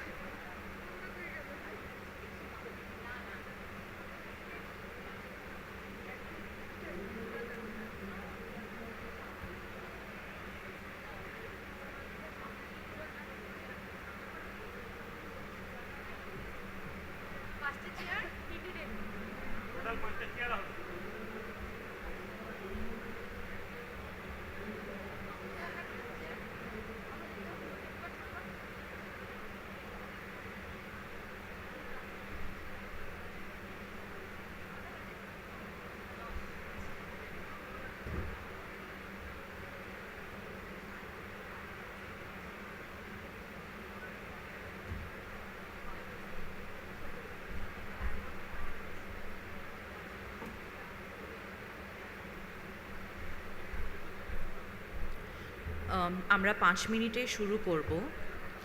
বাংলা সাহিত্য কি এগোচ্ছে না পিছোচ্ছে? সাহিত্য ক্লান্ত না হয়ে পড়া এক দৌড়বিদ, সে থামতে জানে না। প্রতি বছর বইমেলায় হোক বা সারা বছর ধরেই প্রকাশিত হয়ে চলেছে হরেক রকম বই, গদ্যের, প্রবন্ধের, উপন্যাসের, কবিতার। কিন্তু এই হারে রেড়ে আর অফুরন্ত বই কেনার উৎসবে একবার কি দেখা উচিত নয় সেই দৌড়বিদ বাংলা সাহিত্য কোন দিকে দৌড়চ্ছে, সামনে না পিছনে? আলোচনায় প্রচেত গুপ্ত, শ্রীজাত বন্দ্যোপাধ্যায়, হিমাদ্রি কিশোর দাশগুপ্ত এবং দেবারতী মুখোপাধ্যায়। কথোপকথনে ত্রিদীপ কুমার চট্টোপাধ্যায়। আমরা 5 মিনিটে শুরু করব। ত্রিদীপদা, আপনাকে রিকোয়েস্ট করব আপনার প্যানেলকে নিয়ে কাইন্ডলি স্টেজে চলে যান।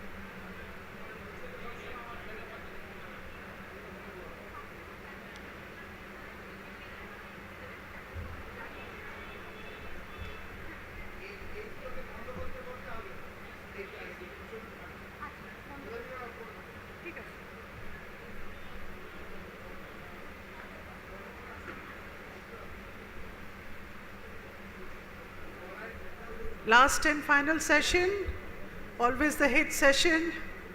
Bangla Sahitya ki egochhe na pichochhe? Moderated by Tridip Chattopadhyay, Secretary of the Publishers and Booksellers Guild, but he has another much bigger role and designation, which is a publisher of Patra Bharati and Kishore Bharati, and he himself is a celebrated writer.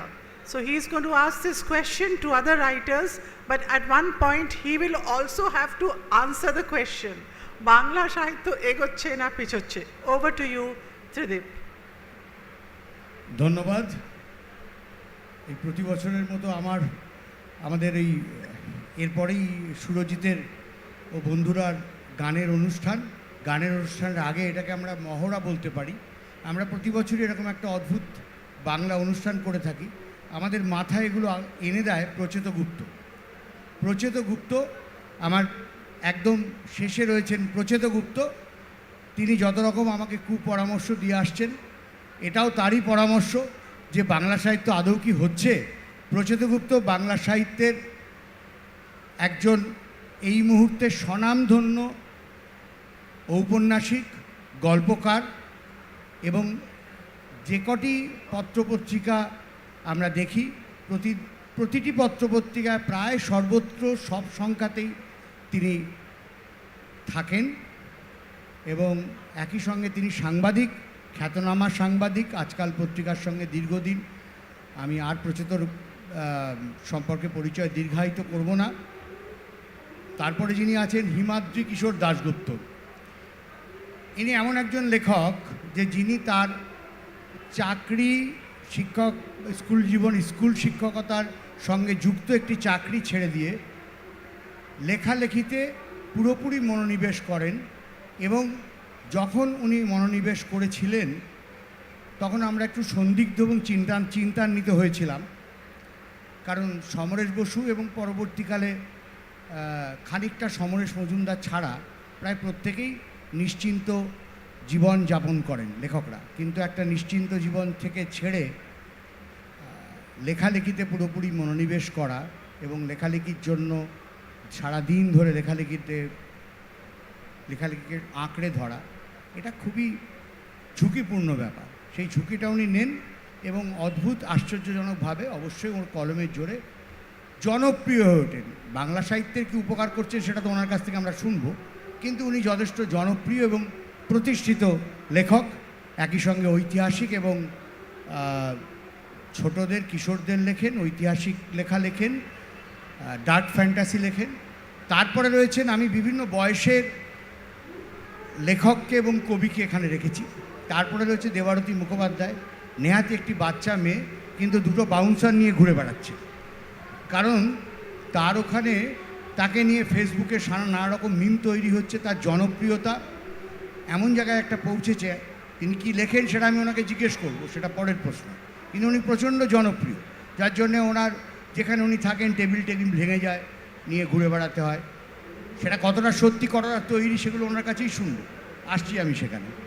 তারপরে আমাদের শ্রীজাত, একাধারে কত কিছু। উনি কি সিনেমার পরিচালক, শেষ পরিচয়, তার আগে গান রচয়িতা, কবির পরিচয় তো আমি ছেড়েই দিচ্ছি, আপনারা সবাই জানেন। ওকে দেখলেই চারপাশ দিয়ে মৌমাছির মতো সবাই ভিড় করে ওনার সই নেওয়ার জন্য। এমন একটি মিষ্টি ছেলে, সই নিতে চাইবেই। তাছাড়া উনি ঔপন্যাসিক, গল্পকার, একই অঙ্গে এত রূপ, এটা একমাত্র শ্রীজাতই বলতে পারে। এবং হ্যাঁ, অপরাজিতা ওরফে এলিজাবেথ আমাকে মনে করিয়ে দিল যে উনি চমৎকার গান করেন। উনি দৌহিত্র এমন একজন মানুষের, যিনি রাগ সঙ্গীতে একজন কিংবদন্তি মানুষ। তার সুবাদে ওর গজল বা ওর খেয়াল আমরা যারা শুনেছি খালি গলায়, সেটা একটা অলোক সামান্য অভিজ্ঞতা। এবার অনুষ্ঠানে যাচ্ছি, অনেকক্ষণ বকবক করলাম, কারণ এদেরকে কিছু বলতে হবে। আমাকে গত পরশুদিন সমরেশ মজুমদার ফোন করেছিলেন, আজকেও বললেন যে বাংলা সাহিত্যে কি কিছু হচ্ছে, আমাদের পরে আর কি কেউ কিছু পড়ছে? তাই বললাম আজকেই আমাদের একটা অনুষ্ঠান আছে। না, সেরকম লেখা, ধরো সুনীল গঙ্গোপাধ্যায়ের প্রথম আলো পূর্ব পশ্চিম সেই সময়, বা প্রফুল্ল রায়ের পূর্ব পার্বতী, সিন্ধুপাড়ের পাখি, বা শীর্ষেন্দুর ঘুণ পোকা, যাও পাখির মতো লেখা কি হচ্ছে? তো আমি কথা বাড়াবো না। প্রচেতর কি মনে হচ্ছে এই সময় দাঁড়িয়ে? এক একজনের বয়স এক, প্রচেত 50 আর 60-এর মাঝামাঝি, আর আর হিমাদ্রি এবং আমাদের শ্রীজাত একই প্রায় বয়সী। আমার 60 পেরিয়ে গেছে, বাদের খাতায় চলে গেছি। আর এ তো আমাদের দেবারতী তো একেবারেই কচি ছানা। তো আমাদের প্রচেতর কাছে আমরা শুনবো, প্রচেত কি ভাবছো, কোনো আদৌ ভবিষ্যৎ আছে? তোমার কি মনে হয়?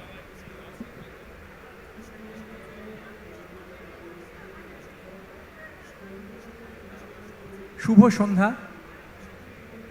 এই অনুষ্ঠানে আমি আগেও বেশ কয়েকবার আমি অংশ নিয়েছি, এটা আমার কাছে খুব আনন্দের কথা। আমি এক্ষুনি ভেতরে বলছিলামও যে মাঝখানে 2 বছর চলে গেছে, কিন্তু কেএলএফ এই অনুষ্ঠানের জনপ্রিয়তা, এই অনুষ্ঠানের আকর্ষণ, এই অনুষ্ঠানে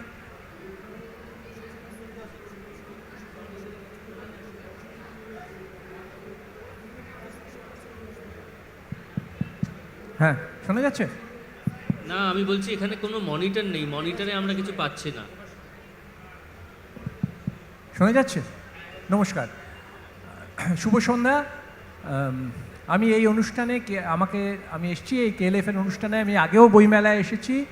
এই অনুষ্ঠানটির যে জনপ্রিয়তা, যে আকর্ষণ, এই অনুষ্ঠানটির প্রতি যে আগ্রহ, মাঝখানের 2টি বছর আমরা ছিলাম না, মানে কেউ এই অনুষ্ঠানটি হয়নি, মাঝখানটা 2 বছর ভাগ, কিন্তু একটুও কমেনি। ফলে আমি যারা আয়োজন করেছেন, আয়োজকদের ধন্যবাদ।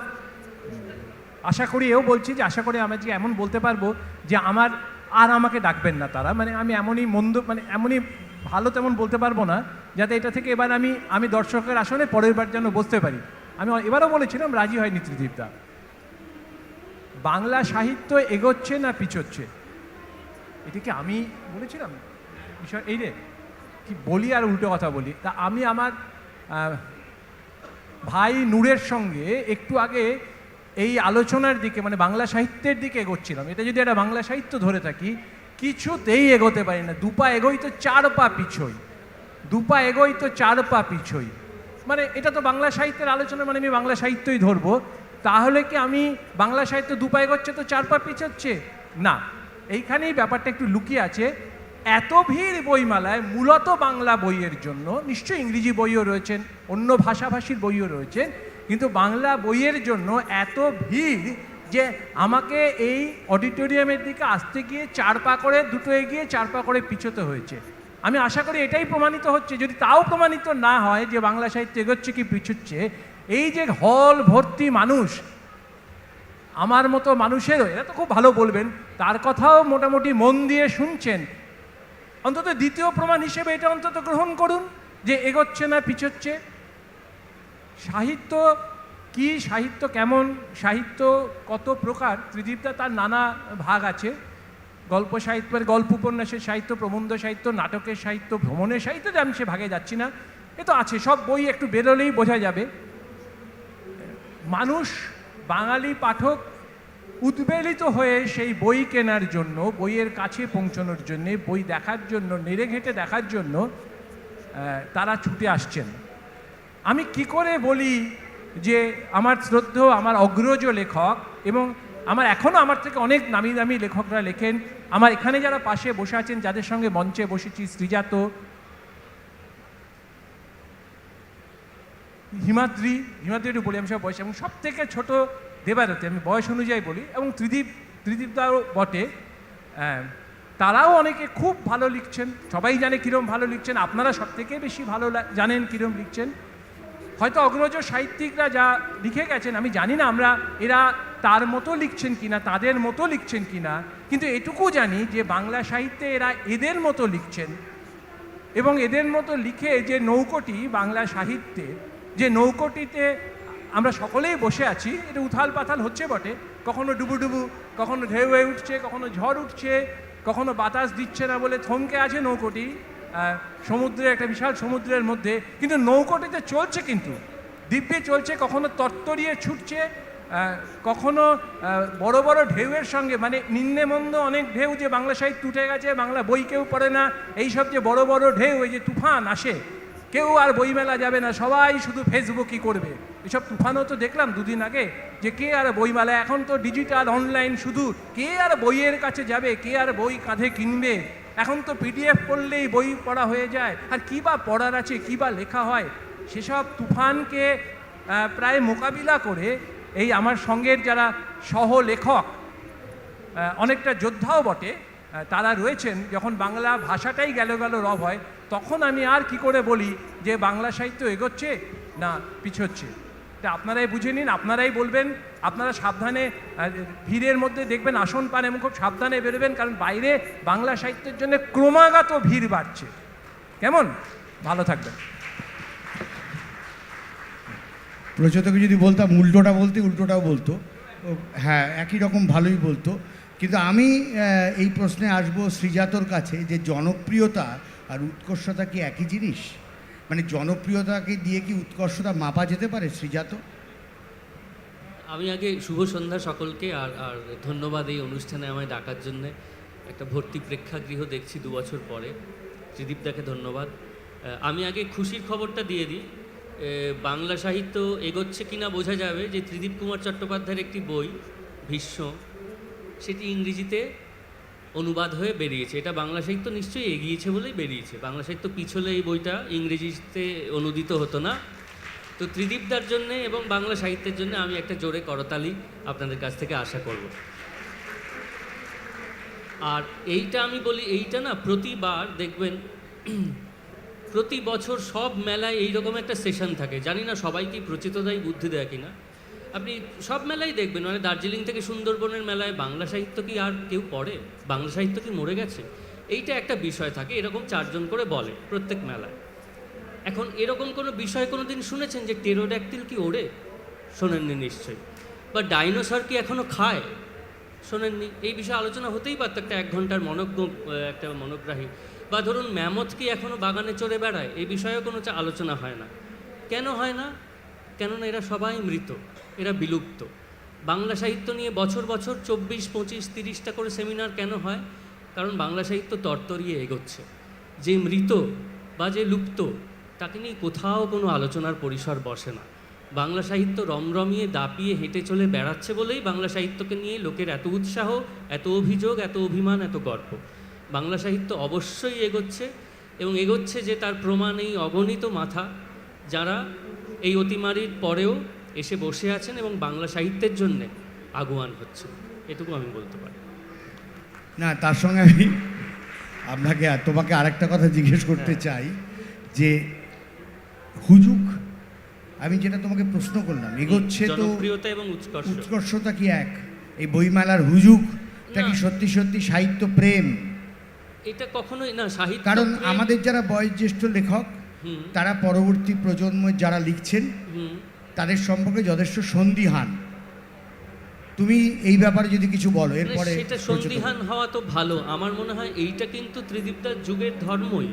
যখন রবীন্দ্রনাথও লিখতে এসেছেন, আমি সবচেয়ে বড় নামটাই করলাম, তখন যারা রবীন্দ্রনাথের পূর্বসূরি তারা কিন্তু সন্দিহানই ছিলেন।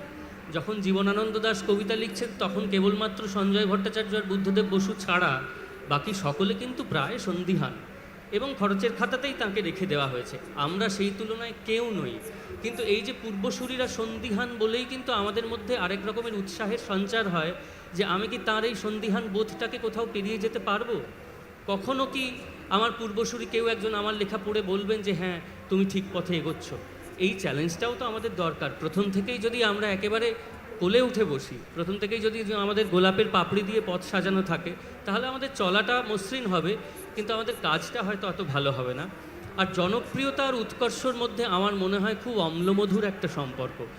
অনেকেই জনপ্রিয় যাদের উৎকর্ষ নিয়ে কোনো প্রশ্নই নেই, আমাদের সামনেই তারা এখনও জীবিত, তারা এখনও কাজ করছেন। আবার এমন অনেকেই আছেন যারা ভীষণ ভালো কাজ করেন কিন্তু তেমন জনপ্রিয়তা হয়তো তারা পাননি। জীবনানন্দ দাশই তো জীবদ্দশায় কোনো জনপ্রিয়তা পাননি, সুনীল গঙ্গোপাধ্যায় পেয়েছেন।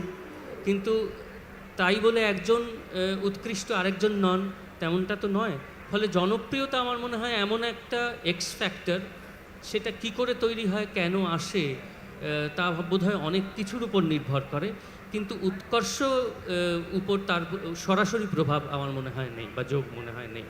প্রচলিত কিছু বলবে? আমার দুজন আমার ছোট ভাই বোন বসে আছে, তার আগেও তোমাদের থেকে আমি বলে নিচ্ছি একটুখানি। সেটা হচ্ছে জনপ্রিয়তার তো পরের কথা। আমি একটু ছোট্ট একটা ঘটনা বলি। আমি সোদপুরের একটি অনুষ্ঠানে গিয়েছিলাম, আমার সঙ্গে শ্রীজাত ছিলেন। এখানে এটা অপ্রাসঙ্গিক কথা, অপ্রাসঙ্গিক কথাই বলবো। আমি সোদপুরে একটি বইয়ের পুস্তক বিপণীর বর্ষপূর্তি অনুষ্ঠানে যাই, সেখানে আমার সঙ্গে শ্রীজাত ছিল, শ্রীজাতের সঙ্গেই যাই। তো এরকম বিপজ্জনক অবস্থা আমি আর মানে প্রতিজ্ঞা করেছি আর কোথাও গেলে আমি শ্রীজাতর সঙ্গে অনুষ্ঠানে নিই। এখন শুনছি এই দেবারতীর সঙ্গে এবং হিমাদ্রির সঙ্গে অনুষ্ঠানে যাওয়াটাও বিপজ্জনক। সেই সোদপুরে যেখানে অনুষ্ঠান হচ্ছিল সেই মোড়টিতে যানজট চরমে পৌঁছয়।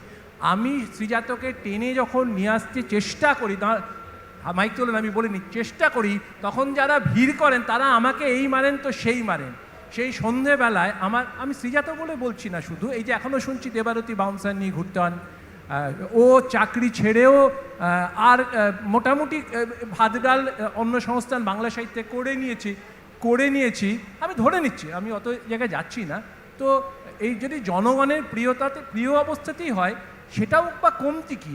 আর যদি কোনো কবি, যদি কোনো লেখক নির্জনে একাকী বসে থাকেন, যদি সত্যি তার এখনও একটা কি দুটো বই বিক্রি হয় কি না হয়, এমন অনেক লেখককে আমরা সকলেই জানি এখনও আছেন ভালো লেখক, যে আমরা হয়তো সুজাতাও বলবে, এরাও বলবেন, আমরা হয়তো একাই পড়ি, সে আমার একজনের প্রিয়।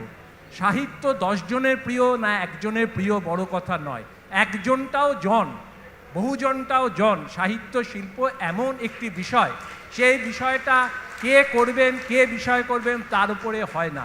ফলে এটা আমাদের সকলেরই গ্রহণ করে মেনে নিতে হবে। সময় বলবে ভালো না মন্দ, আরেকটু সময় পরে বলবে। ভালো মন্দ তো পরের কথা, যারা লিখে মানে ক্লাসিক পর্যায়ে লিখেছেন। আমি হিমাদ্রির কাছে আসছি। হিমাদ্রি খুবই জনপ্রিয়, যেটা শুনলেন আপনারা, যে একজন বাউন্সার নিয়ে ঘুরে বেড়ান, আর হিমাদ্রি কী নিয়ে ঘুরে বেড়ায়?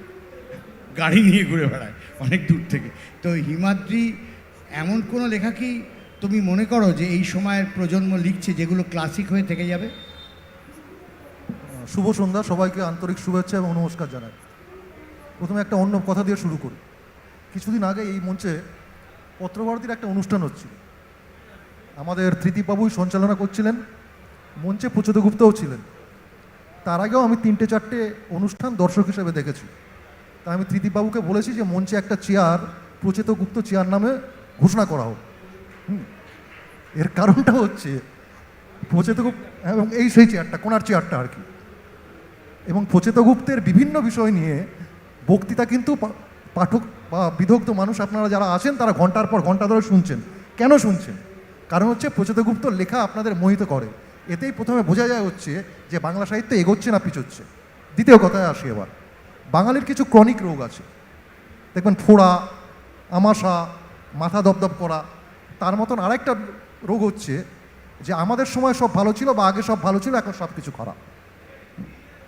আমার ঠাকুমা আজ 90 বছর বয়সে, তার ভালো লাগতো হচ্ছে সাইগল সাহেবের গান, সাইগল সাহেবের তাদের অভিনয়। আমার বাবা, আমাদের প্রজন্ম, আমাদের ভালো লাগতো হচ্ছে উত্তম সুচিত্রের অভিনয়, সৌমিত্রের অভিনয়। আর আমার যে মেয়ে আছে 18-19 বছর বয়স, তার ভালো লাগে এই সময় যারা অভিনয় করছেন, মানে নতুন প্রজন্মের অভিনেতাদের অভিনয়। কিন্তু খুব ভালোভাবে দেখলে পরে দেখবেন যে এই মঞ্চে, এই যে আমি 3টে নাম বললাম, আমি অন্য উদাহরণ দিয়ে বলছি, আমি সাইগল সাহেবের নাম বললাম, আমি উত্তম সুচিত্রার নাম বললাম, বা এখন যারা আছেন, এই নামগুলো কালোজয়ী হয়ে আছে এই কারণে প্রত্যেক সময় একটি অংশের মানুষ, সে সাহিত্যের ক্ষেত্রে হোক, সে দর্শনের ক্ষেত্রে হোক, সিনেমার ক্ষেত্রে হোক, কিছু মানুষ আছেন যারা কালোজয়ী হন, আর কিছু মানুষ হচ্ছে যারা অন্ধকারের অতলে হারিয়ে যান। রবীন্দ্রনাথের সময় তো রবীন্দ্রনাথ একা লিখতেন না, বা তার পরবর্তী সময় যারা লিখছেন, জীবনানন্দের সময় তো একা জীবনানন্দ কবি ছিলেন না। আর কতগুলো সেই রকম কবি বা লেখকের নাম আপনারা বলতে পারবেন? 1, 2, 3, 4, 5, 6, 7, তারপর আপনাদের ভাবতে হবে, থেমে যেতে হবে। আসলে আমাদের প্রত্যেকের মনে একটা না সাইকোলজি কাজ করে। কিরম দেখবেন যে ছোটোবেলায় বা কিশোর বয়সে যখন আমাদের মানসিক চাপগুলো কম থাকে, তখন যে জিনিসগুলোকে আমরা আত্মস্থ করি বা অ্যাবজর্ব করি, সেগুলো আমাদের হৃদয়ের মণিকোঠার মধ্যে একটা স্থায়ী আসন তৈরি করে, এবং যারা চেষ্টা করে যে আমি অন্য কোনো জায়গা, অন্য কোনো বিষয়কে আমি ঢুকতে দেবো না, মানে এতটাই দাগ কেটে গেছে, এতটাই গভীরতার মধ্যে আছে। আমি নিজেও দেখেছি, ধরুন পরবর্তীকালে কোনো একটি সাহিত্য পড়ে আমার মনে হয়েছে না লেখাটা মনে হয় খুব ভালো না, কিন্তু খুব ছোটোবেলায় পড়েছিলাম, সেই লেখাটার প্রতি একটা অসাধারণ একটা মমত্ব জন্মায়। সে কি বলে, গল্পই হোক, উপন্যাসই হোক বা কবিতাই হোক। ত্রিদীপ চট্টোপাধ্যায় একটি নাম উল্লেখ করলেন যে আমাদের সময় যে লেখা হয়েছে পরবর্তী সময় কি সেই লেখা হবে? আমার মনে হয় যে 50 বছর স্প্যানে দাঁড়িয়ে কোনো মূল্যায়ন এইভাবে করা যায় না। আমাদের অগ্রজ যারা সাহিত্যিক আছেন এই সময়ে, যারা লিভিং লিজেন্ড যাদের বলা যায়, তাদের মূল্যায়ন আমরা করতে পারি না, এবং খুব স্পষ্টভাবে বলি, আমার বক্তব্য নিয়ে বিতর্ক থাকতে পারে, তারাও আমাদের এই মুহূর্তে মূল্যায়ন করতে পারেন না। এই মূল্যায়ন করতে অন্তত 50 বছর দূর থেকে এই দৃষ্টিভঙ্গিটাকে, মানে ফোকাসটাকে দেখা উচিত, এইটুকু আমার বলা। ভালোভাবেই যুক্তি খাটাচ্ছে। আমি দেবারতীর কাছে আসছি।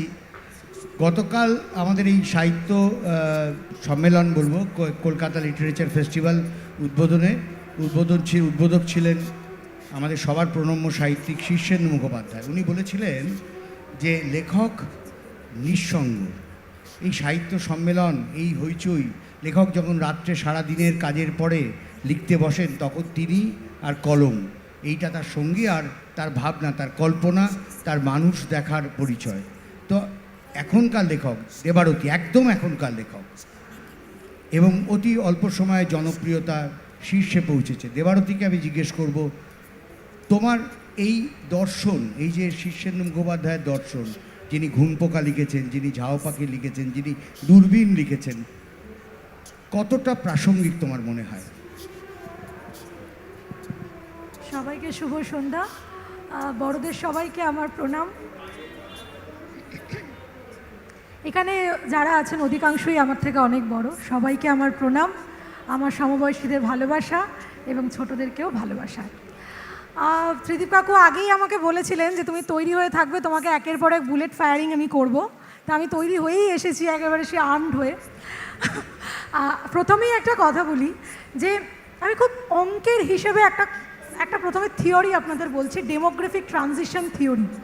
যখন আমাদের পপুলেশন নিয়ে ইকোনমিক্সের একটা থিওরি রয়েছে, কোনো একটা সভ্যতা যখন শুরু হয়, সভ্যতার প্রথমে সেটা আস্তে আস্তে প্রথমে ওঠে, তারপর খুব কার্ভটা এরকম জোরে উঠে যায়, তার মানে বার্থ রেটটা হাই কিন্তু ডেথ রেট কম, যে কারণে মোটামুটি 20s 30s যারা জন্মেছেন তাদের প্রচুর ছেলে মেয়ে রয়েছে, কিন্তু চিকিৎসা বিজ্ঞান যেহেতু তারা শেষে এসে উন্নত পাচ্ছেন, তারা বেশ দীর্ঘায়ু হচ্ছেন। তারপর আস্তে আস্তে স্ট্যাগনেন্ট। যে কোনো জিনিস আমার মনে হয় বাংলা নয়, সাহিত্য হোক, চলচ্চিত্র হোক, যে কোনো আর্টের ফর্ম, প্রথম যখন সেই ভাষাটা শুরু হয়, কিছুজন থাকেন রূপকার যারা সেই ভাষাটা তৈরি করেন, যেমন আমাদের বিদ্যাসাগর মহাশয় বা মদন মোহন তর্কালঙ্কার যারা প্রণম্য ছিলেন। তারপর যারা আসেন তারা কিন্তু জনপ্রিয়তা শীর্ষে পৌঁছন, যেমন আমরা বলতে পারি বঙ্কিমচন্দ্র, রবীন্দ্রনাথ, সমসাময়িক নজরুল ইসলাম। তারপর যারা আসেন আস্তে আস্তে আস্তে আস্তে স্যাচুরেটেড, সুনীল গঙ্গোপাধ্যায়, শীর্ষেন্দু, সমরেশ, আমাদের প্রচেতদা, হিমাদ্রিদা, শ্রীজাতদা হয়ে স্ট্যাগনেন্ট হয়ে যান। তার কারণ হচ্ছে এত কন্টেন্ট। এখানে একটা খুব আমি অপ্রিয় প্রশ্ন সবাইকে আমি খুব বিনীতভাবে করব, বাংলা সাহিত্য এগোচ্ছে কি পিছোচ্ছে? তার থেকেও বড় একটা প্রশ্ন, আমরা যারা মোটামুটি এখন সচ্ছল মধ্যবিত্ত, তাদের কজনের ছেলে মেয়ে বাংলা মাধ্যমে পড়াশুনো করেন? আমার মনে হয় না কেউ করেন। যাদের গড়, আমি কোনো রকম অসম্মান না করে বলছি, গড় মাসিক উপার্জন যদি 25,000 টাকাও হয়, তারা কিন্তু চেষ্টা করেন যেমনই হোক একটা ইংরেজি মাধ্যম স্কুলে পড়ানো। তাতে কি হচ্ছে? তাতে ছোট থেকেই আমরা ডেলিভারেটলি চাইছি, সেটা কোনো অন্যায় নয়, এখনকার গ্লোবালাইজেশনের যুগে ইংলিশের এতটাই অ্যাকসেপ্টেবিলিটি বেড়ে গেছে যে সেটা তো ইংরেজিতেই পড়ে, ইংরেজিতেই বলে। ছোট থেকে আমার তো দেখি না যে আমার আত্মীয় স্বজন বা আমার ছোটোখাটো, মানে আমার পরের প্রজন্মের, আমার ভাইপো, ভাইজি, ভাগ্নে, কেউ তারা বাংলা পড়ে, তারা ফেলুদা পড়ে ইংরেজিতে, তারা কাকাবাবু পড়ে ইংরেজিতে, তারা সবই পড়ে ইংরেজিতে। তো সেইটাকে আমাদের জন্য খুব বেশি মানে স্বস্তিদায়ক? যদি স্বস্তিদায়ক না হয়, সেক্ষেত্রে আমাদের কি করতে হবে? যুগের সঙ্গে তাল মেলাতে হবে। ঋত্বিক ঘটক একটা কথা বলেছিলেন যে যখন উনি নাটক ছেড়ে সিনেমায় আসছেন, ওনাকে প্রশ্ন করা হয়েছিল যে আপনি নাটক একটা বৌদ্ধিক মাধ্যম, ওটা একটা দর্শন, একটা গভীর, সেখান থেকে সিনেমা তখনকার দিনে একটা দেখা হতো একটা কমার্শিয়াল, বাণিজ্যিক, কোনো গভীরতা নেই, একটা মানে নট সো ইন্টেলেকচুয়াল লাইক নাটক, আপনি কেন সিনেমা করছেন? ঋত্বিক ঘটক কিন্তু বলেছিলেন যে তার কারণ, আমি নাটকে একই সময় যতজন দর্শকের কাছে পৌঁছতে পারি, তার থেকে অনেক বেশি দর্শককে আমি একটি সিনেমা করে পেনিট্রেট করতে পারি। As an artist, as a creator of the art, আমার সবসময় মোটিভ থাকবে আমি কত বেশি মানুষের কাছে পৌঁছতে পারবো। এইবার হচ্ছে জনপ্রিয়তার উৎকর্ষতা। হুমায়ুন আহমেদ যখন লিখতেন তখন যখন আমরা শুনেছি, পড়েছি, এখনও অনেকে আমরা দেখি, উনি যা জনপ্রিয় ছিলেন বাংলাদেশের বইমেলায়, ওনাকে পুলিশ পুরো ঘিরে থাকতো এবং 400-500 জনের লাইনটা কোনো ব্যাপার না। হি ওয়াজ, আমার মনে হয়, one of the biggest celebrity writers of the all time, এত জনপ্রিয়। এবার ওনার সময় কিন্তু ওনাকে কম ক্রিটিসাইজড হতে হয়নি।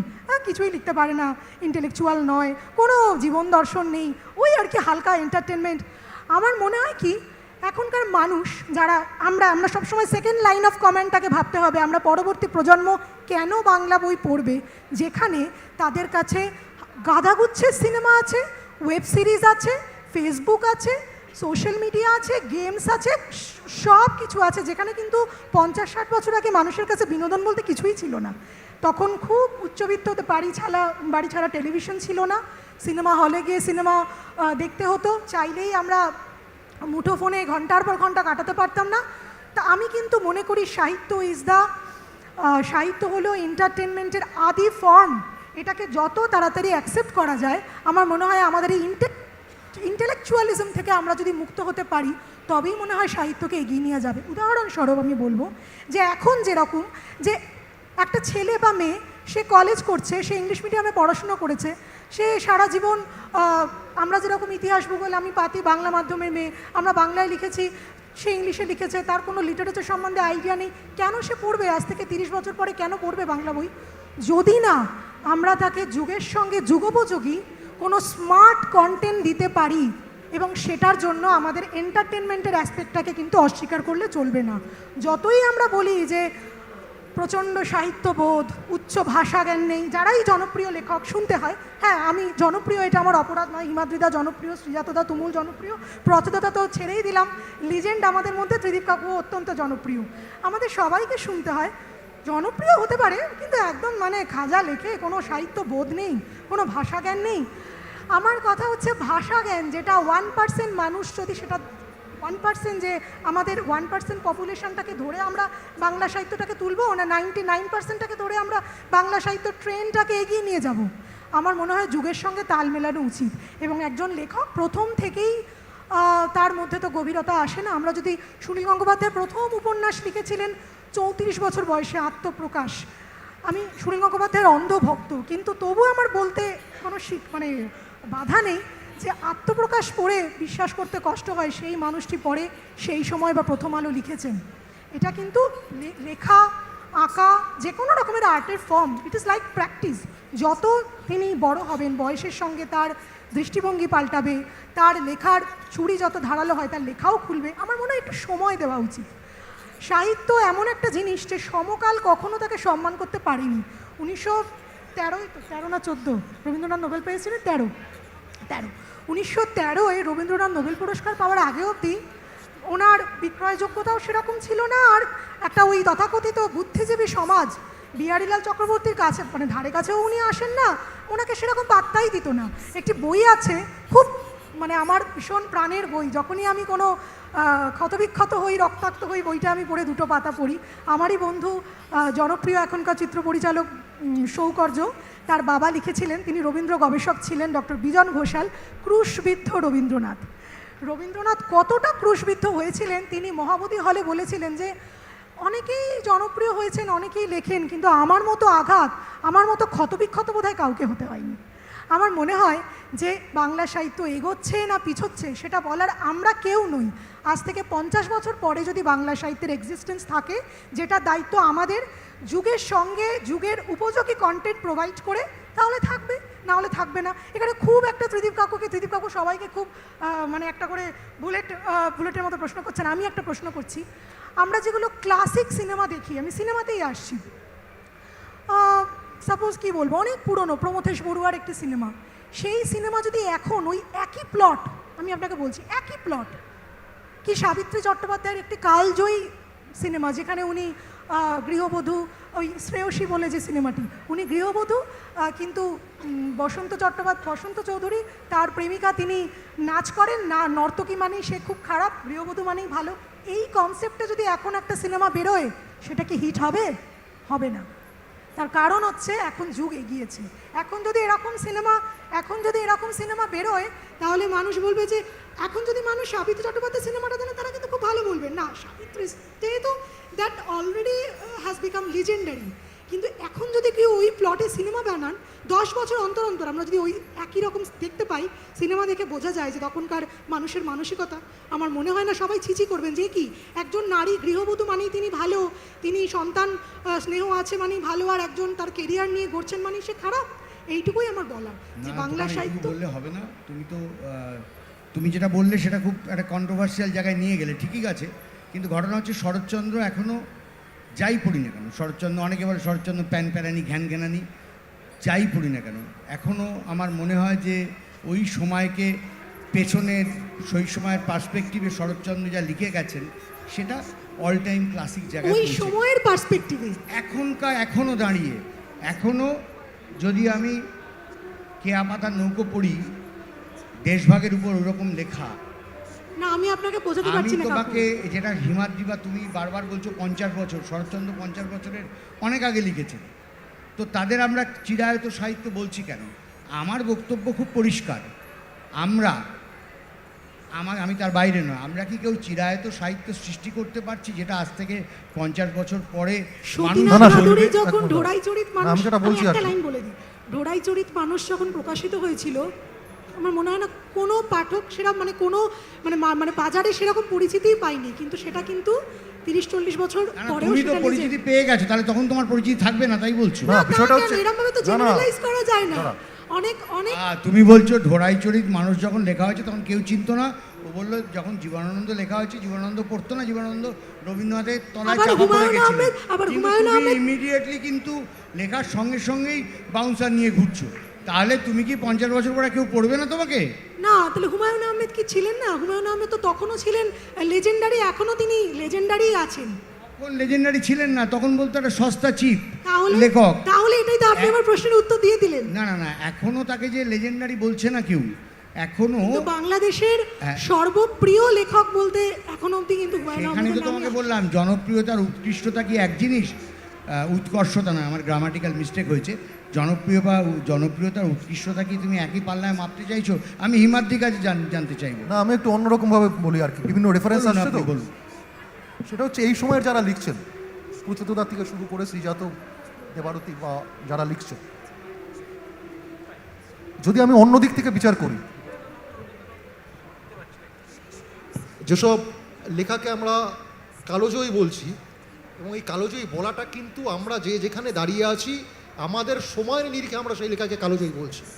এটা কিন্তু হতেই পারে যে লেখাটিকে আজকে আমরা কালোজয়ী বলছি সেই লেখাটি কিন্তু 50 বছর পরে রিজেক্ট হলো, 50 বছর পরে পাঠক নিল না।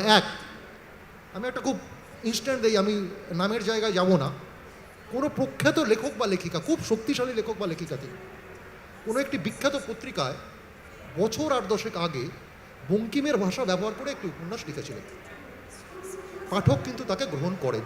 আমি নামের জায়গায় যাচ্ছি না।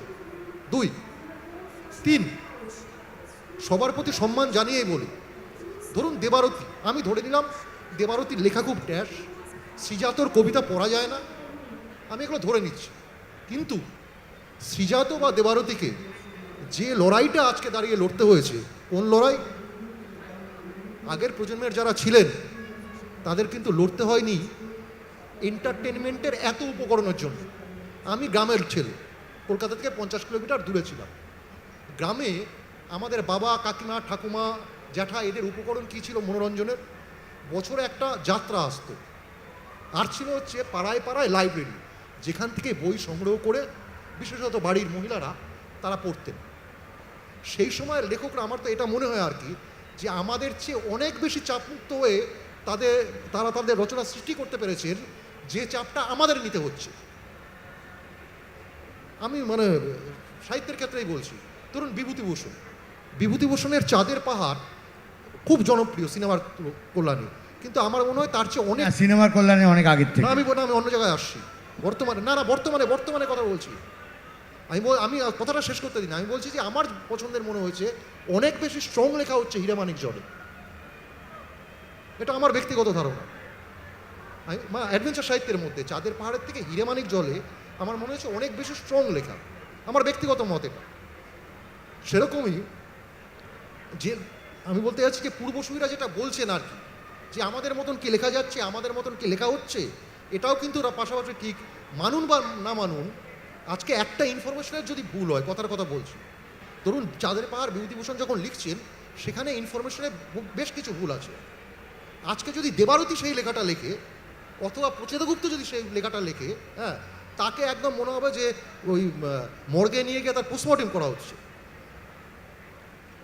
এই যে বিষয়গুলো, এই বিষয়গুলো কিন্তু তাদের সে সময় ফেস করতে হয়নি। যে চাপটা দেবারতীকে আজকে নিতে হচ্ছে, যে চাপটা রোজ ভোরে উঠে সিজাতকে নিতে হচ্ছে, সেই চাপ কিন্তু সেই সময় লেখকদের নিতে হয়নি, এবং অনেক স্পেসটা অনেক বড় ছিল বা মাঠটা অনেক ফাঁকা ছিল, যে কারণে তারা ভালোভাবে খেলতে পেরেছে।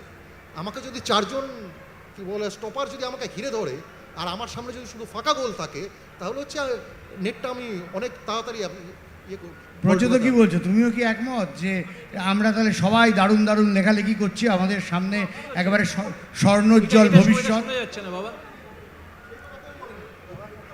এটা সঞ্চালক কিন্তু কি বল ড্রিবল করছেন।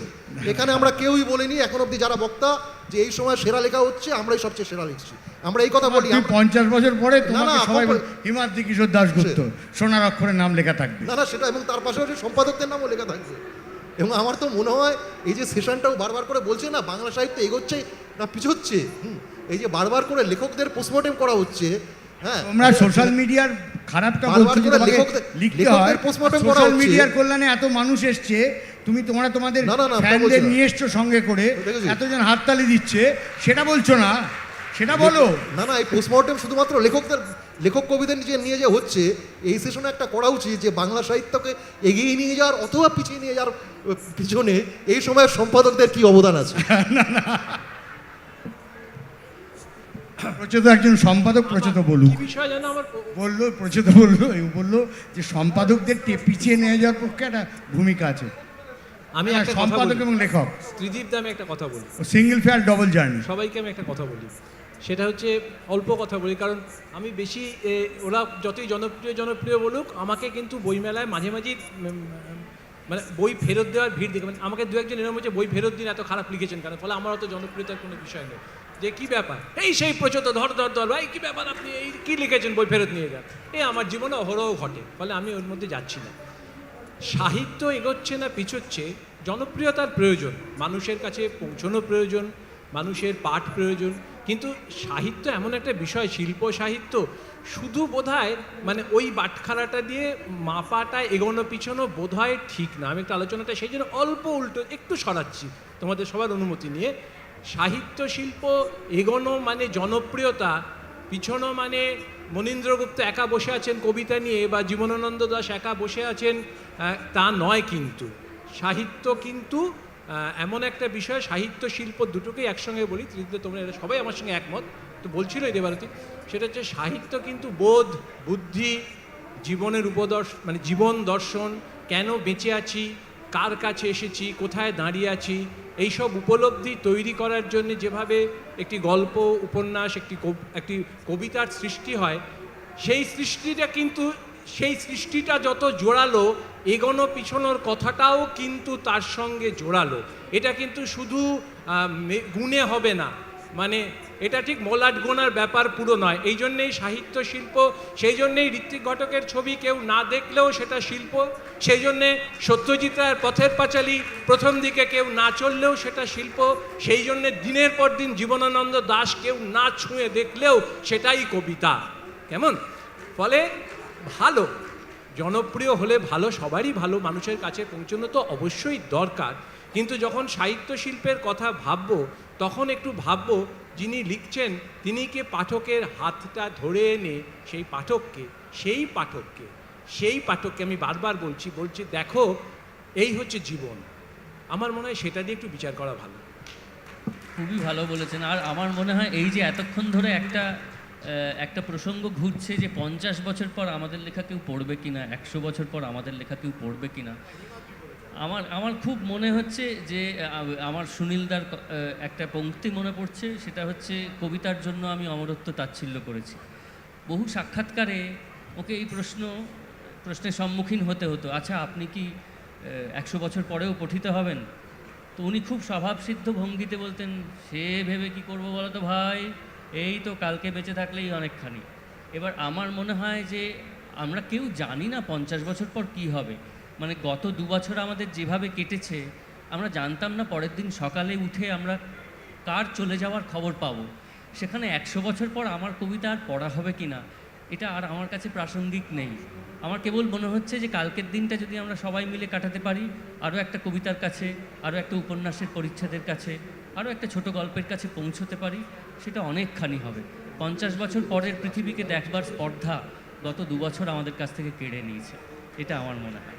আমিও সৃজাদার কথায় সুর মিলিয়ে একটা কথাই বলবো যে আমরা অতীত থেকে শিখি, বর্তমানে লিখি, ভবিষ্যৎ কি হবে ভবিষ্যৎ বলবে। কিন্তু আমি একটা কথা এখানে প্রশ্নোত্তর রাউন্ড শুরু হওয়ার আগে ত্রিদীপ কাকুকে জিজ্ঞাসা করব। 7-8 মাস আগে আমার একটি উপন্যাস প্রকাশিত হয়েছে পত্রভারতী থেকে, বিষ্ণুপুরের মল্লরাজাদের উপর ঐতিহাসিক উপন্যাসটা আমি দেওয়ার পরে ত্রিদীপ কাকু বললেন আমি উপন্যাসটা সম্পাদনা করব। ভালো কথা, উনি প্রচুর রাত জেগে জেগে আমাকে বলছে কি জঘন্য লিখেছো, ছি ছি ছি ছি ছি, এত বাজে লিখেছো, তুমি এত খারাপ লিখেছো, পাওয়া যায় না, এত বাজে তোমার ভাষা, গল্পটা প্লটটাকে পুরো যাচ্ছে তাই করে দিয়েছো। এবার তারপর যখন আমার কাছে এলো উপন্যাসটা, 1.5 লাখ শব্দের উপন্যাস, কেটে দেখি 60,000 হয়ে গেছে। আমি এটা কি হলো কাকু, আমি 40,000 কেটেছিলাম। না এবার আমি না পুরো মানে আমার মানে গা কাঁপছে, মানে এবার শিহরণ হচ্ছে গায়ে, কি হলো। বলছে পড়বে না, অত কেউ পড়বে না, অত লিখেছো কেন, বিষ্ণুপুরের কি হচ্ছে, রাজার অত বর্ণনা দিয়েছো কেন। কেন বর্ণনা তো এখনকার পাঠক পড়বে না, এখনকার পাঠকের অনেক কাজ আছে, তারা সিনেমা দেখবে, ওয়েব সিরিজ দেখবে, কেন পড়বে, এত শর্টে কনভারসেশন করে দেখো। কেন বলেছিলেন আপনি আমায় উত্তর দিন। এই সমস্ত তো উল্টো পাল্টা ব্যাপার, একটা আলোচনার মধ্যে আমার সঙ্গে লেখক সম্পাদকের, তার মানে আপনি স্বীকার করছেন যে যুগের সঙ্গে তাল মেলাতে হয়। আমি যদি প্রচুর তাল মেলাতে হয় মানে তোমার ভাষার যে সমস্ত খারাপ জায়গাগুলো ছিল সেগুলোকে আমি রিপেয়ার করেছি। না আপনি বললেন ন্যারেশনগুলো বাদ দিতে শর্টে শুধু কনভারসেশন, ন্যারেশন মানে এখনকার পাঠক তো পড়বে না। একটা প্রেম কাহিনীর মধ্যে তুমি চলে আসছো, সে তাকিয়ে আছে তো তাকিয়েই আছে। এ কি বুদ্ধদেব দাশগুপ্ত সিনেমা? সম্পাদক হিসেবে তোমাকে প্রশ্ন, ধরো 1 লাখ 1.5 লাখ তুমি কতগুলো রেফারেন্স দিলে, 1.5 লাখ শব্দের উপন্যাসের বই তুমি গত 10 বছরে কটা ছাপিয়েছো বল সম্পাদক হিসেবে? শোনো, ভালো লেখা হলে আমি ছাপাবো। তার মানে কোনো ভালো লেখা আসেনি, তুমি সম্পাদক হিসেবে ছাপাবে না 1.5 লাখ শব্দের হলে, পাঠক পড়বে না। একটা জিনিস বোঝা যাচ্ছে ত্রিদীপদা বুঝে লোক ডাকেননি আজকে, সবাই মিলে আমাকে ত্রিদীপদা এটা বুঝতে পারেননি, ভুলভাল লোক ডেকে আজকে সঙ্গে বসিয়ে এরকম ভাবে বিশ্বাসঘাতকতা করবে আমরা বুঝতে পারিনি। শুনুন, আপনার যদি কোনো প্রশ্ন থাকে করতে পারেন। একটা সেম সাইডাল টিম নিয়ে দেখতে পাচ্ছি, ওকে মাইক্রোফোন দেওয়া হোক। ত্রিদীপদা একটা সেম সাইডাল টিম নিয়ে খেলতে নেমে একদম পুরো উল্টো দিকে চলে গেছে, পুরো খেলছে। মাইক্রোফোন কাকে দেবেন? নূরকে দিন। এই রে, নূরদাও তো নিশ্চয়ই কিছু একটা বিপদের দিকেই নিয়ে যাবে ওটা। হ্যাঁ, তুমি 4 জনকে প্রশ্ন করো, আমাকে বাদ দিয়ে সবাইকে।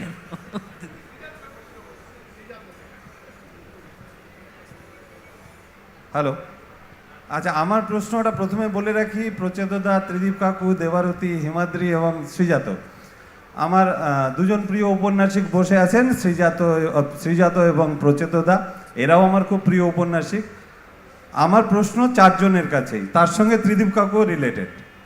আচ্ছা, প্রথম প্রশ্নটা হচ্ছে, চাঁদের পাহাড়ের প্রসঙ্গ এসছে, চাঁদের পাহাড়ের পরে খুব কাছাকাছি যেটা যায় সেটা হচ্ছে দুরন্ত ঈগল, দীনেশচন্দ্র চট্টোপাধ্যায়ের দুরন্ত ঈগল। আমি নিজে 18 থেকে 19 বার পড়েছি, মানে কালজয়ী উপন্যাস নিয়ে কথা হচ্ছে, কালজয়ী লেখা নিয়ে কথা হচ্ছে, কোনটা কালজয়ী 50 বছর সব কিছু রেখে আমি বলছি। এখনকার যারা লেখক আছেন, প্রচেতদা, শ্রীজাত, দেবারতী, হিমাদ্রি কিশোর এবং ত্রিদীপ কাকু, দুরন্ত ঈগলের মতো উপন্যাস আসছে না কেন? সমস্ত লেখকের কাছে প্রশ্ন করব। হ্যাঁ, মানে আসছে না বলতে কি প্যারামিটারে আপনি বলছেন আসছে না? ঠিক যেই প্যারামিটারে আমি 18 বার পড়েছি সেই প্যারামিটারে, এবং যারা পড়েছে পথের কি বলে চাঁদের পাহাড় যারা পড়েছে তাদের নিরিখেই আমি প্রশ্নটা করেছি। আপনি কি করে জানলেন যে এখনকার কোনো পাঠক হিমাদ্রিদার খাজুরাহ সুন্দরী 18-19 বার? না, আমি তা বলিনি। খাজুরাহ সুন্দরী এবং পথের পাঁচালী আর দুরন্ত ঈগলের কথা বলছি, দুটোই হচ্ছে কিশোর অ্যাডভেঞ্চার উপন্যাস। এই দুটোর আপনি, আমার যেটা মনে হয়, না আমি একটু বলি, উনি যে প্রশ্নটা করলেন যে কেন আসছে না, আমার মনে হয় যে কিশোর, আমি তো এই প্রশ্নের উত্তরটা আগেই দিলাম যে কিশোর অ্যাডভেঞ্চার, এখন কিশোর যারা, তারা কজন বাংলা লেখা পড়েন? নূরের বয়স তো কিশোর মনে হচ্ছে না, নূর এখনো 18-19 বার কিন্তু প্রথম পড়েছেন তো কিশোর অবস্থাতেই, বারবার পড়ছি। মানে আমি একটা কথা বলতে চাই নূরদা, সেটা হচ্ছে যে এটা খুব ভালো প্রসঙ্গ। আমার তো এক এক সময় এক একটা বই পড়ে মনে হয় যে এমন কেন আর হয় না। সবচেয়ে বড় কথা, যখন গীতবিতান পড়ি তখন গীতিকার হিসেবে নিজের চূড়ান্ত ব্যর্থতার সামনে বারবার দাঁড়াই, আর মনে হয় যে এই বাংলা গান লেখার পরে আমরা কি করে এইসব লিখছি, কেন ছাইপাঁশ লেখা হচ্ছে। কিন্তু তাও আমরা লিখছি, চেষ্টা করছি। গীতবিতান হয়ে গেছে বলে থেমে যায়নি, শেক্সপিয়ার লিখে গেছেন বলে তো কেউ নাটক লেখা বন্ধ করেনি। আমার মনে হয় দেখো, যেমন ওয়ার অ্যান্ড পিস আর লেখা হবে না আজকের দিনে। আজকে কি যুদ্ধ নেই? আমাদের সামনে যুদ্ধ হচ্ছে, চোখের সামনে। আমি কি চাইলে একটা ওয়ার অ্যান্ড পিস লিখতে পারবো? আমি যত বড় লেখকই হই, আর হবে না। আমার মনে হয় নোটদা, তুমি নিজে একজন নিজের লেখার হাত, নিজের সম্পাদনার হাত দিয়ে বুঝতে পারবে যে সময়েরও একটা দাবি আছে। এটা শুধু প্রতিভার বিষয় নয়, একটা সময়ের দাবি আছে। সময় কিন্তু শেক্সপিয়ারকে শেক্সপিয়ার করেছে, সময় রবীন্দ্রনাথকে রবীন্দ্রনাথ করেছে। আমরা জানি না 150 বছর পর আবার একজন এমন জন্ম নেবেন কিনা যিনি এদের সবাইকে ছাপিয়ে যাবেন। এটা সময়ের খেলা, আমরা সেই খেলা হাতের পুতুল। পরের প্রশ্ন। আচ্ছা, আমি 1 মিনিট, আমি এই আরও প্রশ্নগুলো করে নুদারটা বলে নি আর কি। যে দুটো বইয়ের কথা বললে, দুরন্ত ঈগল এবং দুরন্ত ঈগল এবং আরেকটা কি চাঁদের পাহাড়, আমি জানি না এখানে যারা আছেন তারা কি বলবেন। আমি দুরন্ত ঈগলকে চাঁদের পাহাড়ের থেকেও এগিয়ে রাখবো। আমি অন্তত 20-25 বার পড়েছি, এবং যদি আমি ভুল না করি প্রথম লাইনটা এইভাবে শুরু হচ্ছে, দুর্লঙ্গ পামির লোকে বলে দুনিয়ার চাঁদ, যদি ভুল না করি আমি। এটাও আবার হচ্ছে কিছুটা একটি অন্য বই, হান্টার্স অফ দ্য পামির, ওটার একটা মানে ভাব ছিল আর কি। এবং এইটা আমার কিন্তু কোনো অবস্থাতে, যদিও কিশোর ভারতীতে প্রকাশিত হয়ে থাকে, জুরা এবং জয়নাবের যে ডায়লগ থ্রো, সেখানে কিন্তু কোনো অবস্থাতেই আমার এটা কিশোরদের জন্য মনে হয়নি। আমি সেই প্রণম্য মানুষ দীনেশচন্দ্র চট্টোপাধ্যায়কে ধন্যবাদ জানাই যে আজকে অনেকে আমরা একটা বলি না, একটা কি কিশোর যেন, মানে এগিয়ে থাকা কিশোর, সেই সময় দাঁড়িয়ে দীনেশচন্দ্র চট্টোপাধ্যায় ওই এগিয়ে থাকা কিশোরদের জন্য বইটা লেখাটা লিখেছিলেন। এবং তার পাশাপাশি আমার যেটা মনে হয়েছে যে লেখা তো কোনো, মানে যে সমস্ত কালজয়ী সৃষ্টি হয় আর কি, আদৌ কি লেখক লেখেন না লেখককে লিখিয়ে নেয় কেউ, মানে তৃতীয় কোনো সত্তা। সেটাকে ঈশ্বর মনে করতে পারেন, কেউ বা ভাবতে পারেন সেই নিয়ন্ত্রণ করছে সেই সময়ের পরিবেশ পরিস্থিতি, তার চারপাশের যে আনুষঙ্গিক ঘটনা। এবং আমার বারবার করে মনে হয়েছে যে কালজয়ী সাহিত্য বলে যেগুলোকে আমরা চিহ্নিত করছি, কালজয়ী সে গল্প হতে পারে, কবিতা হতে পারে, উপন্যাস হতে পারে, সেগুলো লেখক লেখে না, লেখককে কেউ লিখিয়ে নেয়। সেটা পরিবেশও হতে পারে, অথবা হচ্ছে যদি আপনি ঈশ্বর বিশ্বাসী হন, ঈশ্বরও হতে পারে। হ্যালো, নমস্কার, আমি ঈশা দাশগুপ্ত, লেডি ব্রেবন কলেজে ইকোনমিক্স পড়াই। আমার কাজের সূত্রে কম বয়সী মেয়েদের সাথে, ছেলে মেয়েদের সাথে আমার রোজের যোগাযোগ। তারা শুধু ইংরেজি মাধ্যম থেকে এসেছে কথাটা ঠিক নয়, তারা উচ্চশিক্ষাতে, অন্তত কলেজে আমাদের মতো টেকনিক্যাল সাবজেক্টেও কিন্তু বাংলা মাধ্যম থেকে আসা ছাত্রীদের ভাগ এখনো প্রচুর। এটা একটা তথ্যের অসঙ্গতি। দ্বিতীয় কথা, এন্টারটেনমেন্ট এন্টারটেনমেন্ট এন্টারটেনমেন্ট একটা খুব বিখ্যাত সংলাপ বা অবিখ্যাত সংলাপ, তার প্রতিধ্বনি বাংলা সাহিত্যের জায়গায় শুনতে ভালো লাগলো না। আর প্রশ্নটা হলো, সময়, কালজয়ী সব কিছু যদি ছেড়েও দিই, তাহলেও বাংলা সাহিত্যে ভাষাকে অগুরুত্বপূর্ণ মনে করা, কন্টেন্টকে গুরুত্ব দেওয়া, কন্টেন্ট সবসময় গুরুত্বপূর্ণ, কিন্তু ভাষার গুরুত্ব নেই। সকলের কিন্তু সমান সৌভাগ্য হয় না একজন প্রখ্যাত সাহিত্যিক এবং সম্পাদকের উৎকর্ষের মাপকাঠিতে শব্দ ফেলে দেওয়ার মতো একটা অভিজ্ঞতার মধ্য দিয়ে যাওয়ার। সুতরাং ভাষা তাকে গল্প রচনার প্রথম জায়গা থেকে শিখে আসতে হয়, যদি অন্তত প্রথম সোপানে পা রাখতে হয়। তাহলে ভাষা শিক্ষার দরকার নেই গল্পের জন্য? শিক্ষিকার প্রশ্ন ছাত্রীদের জানাবো। নমস্কার।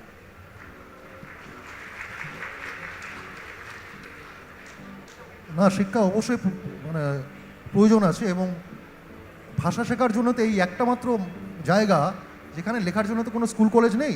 তাহলে আমাদের শিক্ষক কারা? শিক্ষক হচ্ছে আমাদের আগের যারা সাহিত্যিক আছেন তাদের যে রচনা আছে সেটাই হচ্ছে আমাদের ভাষার জন্য শিক্ষাদান করে। হ্যাঁ, এবং এটা আমার মনে হয়েছে যে সমস্ত সাহিত্যিক, 1 মিনিট হয়ে গেছে, সমস্ত সাহিত্যিকে এই অনুশীলনটা করেন। তবে একটি ব্যাপার আমি কন্ট্রাডিক্ট করছি। ম্যাডাম বললেন যে এইখানে হচ্ছে ওই শব্দটা শুনতে ভালো লাগছে না সাহিত্যের ক্ষেত্রে, এন্টারটেনমেন্টের জন্যে। মূল বিষয়টা হচ্ছে যে পৃথিবীতে আমরা দাঁড়িয়ে আছি সেই পৃথিবীর পারিপার্শ্বিকতাকে কেউ আমরা অস্বীকার করবো না। আমাদের খুব দেখবেন যারা লেখেন তাদের এই অভিজ্ঞতা আছে। প্রচেত গুপ্তের একটা বই বেরিয়েছে, কেউ এসে বললো কিরে প্রচেত তোর নাকি শুনলাম বই বেরিয়েছে, একটা বই দিস তো। তার মানে সে সেটাকে কমিউনিটি বলে মনে করছে না। লেখকরা কিন্তু হাওয়া খায় না, লেখকদেরও পরিবার আছে, পরিজন আছে, কী বলে তাদেরও কী বলে অসুখ বিসুখ হয়, সমস্ত কিছু হয়। না, আমি একটা ম্যাডামকে আমি একটি কথা বলবো যে ভাষার কি বিবর্তন হয় না? আমরা যদি এখন প্রথম যখন বিদ্যাসাগর মহাশয় সংস্কৃত থেকে বাংলা সহজভাবে মানে বাংলা ভাষায়ও যে একটা পুরো লেখা যায়, বিদ্যাসাগর মহাশয়ই প্রথম দিকে উনি একটা বিস্মিত করে দিয়েছিলেন মানুষকে।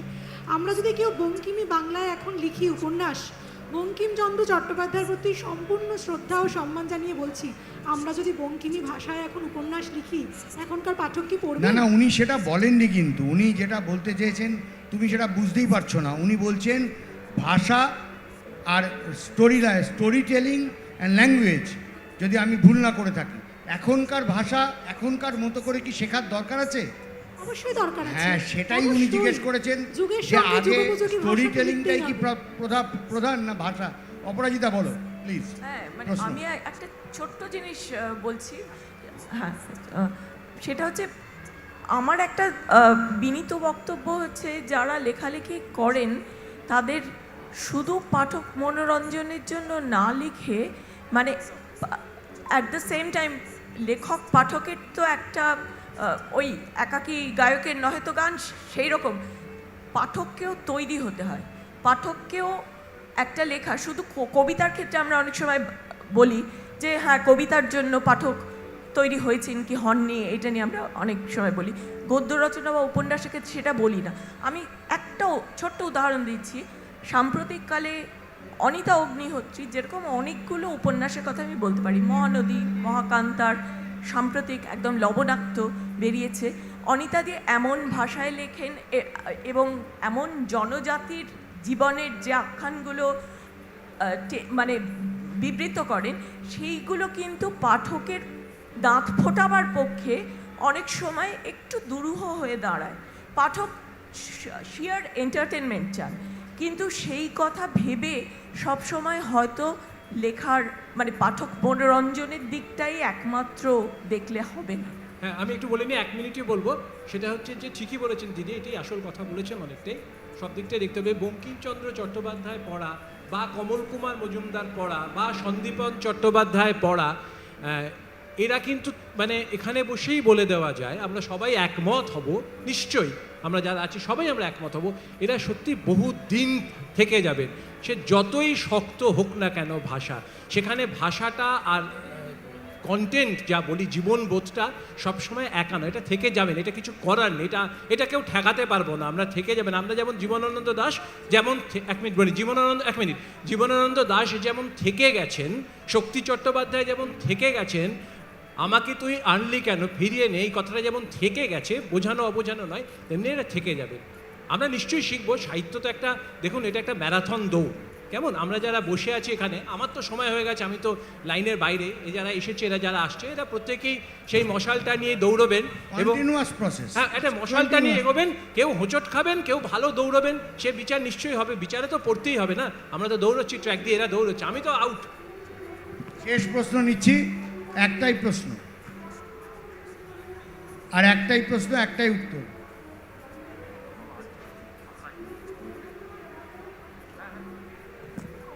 এই প্রশ্নের উত্তর দেবেন শ্রীজাত। ব্যাস শেষ করব। না না, অন্যরা দিচ্ছে, তোমাকেই দিতে হবে, দিয়ে আমরা আজকের অনুষ্ঠান শেষ করব। পরের হ্যালো, নমস্কার, আমি কৌশিক, আমি একজন স্টুডেন্ট। তো আমার স্যারের কাছে একটাই প্রশ্ন যে আগামী প্রজন্মের আমরা যারা সাহিত্য চর্চা করবো বা করছিও এখন, তাদের জন্য আপনি যদি কিছু টিপস দেন খুব ভালো হয়। সাহিত্য চর্চা করে যান। এটাই একমাত্র উপায়। না আমি আপনার প্রতিটা লেখা পড়ি, আপনি বিশ্বাস করুন আর কিছু নেই। অনেকে জিজ্ঞেস করে ওই যে ইয়ে সফেদি কি রাজ ক্যা হয় না, আমরা বিজ্ঞাপনে দেখি, কোনো রাজ নেই, কোনো গোপন কথা নেই, কোনো মশলা নেই, কোনো উপকরণ নেই। আপনাকে আপনার লেখাটা নিজের মতো করে লিখতে হবে, কেউ এসে লিখে দেবে না। এই একটি উপায়, রাতে নিজের লেখার টেবিলের কাছে বসে নিজের লেখাটা লিখে যান। সাহিত্য চর্চার আর কোনো উপায় নেই। আমরা উঠলাম, আমাদের অনুষ্ঠান আজকের মতো শেষ করছি। আপনারা কেউ যাবেন না, এরপরে আমাদের গানের অনুষ্ঠান সুরজিৎ ও বন্ধুরা। Thank you Tridip, thank you Debarati, Srijato, Himadri, Prachet. একটু 1 মিনিট ধন্যবাদের জন্য। আমার মনে হয় ফাইনালি কনক্লুশন হলো যে বাংলা সাহিত্য এগোচ্ছে, কেন কি আজকে যা ভিড় হয়েছে, সব রাস্তা বন্ধ করে দিয়েছে পুলিশ, তো বাংলা সাহিত্য এগোচ্ছে তো সার্টেনলি। প্রচেত 1 মিনিট একটুখানি আমাদের থেকে একটা জিনিস নাও প্লিজ। চলো শ্রীজাত 1 মিনিট আমাদের কাছ থেকে এটা। Thank you. এটাই 8th কলকাতা লিটারেচার ফেস্টিভ্যালের last session, Bangla session. Bangla সাহিত্য এগোচ্ছে, আমরা আনসার খুঁজে পেলাম, আমরা জবাব পেলাম।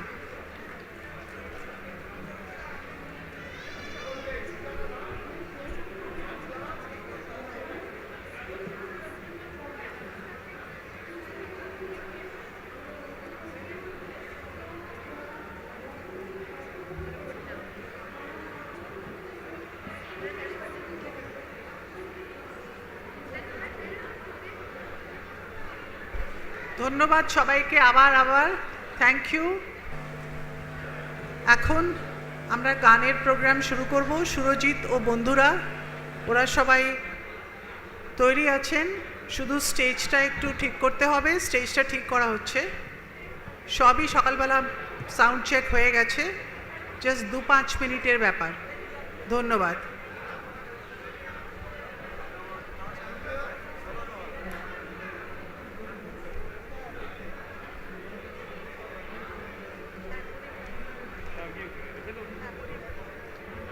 Our festival ends on a high note with a musical performance by Surojit O Bondhura, a Bengali band formed by singer-songwriter Surojit Chatterjee.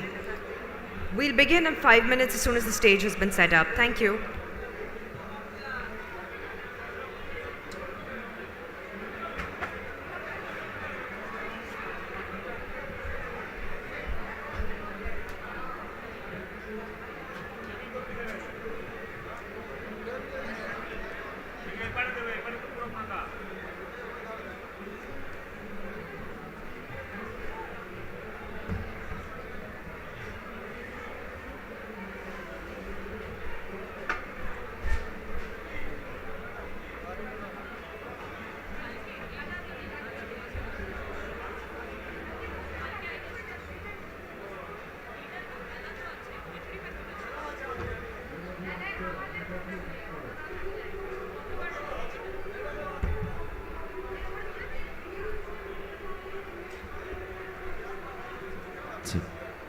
Monitor খুলে সাইড করে দাও সব। হলে হলে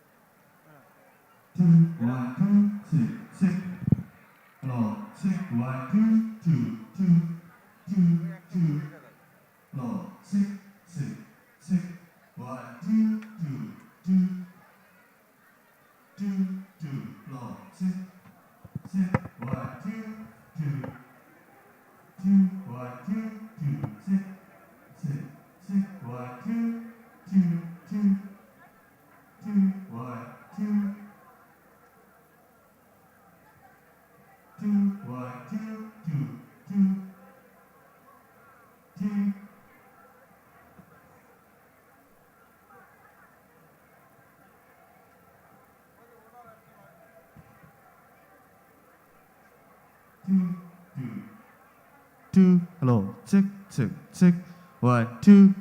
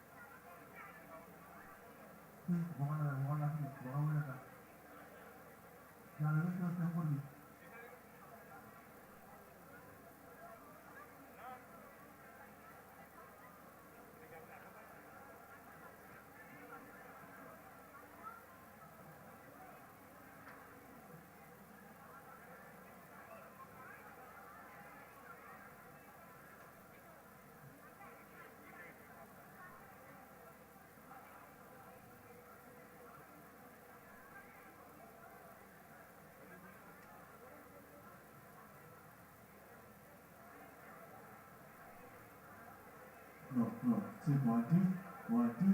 Isn't that, single structure, get it up?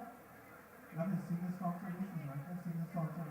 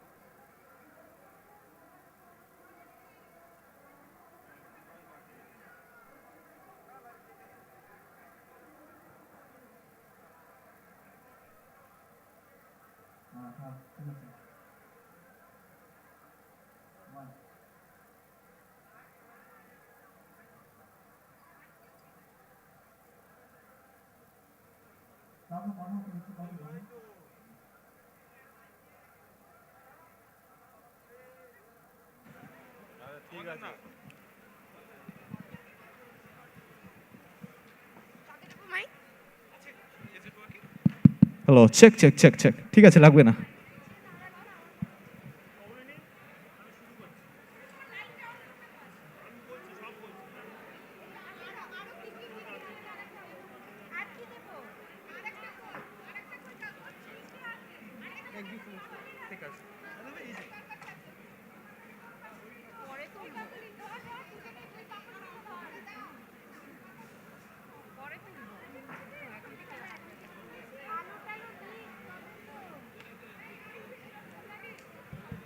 Hello, check 4, 6.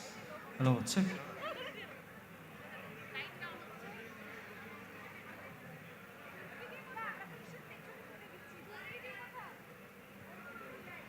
Hello, check 4, 6. Check, check, check 2, check, check 4. Check. আচ্ছা আপনাদের প্রত্যেককে নমস্কার আমি একটা জিনিস শুরু করে দিতে চাইছি, না তো শুরু না করলে আমি জানছি আমাদের সময় খুব কম, কারণ 8টার সময় আমরা সবাই জানি বইমেলা শেষ, হয়তো তার কালকে বইমেলা শেষ, তাই হয়তো একটুখানি এক্সটেন্ড হতে পারে, কিন্তু তার বেশি ত্রিদীপদা আমাদের এক্সটেন্ড করতে দেবে না, আমাকে বলে দিয়েছে যে 15-20 মিনিট হয়তো তুমি এগিয়ে যেতে পারো, তাই এখন শুরু করে দিই। এইখানে আমি ভেবেছিলাম আমাদের কবিতা ক্লাবকে সবাইকে ডাকবো, কিন্তু সবাই অলরেডি হাজির হয়ে গেছে ডাকার আগেই। আজকে আমরা সুরজিত বন্ধুরার এক্ষুনি অনুষ্ঠান শুরু হবে, কিন্তু তার আগে একটা দুর্দান্ত জিনিস আপনাদের সাথে শেয়ার করতে চাই, সেটা হচ্ছে যে আমাদের কবিতা ক্লাব, মানে www.kobitaclub.com, এই যে জিনিসটা আমরা 10 বছর আগে আমরা বেশ কিছু আমাদের সোশ্যাল মিডিয়ার বন্ধু বান্ধব মিলে একসাথে শুরু করেছিলাম, সেই কবিতা ক্লাবের 10 বছর পূর্ণ হয়েছে।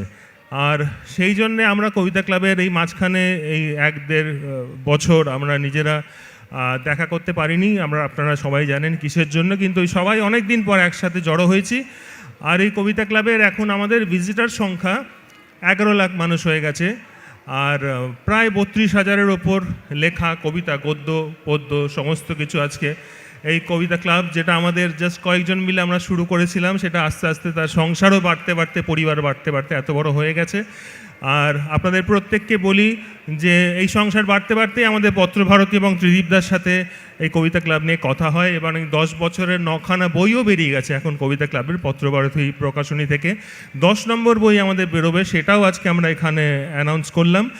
আর তারপরে আপনাদের প্রত্যেককে বলি আমাদের খুবই আনন্দের দিন, এই সমস্ত কিছু আপনাদের শেয়ার করে নিতে চাই। ত্রিদীপদাকে একটু মঞ্চে চাইছিলাম, কিন্তু ত্রিদীপদা এক্ষুনি আপনারা জানেন একটা আলোচনা সভা শেষ হয়েছে, তাদের নিয়ে একটু ব্যস্ত আছেন ব্যাক স্টেজে, বললেন আমি একটু পরে আসছে। কিন্তু আমরা আমাদের সবার প্রিয় চুমকি দিকে এখানে দেখতে পাচ্ছি, তো চুমকি দিকে আমি একটু ডেকে নিই, আমি একটু নিচে নামি। মঞ্চে এত কিছু ইনস্ট্রুমেন্ট বলে ভয়ে আর কাউকে ডাকলাম না, যদি কিছু পড়ে যায় তাহলে আমাদের মাথায় বাজ পড়বে আর কি, সেই জন্য। আর আমরা এই নিচেই এই ব্যাপারটা সেরে ফেলতে চাইছি। কবিতা ক্লাবের সবাই এখানে দাঁড়িয়ে আছে আপনাদের, আর বলি প্রত্যেকটা মানুষ কবিতা ক্লাবের শুধুমাত্র তাদের উদ্দেশ্য হচ্ছে একটু লেখাপড়া, একটু লেখা, বিভিন্ন বয়সীর মানুষ, বিভিন্ন জায়গার মানুষ, সারা পৃথিবী জুড়ে, এর বাইরে আর কারোর কোনো ইন্টারেস্ট নেই কবিতা ক্লাব নিয়ে। তাই কবিতা ক্লাব আমাদের সবার ভীষণ গর্বের। আমাদের এখানে চুমকি দিয়ে আছে, থ্যাংক ইউ সো মাচ। আপনারা একটু কবিতা ক্লাবের জন্য হাততালি দিন, কারণ আমাদের সত্যি বলছি এই লেখালেখি এটাই আমাদের আনন্দ, আর আপনারা কবিতা পড়বেন, গদ্য পড়বেন, সেটাই আমাদের আনন্দ। আর যত অংশগ্রহণ করবেন তত ভালো। চুমকি দিয়ে আছে, চুমকি দিকে একটু মাইক্রোফোন দিচ্ছি কিছু বলতে। কবিতা ক্লাবের নতুন লোগো লঞ্চ হচ্ছে, চুমকি দি বলো, সবই আমি বলে দিলাম। কবিতা ক্লাব 10 বছরে পা রাখলো, একটা সামান্য মানে ছোট্ট একটা উদ্যোগ, 2টো লাইন থেকে সুরজিতের কোথায় পৌঁছেছে আজকে কবিতা ক্লাব। আমার তো কবিতা ক্লাব বললেই মনে হয় একটা খুব সুন্দর হাট টাইপের বাড়ি, যার মধ্যে কিছু রুচিশীল সৃষ্টিশীল মানুষ বসবাস করছে, এবং প্রতিদিনই সেটা বাড়ছে। পরনিন্দা পরচর্চা না করে আসুন আমরা সবাই লেখালেখি করি, যা পারি, মনের কথা, প্রাণের কথা, কবিতা, গদ্য, রম্যরচনা, মুক্ত গদ্য, যা খুশি। কবিতা ক্লাবের 10টি বই আছে পত্রভারতী প্রকাশনার, আপনারা নিলেই বুঝতে পারবেন। এবং আমাদের আরও কিছু রহস্যময় কথাবার্তা এবার আমাদের সামনে আসবে, যেখানে আপনারা পার্টিসিপেট করতে পারবেন। পরবর্তী আমাদের প্রজেক্ট যেটা আসছে, সেখানে আমি একটু কমলিনীকে ডাকছি। কমলিনী, তুমি একটু আমাদের সকলকে বলে দাও যে আমরা কি এরপরে আনতে চলেছি কবিতা ক্লাবের। কবিতা ক্লাবের আমাদের 9 নম্বর বই বেরিয়ে গেছে।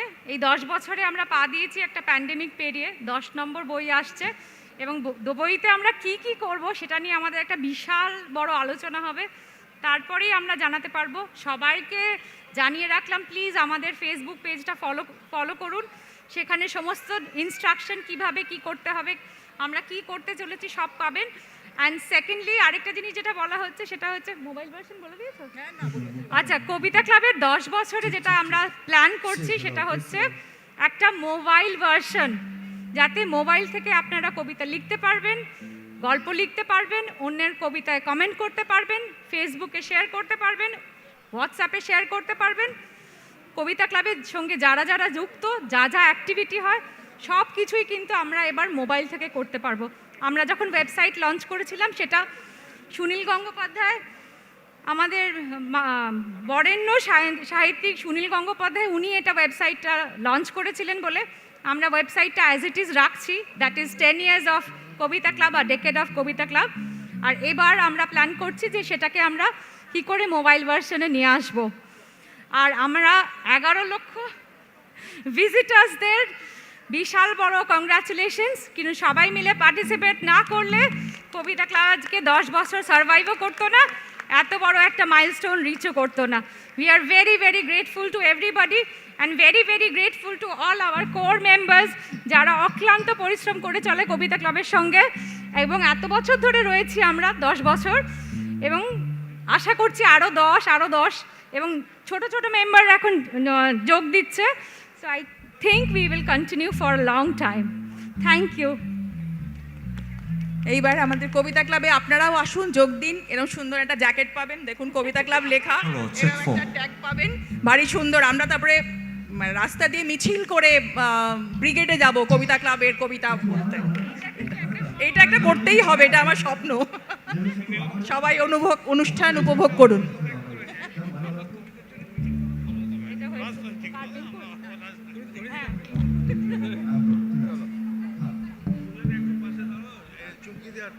দাঁড়ান, আমার এক কানে দুল খুলে গেল না, খুলে গেছে।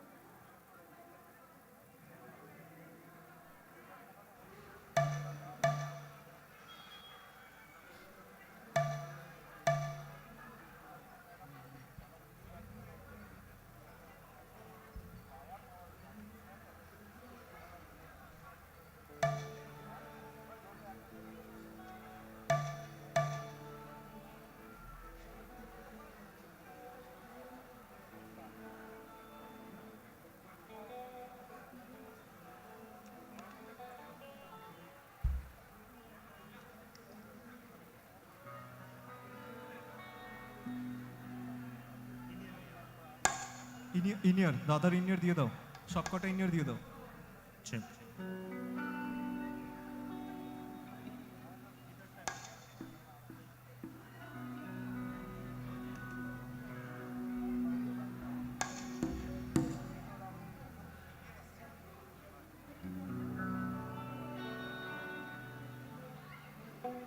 প্রত্যেককে নমস্কার। চলুন শুরু করি আমাদের অনুষ্ঠান শুরু করার আগে আপনাদের সবাইকে বলি, অনেককে জিজ্ঞেস করছে যে কলকাতা বইমেলা আবার বন্ধ থাকার পর যে ফেরত এলো কেমন লাগছে।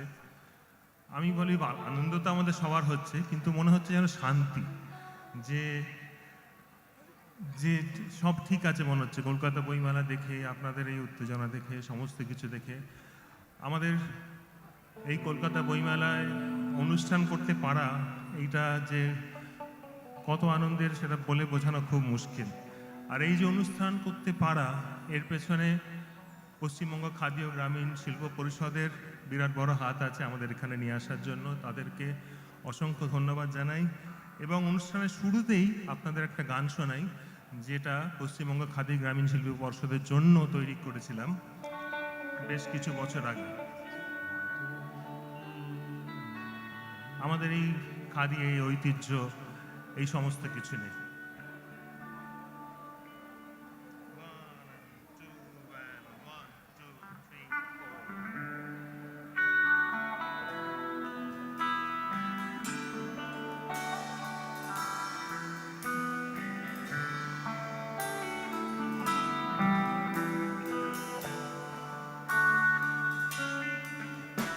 আমাদের ঐতিহ্য,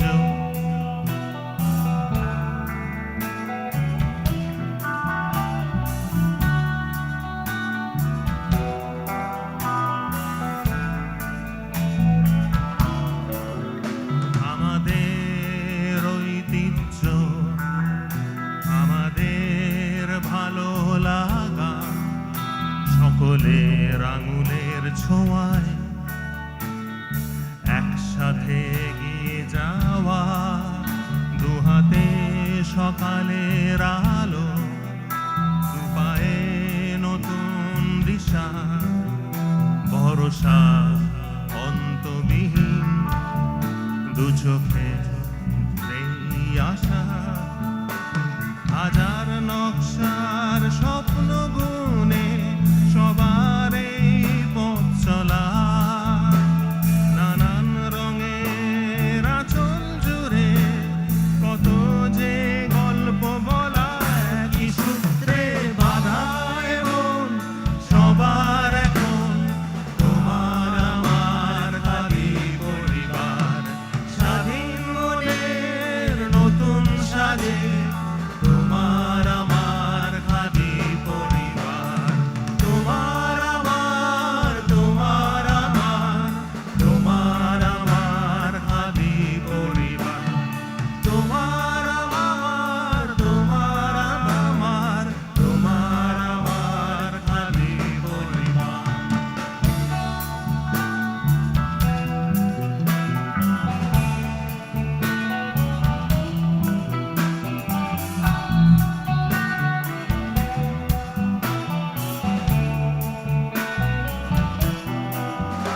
আমাদের মসলিন, আমাদের বালুচরি, পৃথিবীর বুকে নাই যার, নেই কোনো জুড়ি, ঘুরছে চরকা দিনে রাতে নিরন্তর অন্বেষণে, সবার মাঝে আছে তার নাম, আছে সে সবার গানে, একই সূত্রে বাঁধা এমন সবার এখন তোমার আমার খাদি পরিবার, স্বাধীন মনে নতুন সাজে তোমার আমার খাদি পরিবার, তোমার আমার, তোমার আমার, তোমার আমার খাদি পরিবার, তোমার আমার, তোমার আমার, তোমার আমার খাদি পরিবার।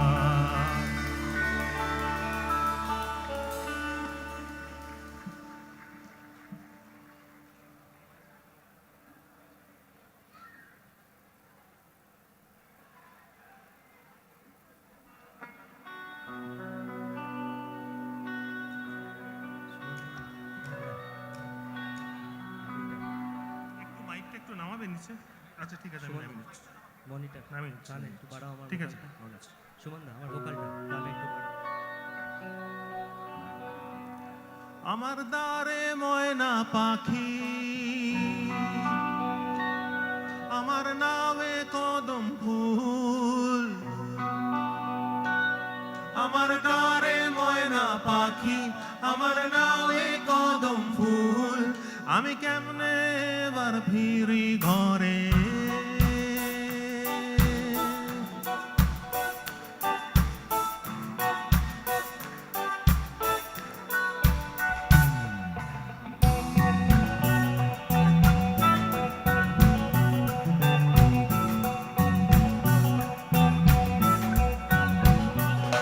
মাছ দরিয়ায় নাও খান্দারায় বন্ধু, তীরে তীরে কুলো কুল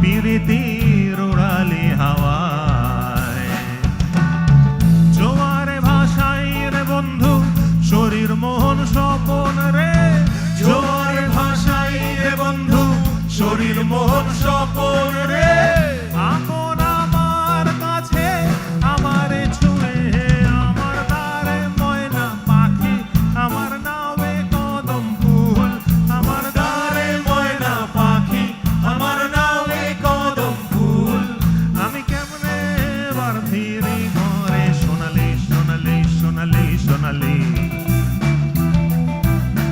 সোনালি সোনালি চাঁদের আলো কেমনে ফিরে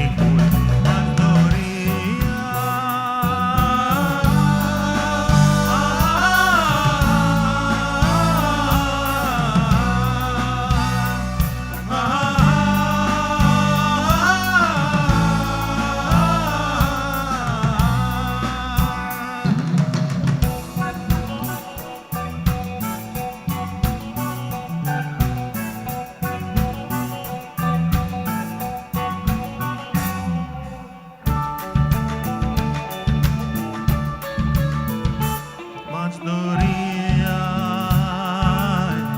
হালকা নেশারে বন্ধু ছায়া ছায়া গোধূলি বেলায় মাছ দরিয়ায়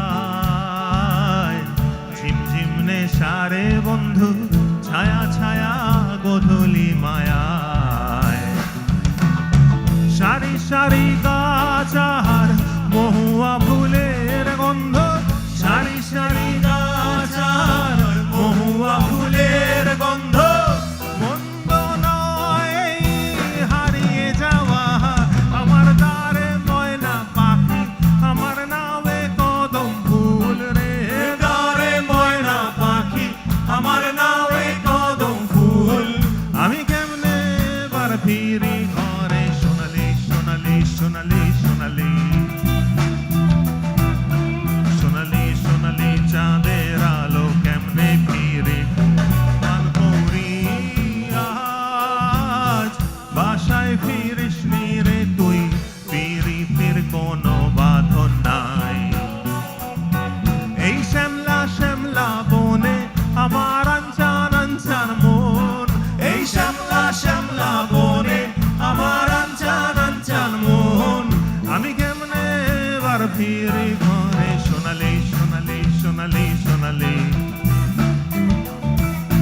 সোনালি সোনালি রাতাতারা সোনালি সোনালি সোনালি সোনালি সোনালি সোনালি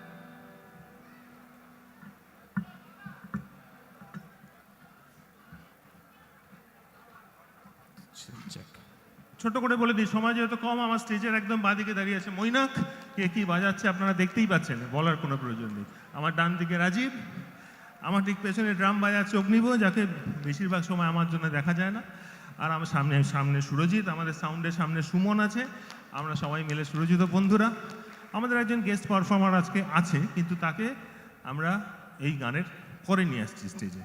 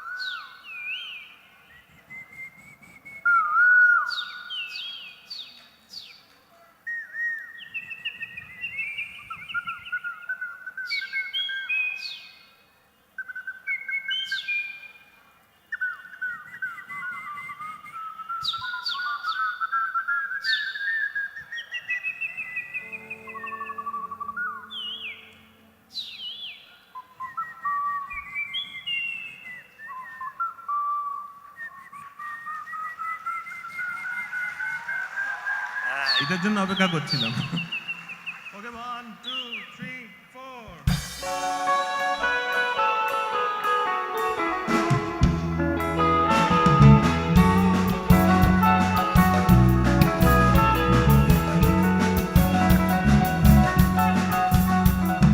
দোলে দোলে পাতার ফাঁকে শিউলি গাছে কোকিল ডাকে, দোলে দোলে পাতার ফাঁকে শিউলি গাছে কোকিল ডাকে, তবু কেন রাগ দেখালি দিব আমি গলায় ফাঁসি, গলায় ফাঁসি গলায় ফাঁসি গলায় ফাঁসি গলায় ফাঁসি। তবু কেন রাগ দেখালি দিব আমি গলায় ফাঁসি, চল সখী মন মানাতে টই টই করে ঘুরে আসি, ঘুরে আসি ঘুরে আসি ঘুরে আসি ঘুরে আসি। দোলে দোলে পাতার ফাঁকে শিউলি গাছে কোকিল ডাকে,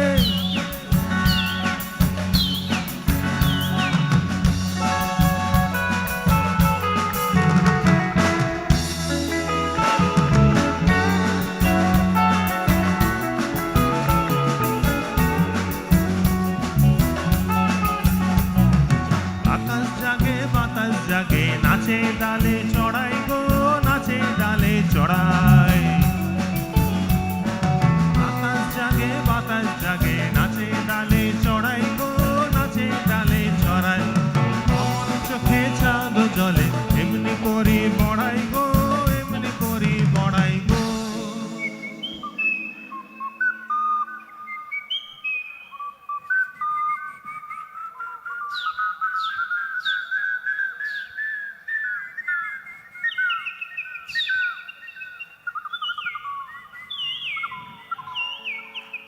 গানই শুরু করবো না, সবাই হাততালি না দিলে।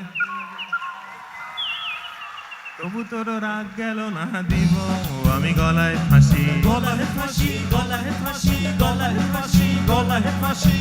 তবু তোর রাগ গেল না দিব আমি গলায় ফাঁসি, চল সখী মন মানাতে টই টই করে ঘুরে আসি, ঘুরে আসি ঘুরে আসি ঘুরে আসি ঘুরে আসি। দোলে দোলে পাতার ফাঁকে শিউলি গাছে কোকিলে ডাকে,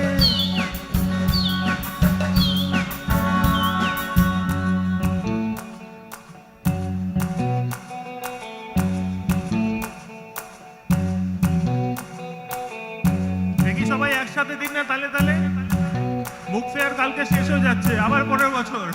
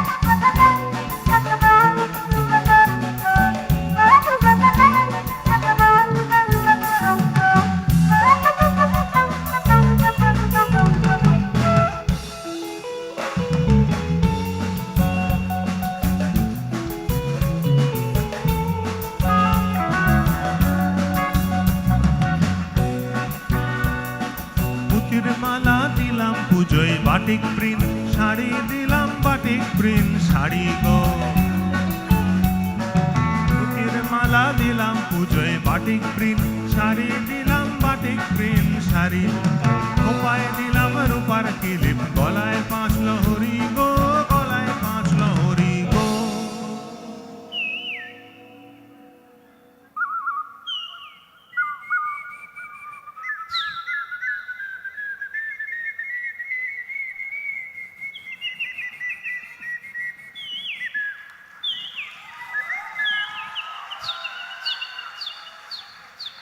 কিন্তু শুধু হাততালি দিলে তো হবে না, কি কি দিয়েছি বলতে হবে, তাহলে বুঝবো যে কত মন দিয়ে গান শুনছেন। আমি বলে দিচ্ছি, ঠিক আছে, ধরে নিলাম পুঁতির মালা দিয়েছি, রূপোর ক্লিপ দিয়েছি, বাটিং প্রিন্টের শাড়ি দিয়েছি, তারপর এই বাজারে গলায় 5 লহরি দিয়েছি। আর সব থেকে বেশি কি দিয়েছেন জানেন? সব থেকে বেশি কি দিয়েছি? 2022-এর এই ফিরে আসা বইমেলায় শেষ দিনের আগের দিন সব থেকে বেশি যা দিয়েছি তাহলে SBI অডিটোরিয়ামের মধ্যে আপনাদের রাত্রির বেলায় 7:45টার সময় এত পাখির ডাক শুনিয়ে দিয়েছি। এখনো শুনিয়ে যাচ্ছে এরা সবাই। তবু তোর রাগ গেল না দিব আমি গলায় ফাঁসি, তবু তোর রাগ গেল না দিব আমি গলায় ফাঁসি। চল সখী মন মানাতে টই টই করে ঘুরে আসি, ঘুরে আসি, ঘুরে আসি, ঘুরে আসি, ঘুরে আসি। চল সখী দুইজনাতে টই টই করে ঘুরে আসি, ঘুরে আসি, ঘুরে আসি, ঘুরে আসি, ঘুরে আসি। চল সখী দুইজনাতে টই টই করে ঘুরে আসি, ঘুরে আসি, ঘুরে আসি, ঘুরে আসি, ঘুরে আসি।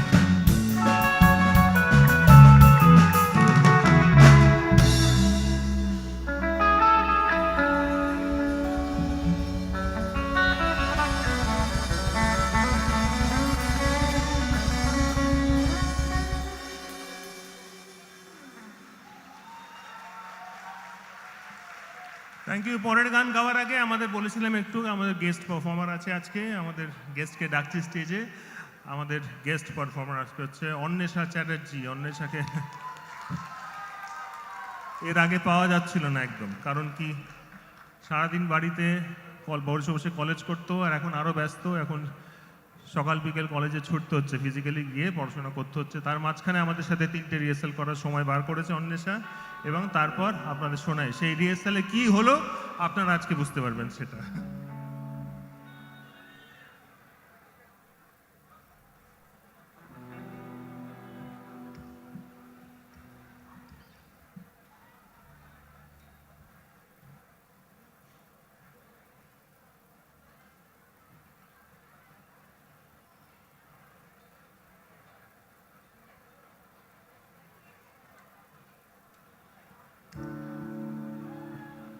আচ্ছা, তৈরি হতে হতে আপনাদের প্রত্যেককে বলি যে আজকে যেই গান দিয়ে আমাদের শুরু হবে, এখন যে গানটা গাইবো, বুক ফেয়ারের সাথে আমার কানেকশন, সঙ্গীত জীবনের কানেকশন কিন্তু একদম ওতপ্রোত। মানে আমার জীবনের প্রথম গান প্রকাশিত হয়েছিল এই বুক ফেয়ারের মাঠে। তখন ওইখানে আমরা সবাই জানি যে আগে যেখানে বুক ফেয়ার হতো, এবং সেইখানেই গৌতম চট্টোপাধ্যায়, আমাদের প্রিয় মণিমামা, সে আমাদের একটা নিয়ে অ্যালবাম করেছিল। আপনারা সবাই জানেন অ্যালবামটা এখন আইকনিক একদম, আবার বছর 20 পরে, এবং সেখানে আমার গান ছিল ডান দিকে রই না বাম দিকে রই না। সেইটাই বুক ফেয়ারের মাঠে গৌতম চট্টোপাধ্যায় লঞ্চ করেছিলেন, এবং আমরা সবাই তখন জাস্ট কলেজ থেকে পাশ করা ছেলেরা, আর গৌতম চট্টোপাধ্যায় এখানে গিটার নিয়ে বসে মাঠে যে যার গান গিটার বাজিয়ে তারস্বরে গেয়েছিলাম। সেইখান থেকে আজকে বুক ফেয়ারের এই মঞ্চে আপনাদের প্রত্যেকের সামনে আবার সেই গান।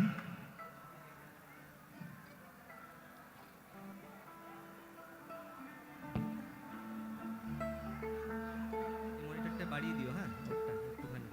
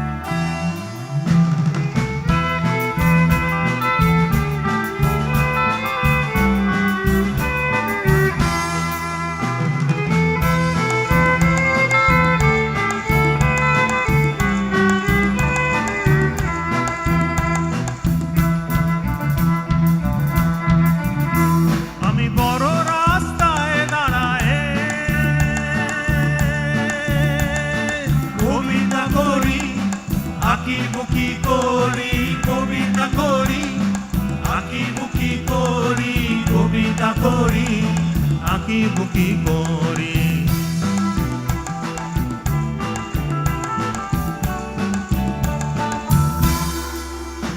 আমি ডান দিকে রই না, আমি ডান দিকে রই না, আমি বাম দিকে রই না, আমি দুই দিকেতে রই পরাণ জলাঞ্জলি দিয়া রে।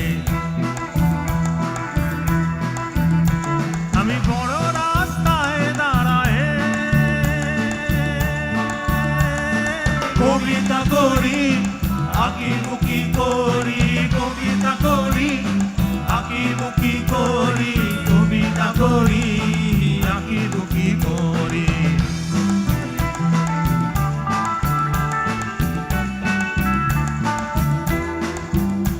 আমি ডান দিকে রই না আমি বাম দিকে রই না আমি দুই দিকেতেই রই পরাণ চলাঞ্চলি দিয়ারে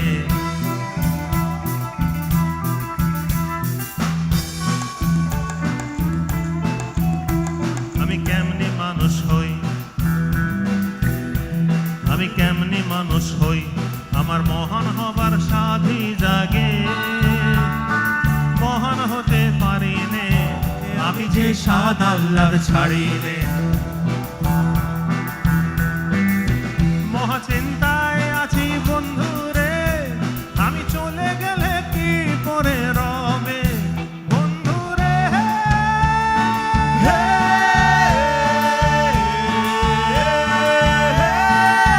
বন্ধুরে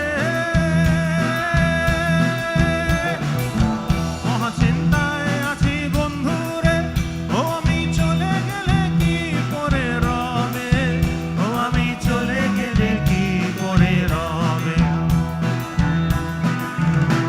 আমি আগার দিকে যাই না আমি গোড়ার দিকে যাই না আমি দুই দিকেতেই রই কিছু থুইয়া কিছু খুইয়া রে আমি বড় রাস্তায় দাঁড়ায় কবিতা করি আঁকিবুকি করি কবিতা করি আঁকিবুকি করি কবিতা করি আঁকিবুকি করি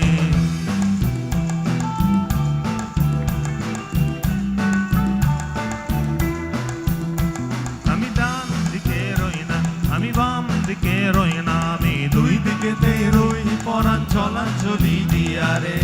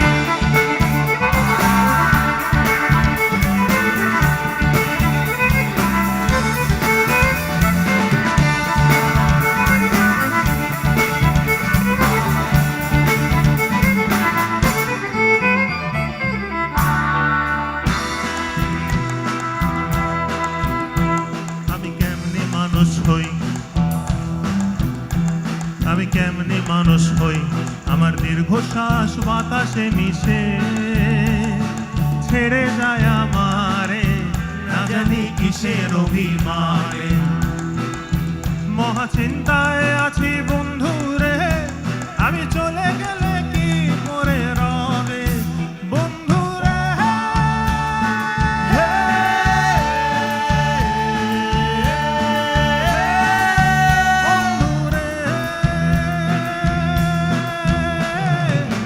মহা চিন্তায় আছি বন্ধুরে আমি চলে গেলে কি করে রবে ও আমি চলে গেলে কি করে রবে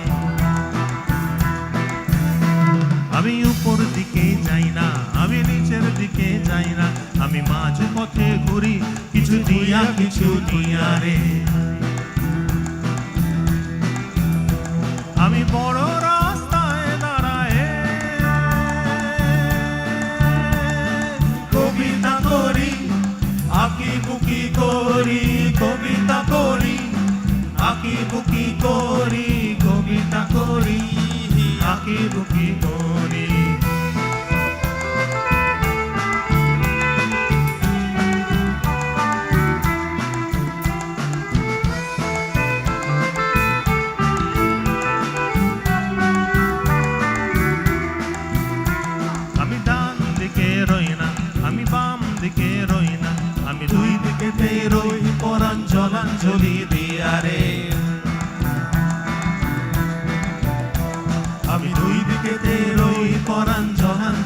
দিয়ারে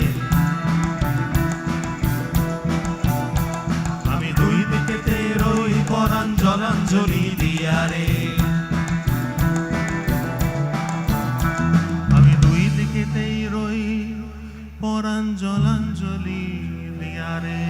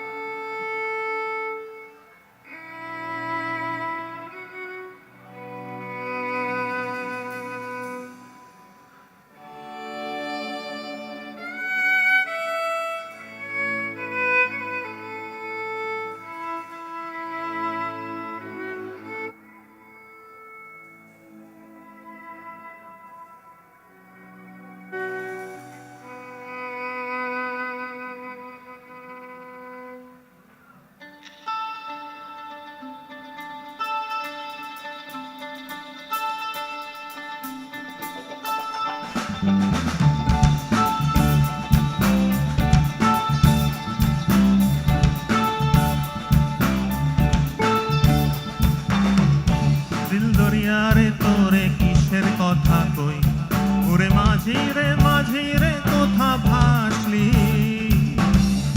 দোর খুলিয়ারে আমি আশায় আশায় রই ওরে মাঝি রে কোথা ভাসলি আশার শ্রাবণ এলো মাঝি তোর উদাস উঠান বুকে আশার শ্রাবণ এলো মাঝি তোর উদাস উঠান বুকে আমি সাঁঝের বেলা গোয়াল ঘরে ঠায় বসে রই হায় বসে রই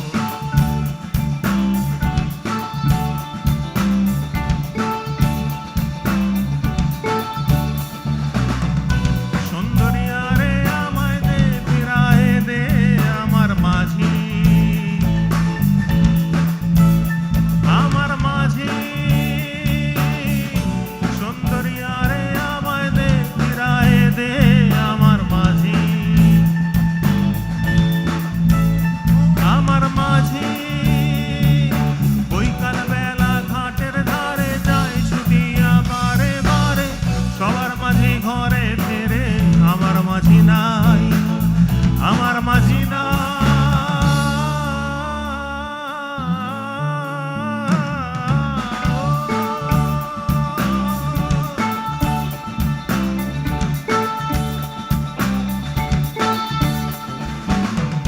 দিল দরিয়ারে তোরে কিসের কথা কই ওরে মাঝি রে কোথা ভাসলি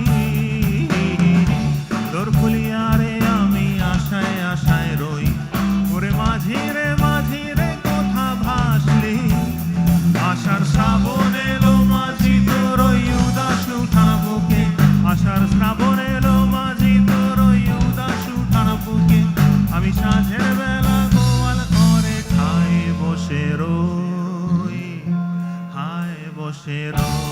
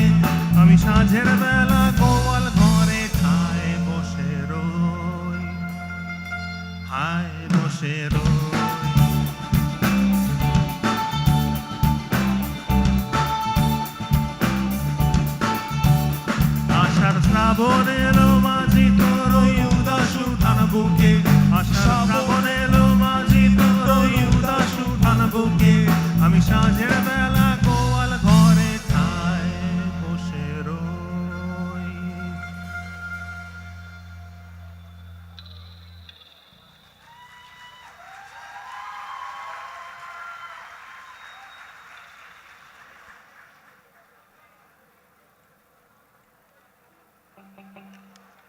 সুমনদা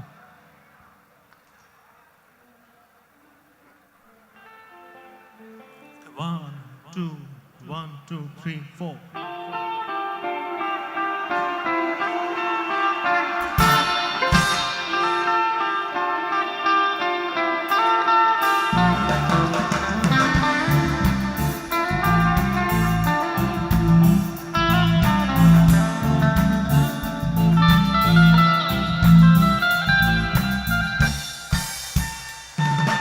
কান্দে শুধু মন কেন কান্দে রে, কান্দে শুধু মন কেন কান্দে রে, যখন সোনালি রূপলি আলো নদীর বুকে বাসা খোঁজে রে, যখন সোনালি রূপলি আলো নদীর বুকে বাসা খোঁজে রে, কান্দে শুধু মন কেন কান্দে রে, কান্দে শুধু মন কেন কান্দে রে, যখন সোনালি রূপলি আলো নদীর বুকে বাসা খোঁজে রে, যখন সোনালি রূপলি আলো নদীর বুকে বাসা খোঁজে রে।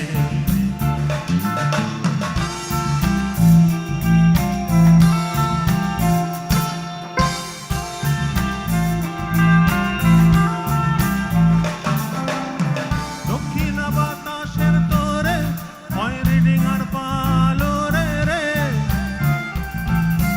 দক্ষিণা বাতাসের তোরে হয় রিডিং আর পালো রে রে, ঢেউয়ের তালে নাচে ডিং ঝিলমিল নদীর কূলে আসি রে,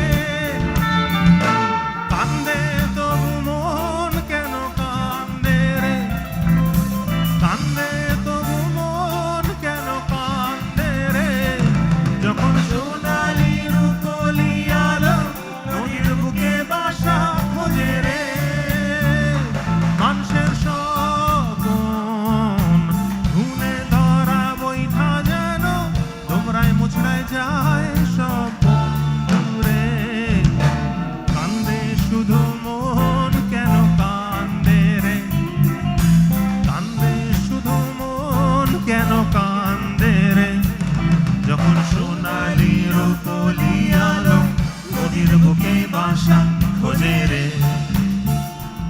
যখন সোনালি রূপলি আলো নদীর বুকে বাসা খোঁজে রে।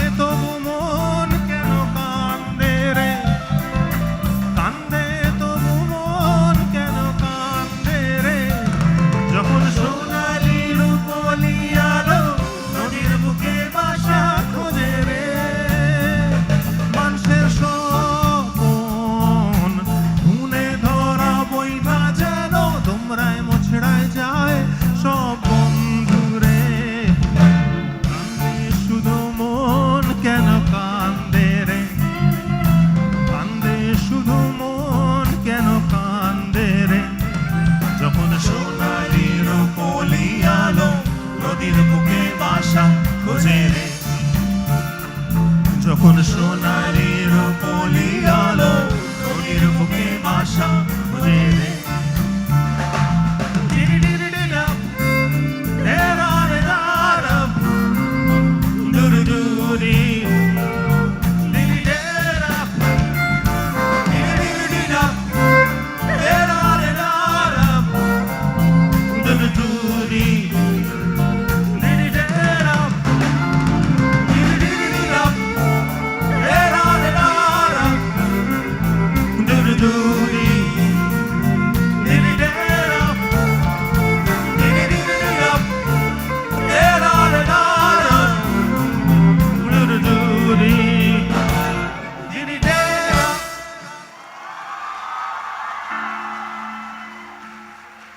Okay, Onnesha Chatterjee, thank you so much.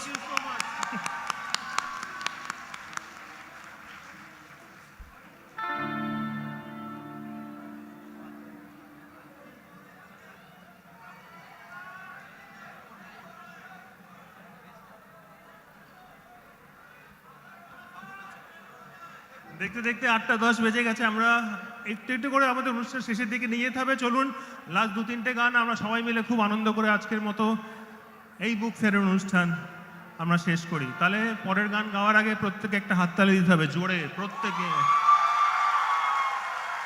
বুক ফেয়ারের জন্য, গিল্ডের জন্য, যে এত সুষ্ঠুভাবে এত সুন্দর একটা মেলা, এত মানুষকে তারা কি সুন্দরভাবে হ্যান্ডেল করে যাচ্ছেন বছর পর বছর। এই হাততালিটা অন্যভাবে দিতে হবে, দেখুন এইভাবে। তাহলে কি গান হয়?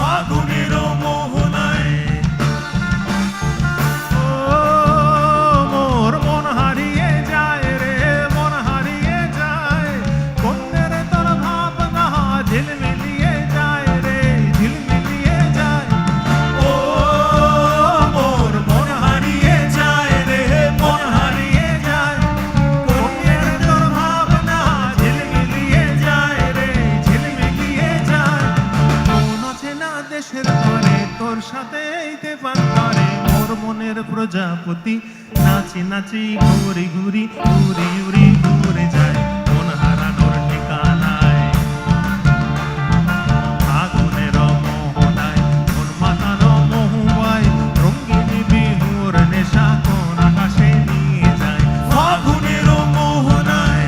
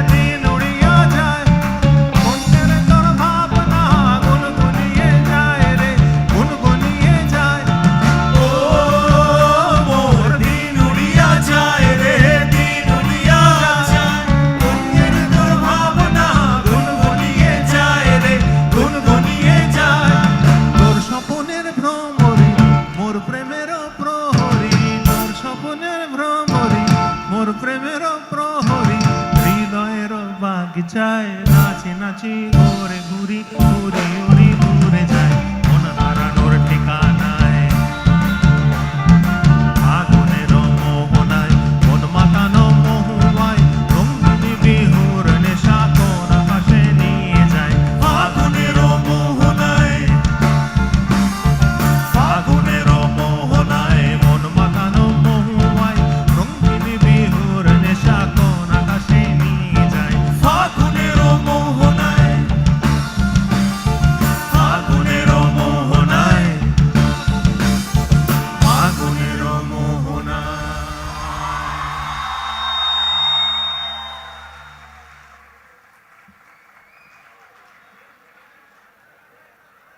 দেখুন আর দুটো গান গাওয়ার মতো সময় আমাদের হাতে আছে, তাহলে প্রথম গানটা কি হবে জানি, দ্বিতীয় গানটা আপনারা ভাবতে থাকুন।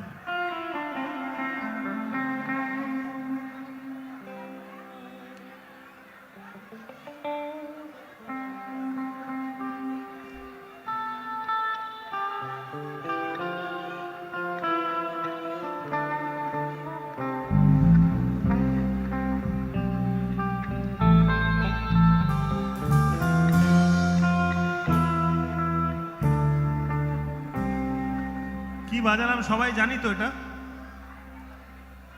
একবার একসাথে গাইবেন নাকি এটা? কি বলুন তো, আমরা শুরু করে দিচ্ছি, দেখুন।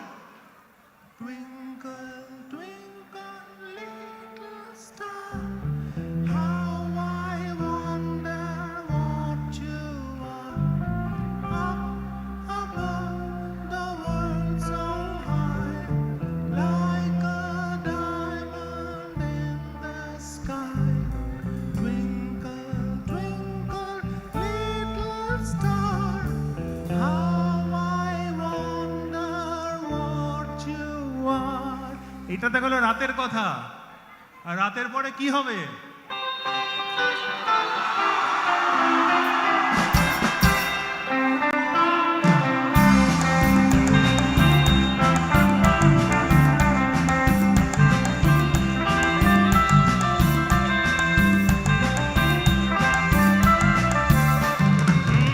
বারান্দায় রোদ্দুর, আমি আরামকে দাঁড়ায় বসে দুপানা চাই রে। বারান্দায় রোদ্দুর, আমি আরামকে দাঁড়ায় বসে দুপানা চাই রে। গরম চাই চুমুক দি, আমি খবরের কাগজ নিয়ে বসে পাতা উল্টাই রে। কলিং এর ঘন্টা শুনে ছুটে গিয়ে দরজা খুলি, কলিং এর ঘন্টা শুনে ছুটে গিয়ে দরজা খুলি। দারোয়ান দাঁড়ায় এসে তোমার দেখা নাই, প্রত্যেকে তোমার দেখা নাই রে, তোমার দেখা নাই, তোমার দেখা নাই রে, তোমার দেখা নাই, তোমার দেখা নাই রে, তোমার দেখা নাই, তোমার দেখা নাই রে, তোমার দেখা নাই।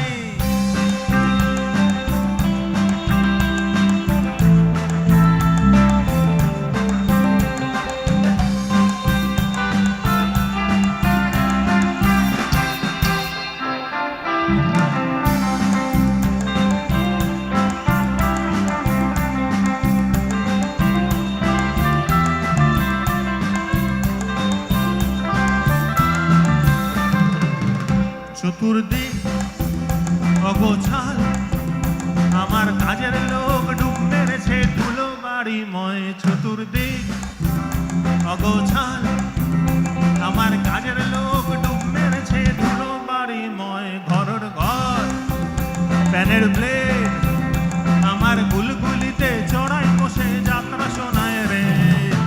কলিং এর ঘন্টা শুনে ছুটে গিয়ে দরজা খুলি, কলিং এর ঘন্টা শুনে ছুটতে গিয়ে দরজা খুলি।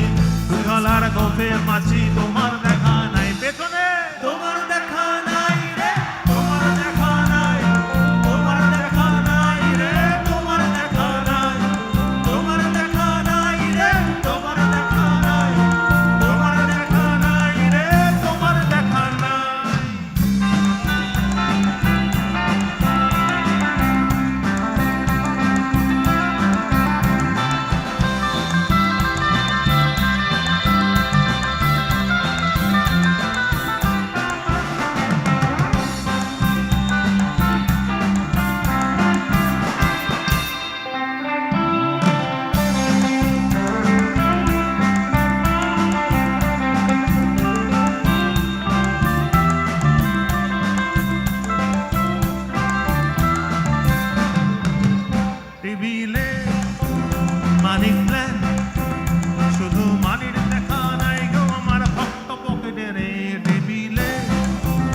মানি প্ল্যান শুধু মানির দেখা নাই গো আমার ভক্ত পকেটের বারান্দায় রোদ্দুর আমি আরামকে দাঁড়ায় বসে দুবানা চাই রে কলিং এর ঘন্টা শুনে ছুটে গিয়ে দরজা খুলি কলিং এর ঘন্টা শুনে ছুটতে গিয়ে দরজা খুলি সেলসম্যানটাই গোছায় তোমার দেখা নাই রে বলো তোমার দেখা নাই রে তোমার দেখা নাই তোমার দেখা নাই রে তোমার দেখা নাই তোমার দেখা নাই রে তোমার দেখা নাই তোমার দেখা নাই রে তোমার দেখা নাই তোমার দেখা নাই রে তোমার দেখা নাই তোমার দেখা নাই রে তোমার দেখা নাই কি একবার একসাথে হবে নাকি প্রত্যেকে গাইবেন তো কেউ চুপ করে থাকলে খেলবো না বলে দিলাম আচ্ছা দেখি 1 2 3 4 তোমার দেখা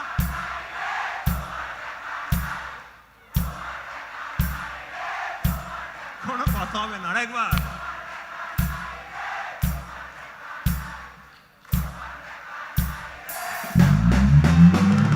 তোমার দেখা নাই রে তোমার দেখা নাই তোমার দেখা নাই রে তোমার দেখা নাই তোমার দেখা নাই রে তোমার দেখা নাই তোমার দেখা নাই রে তোমার দেখা নাই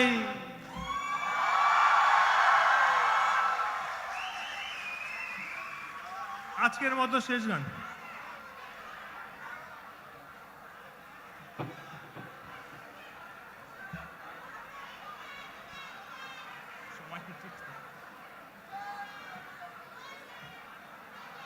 তাহলে শেষ গান কি আমাদের শেষ গান আজকের মতো শেষ গান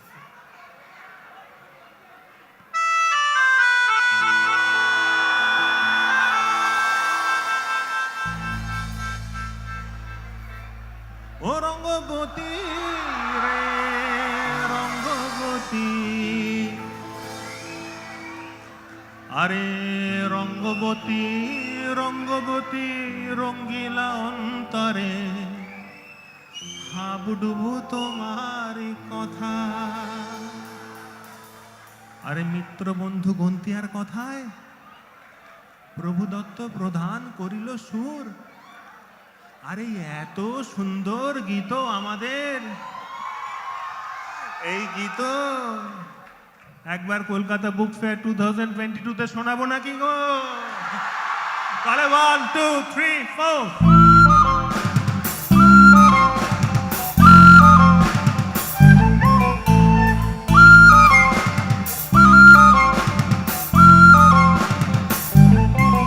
রঙ্গবতী রে রঙ্গবতী রঙ্গবতী রে রঙ্গবতী রঙ্গবতী রঙ্গবতী রঙ্গিলা অন্তরে হাবুডুবু তোমারি কথা আরে রঙ্গবতী রঙ্গবতী রঙ্গিলা অন্তরে হাবু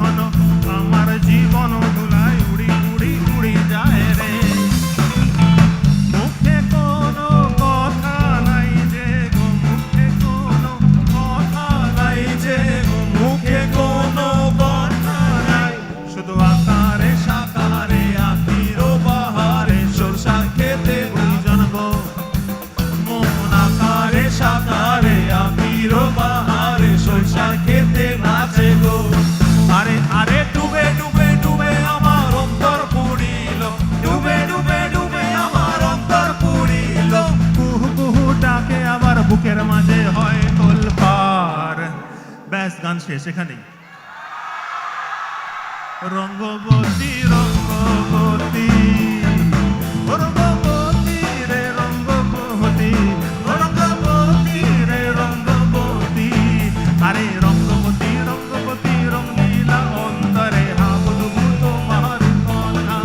হায় গো লাজে লাজে লাজে, হায় গো লাজে লাজে লাজে, আরে লাজে লাজে মরি দোহাই রসিক না গর মনে নাই কোনো ব্যথা।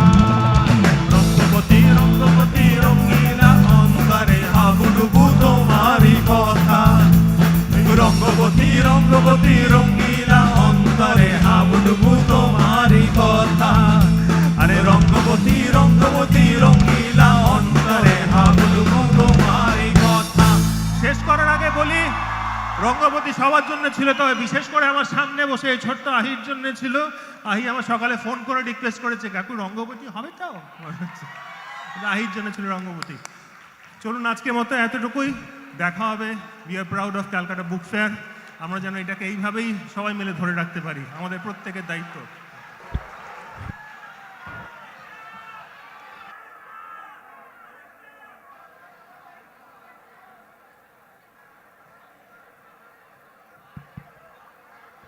আমাদের Kolkata literary festival, literature festival 8th edition শেষ হলো সুরজিৎ ও বন্ধুরা গানে।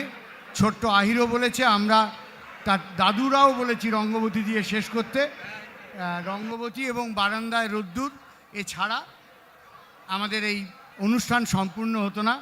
We are proud of Surajit ও বন্ধুরা। We are also thankful to Khadi Gramin who sponsored the program, entire program. একই সঙ্গে আমরা ধন্যবাদ জানাচ্ছি আমাদের এই কলকাতা লিটারেচার ফেস্টিভ্যালে যারা এবং কলকাতা বুক ফেয়ারে যারা স্পন্সর করেছেন। আমাদের digital partner sister Nivedita university, আমাদের সিএসসি পাওয়ার্ড বাই, একটা মাইক দাও না ওই কুমার, এটা কর্ডলেস দাও না কুমার।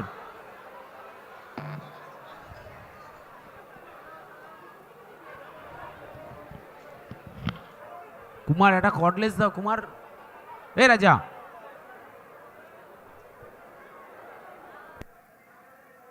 হ্যালো হ্যালো, হ্যাঁ আমরা একই সঙ্গে আমাদের যারা স্পন্সর করেছেন, আমাদের digital partner sister Nivedita university আছে, রয়েছে বন্ধুরা রয়েছে, এবং আমাদের official banker State Bank of India, যাকে যে অডিটোরিয়ামে এই অসাধারণ প্রোগ্রাম এলো, আমাদের official insurer powered by CSC, Telegraph আমাদের মিডিয়া পার্টনার, অ্যালায়েন্স ব্রডব্যান্ড আমাদের ব্রডব্যান্ড পার্টনার, এখানে সবাই রয়েছে। ডায়ালগইন আমাদের সহযোগিতা করেছে, অল ক্যাপ কমিউনিকেশন তারা এই কলকাতা লিটারেচার ফেস্টিভ্যালে আমাদের সাপোর্ট করেছে, Candid Communication as a whole আমাদের পিআর কমিউনিকেশন, এবং পাশাপাশি আমরা যারা সঙ্গে ছিলেন জেআইএস থেকে আরম্ভ করে ইউএম সকলকে, ন্যাশনাল জুট বোর্ড সবাইকে আমরা আমাদের আন্তরিক ধন্যবাদ জানাচ্ছি। বুক ফেয়ার কিন্তু শেষ হয়নি, আগামীকাল, আজকে বুক ফেয়ারের নবমী, আমাদের আগামীকাল দশমী। আমি এই সুযোগে Anwesha Chatterjee, the daughter of Surajit Chatterjee শুধু নয়, যে অসাধারণ বেহালাবাজি আমাদের মুগ্ধ করলো, অন্বেষাকে পাচ্ছি না। অন্বেষা কোথায়? তুমি স্টেজে এসো অন্বেষা। ও যখন খুব ছোট্ট ফিউচার ফাউন্ডেশনে পড়ে তখন আমাকে, আরে যখন পড়তো সেই সময় আমাকে, এখন তো কলেজে পড়ে, দেখতে দেখতে দিনগুলো কোথায় চলে যায়। অন্বেষা চমৎকার বেহালাবাজি আমাদের শোনালো। সকলকে ধন্যবাদ। কালকে বিজয়া দশমী, আজকে নবমী রাত্রির, কালকে শেষ হবে।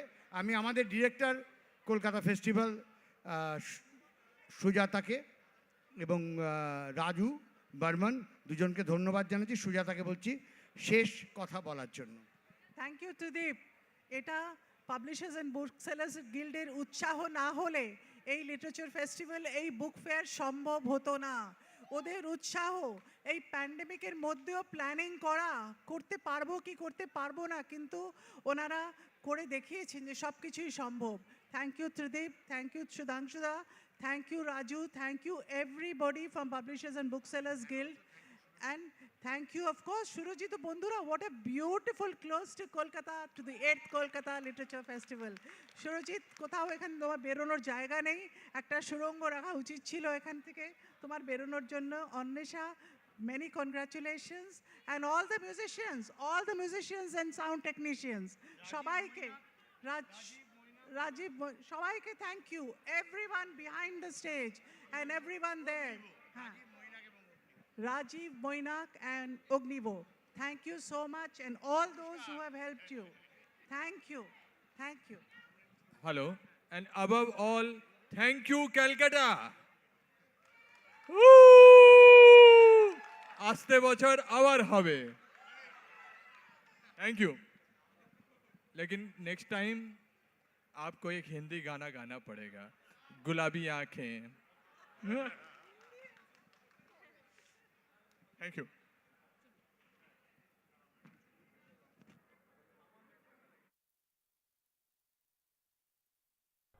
মাইক কর্ডেসটা কোথায়? এই রাজা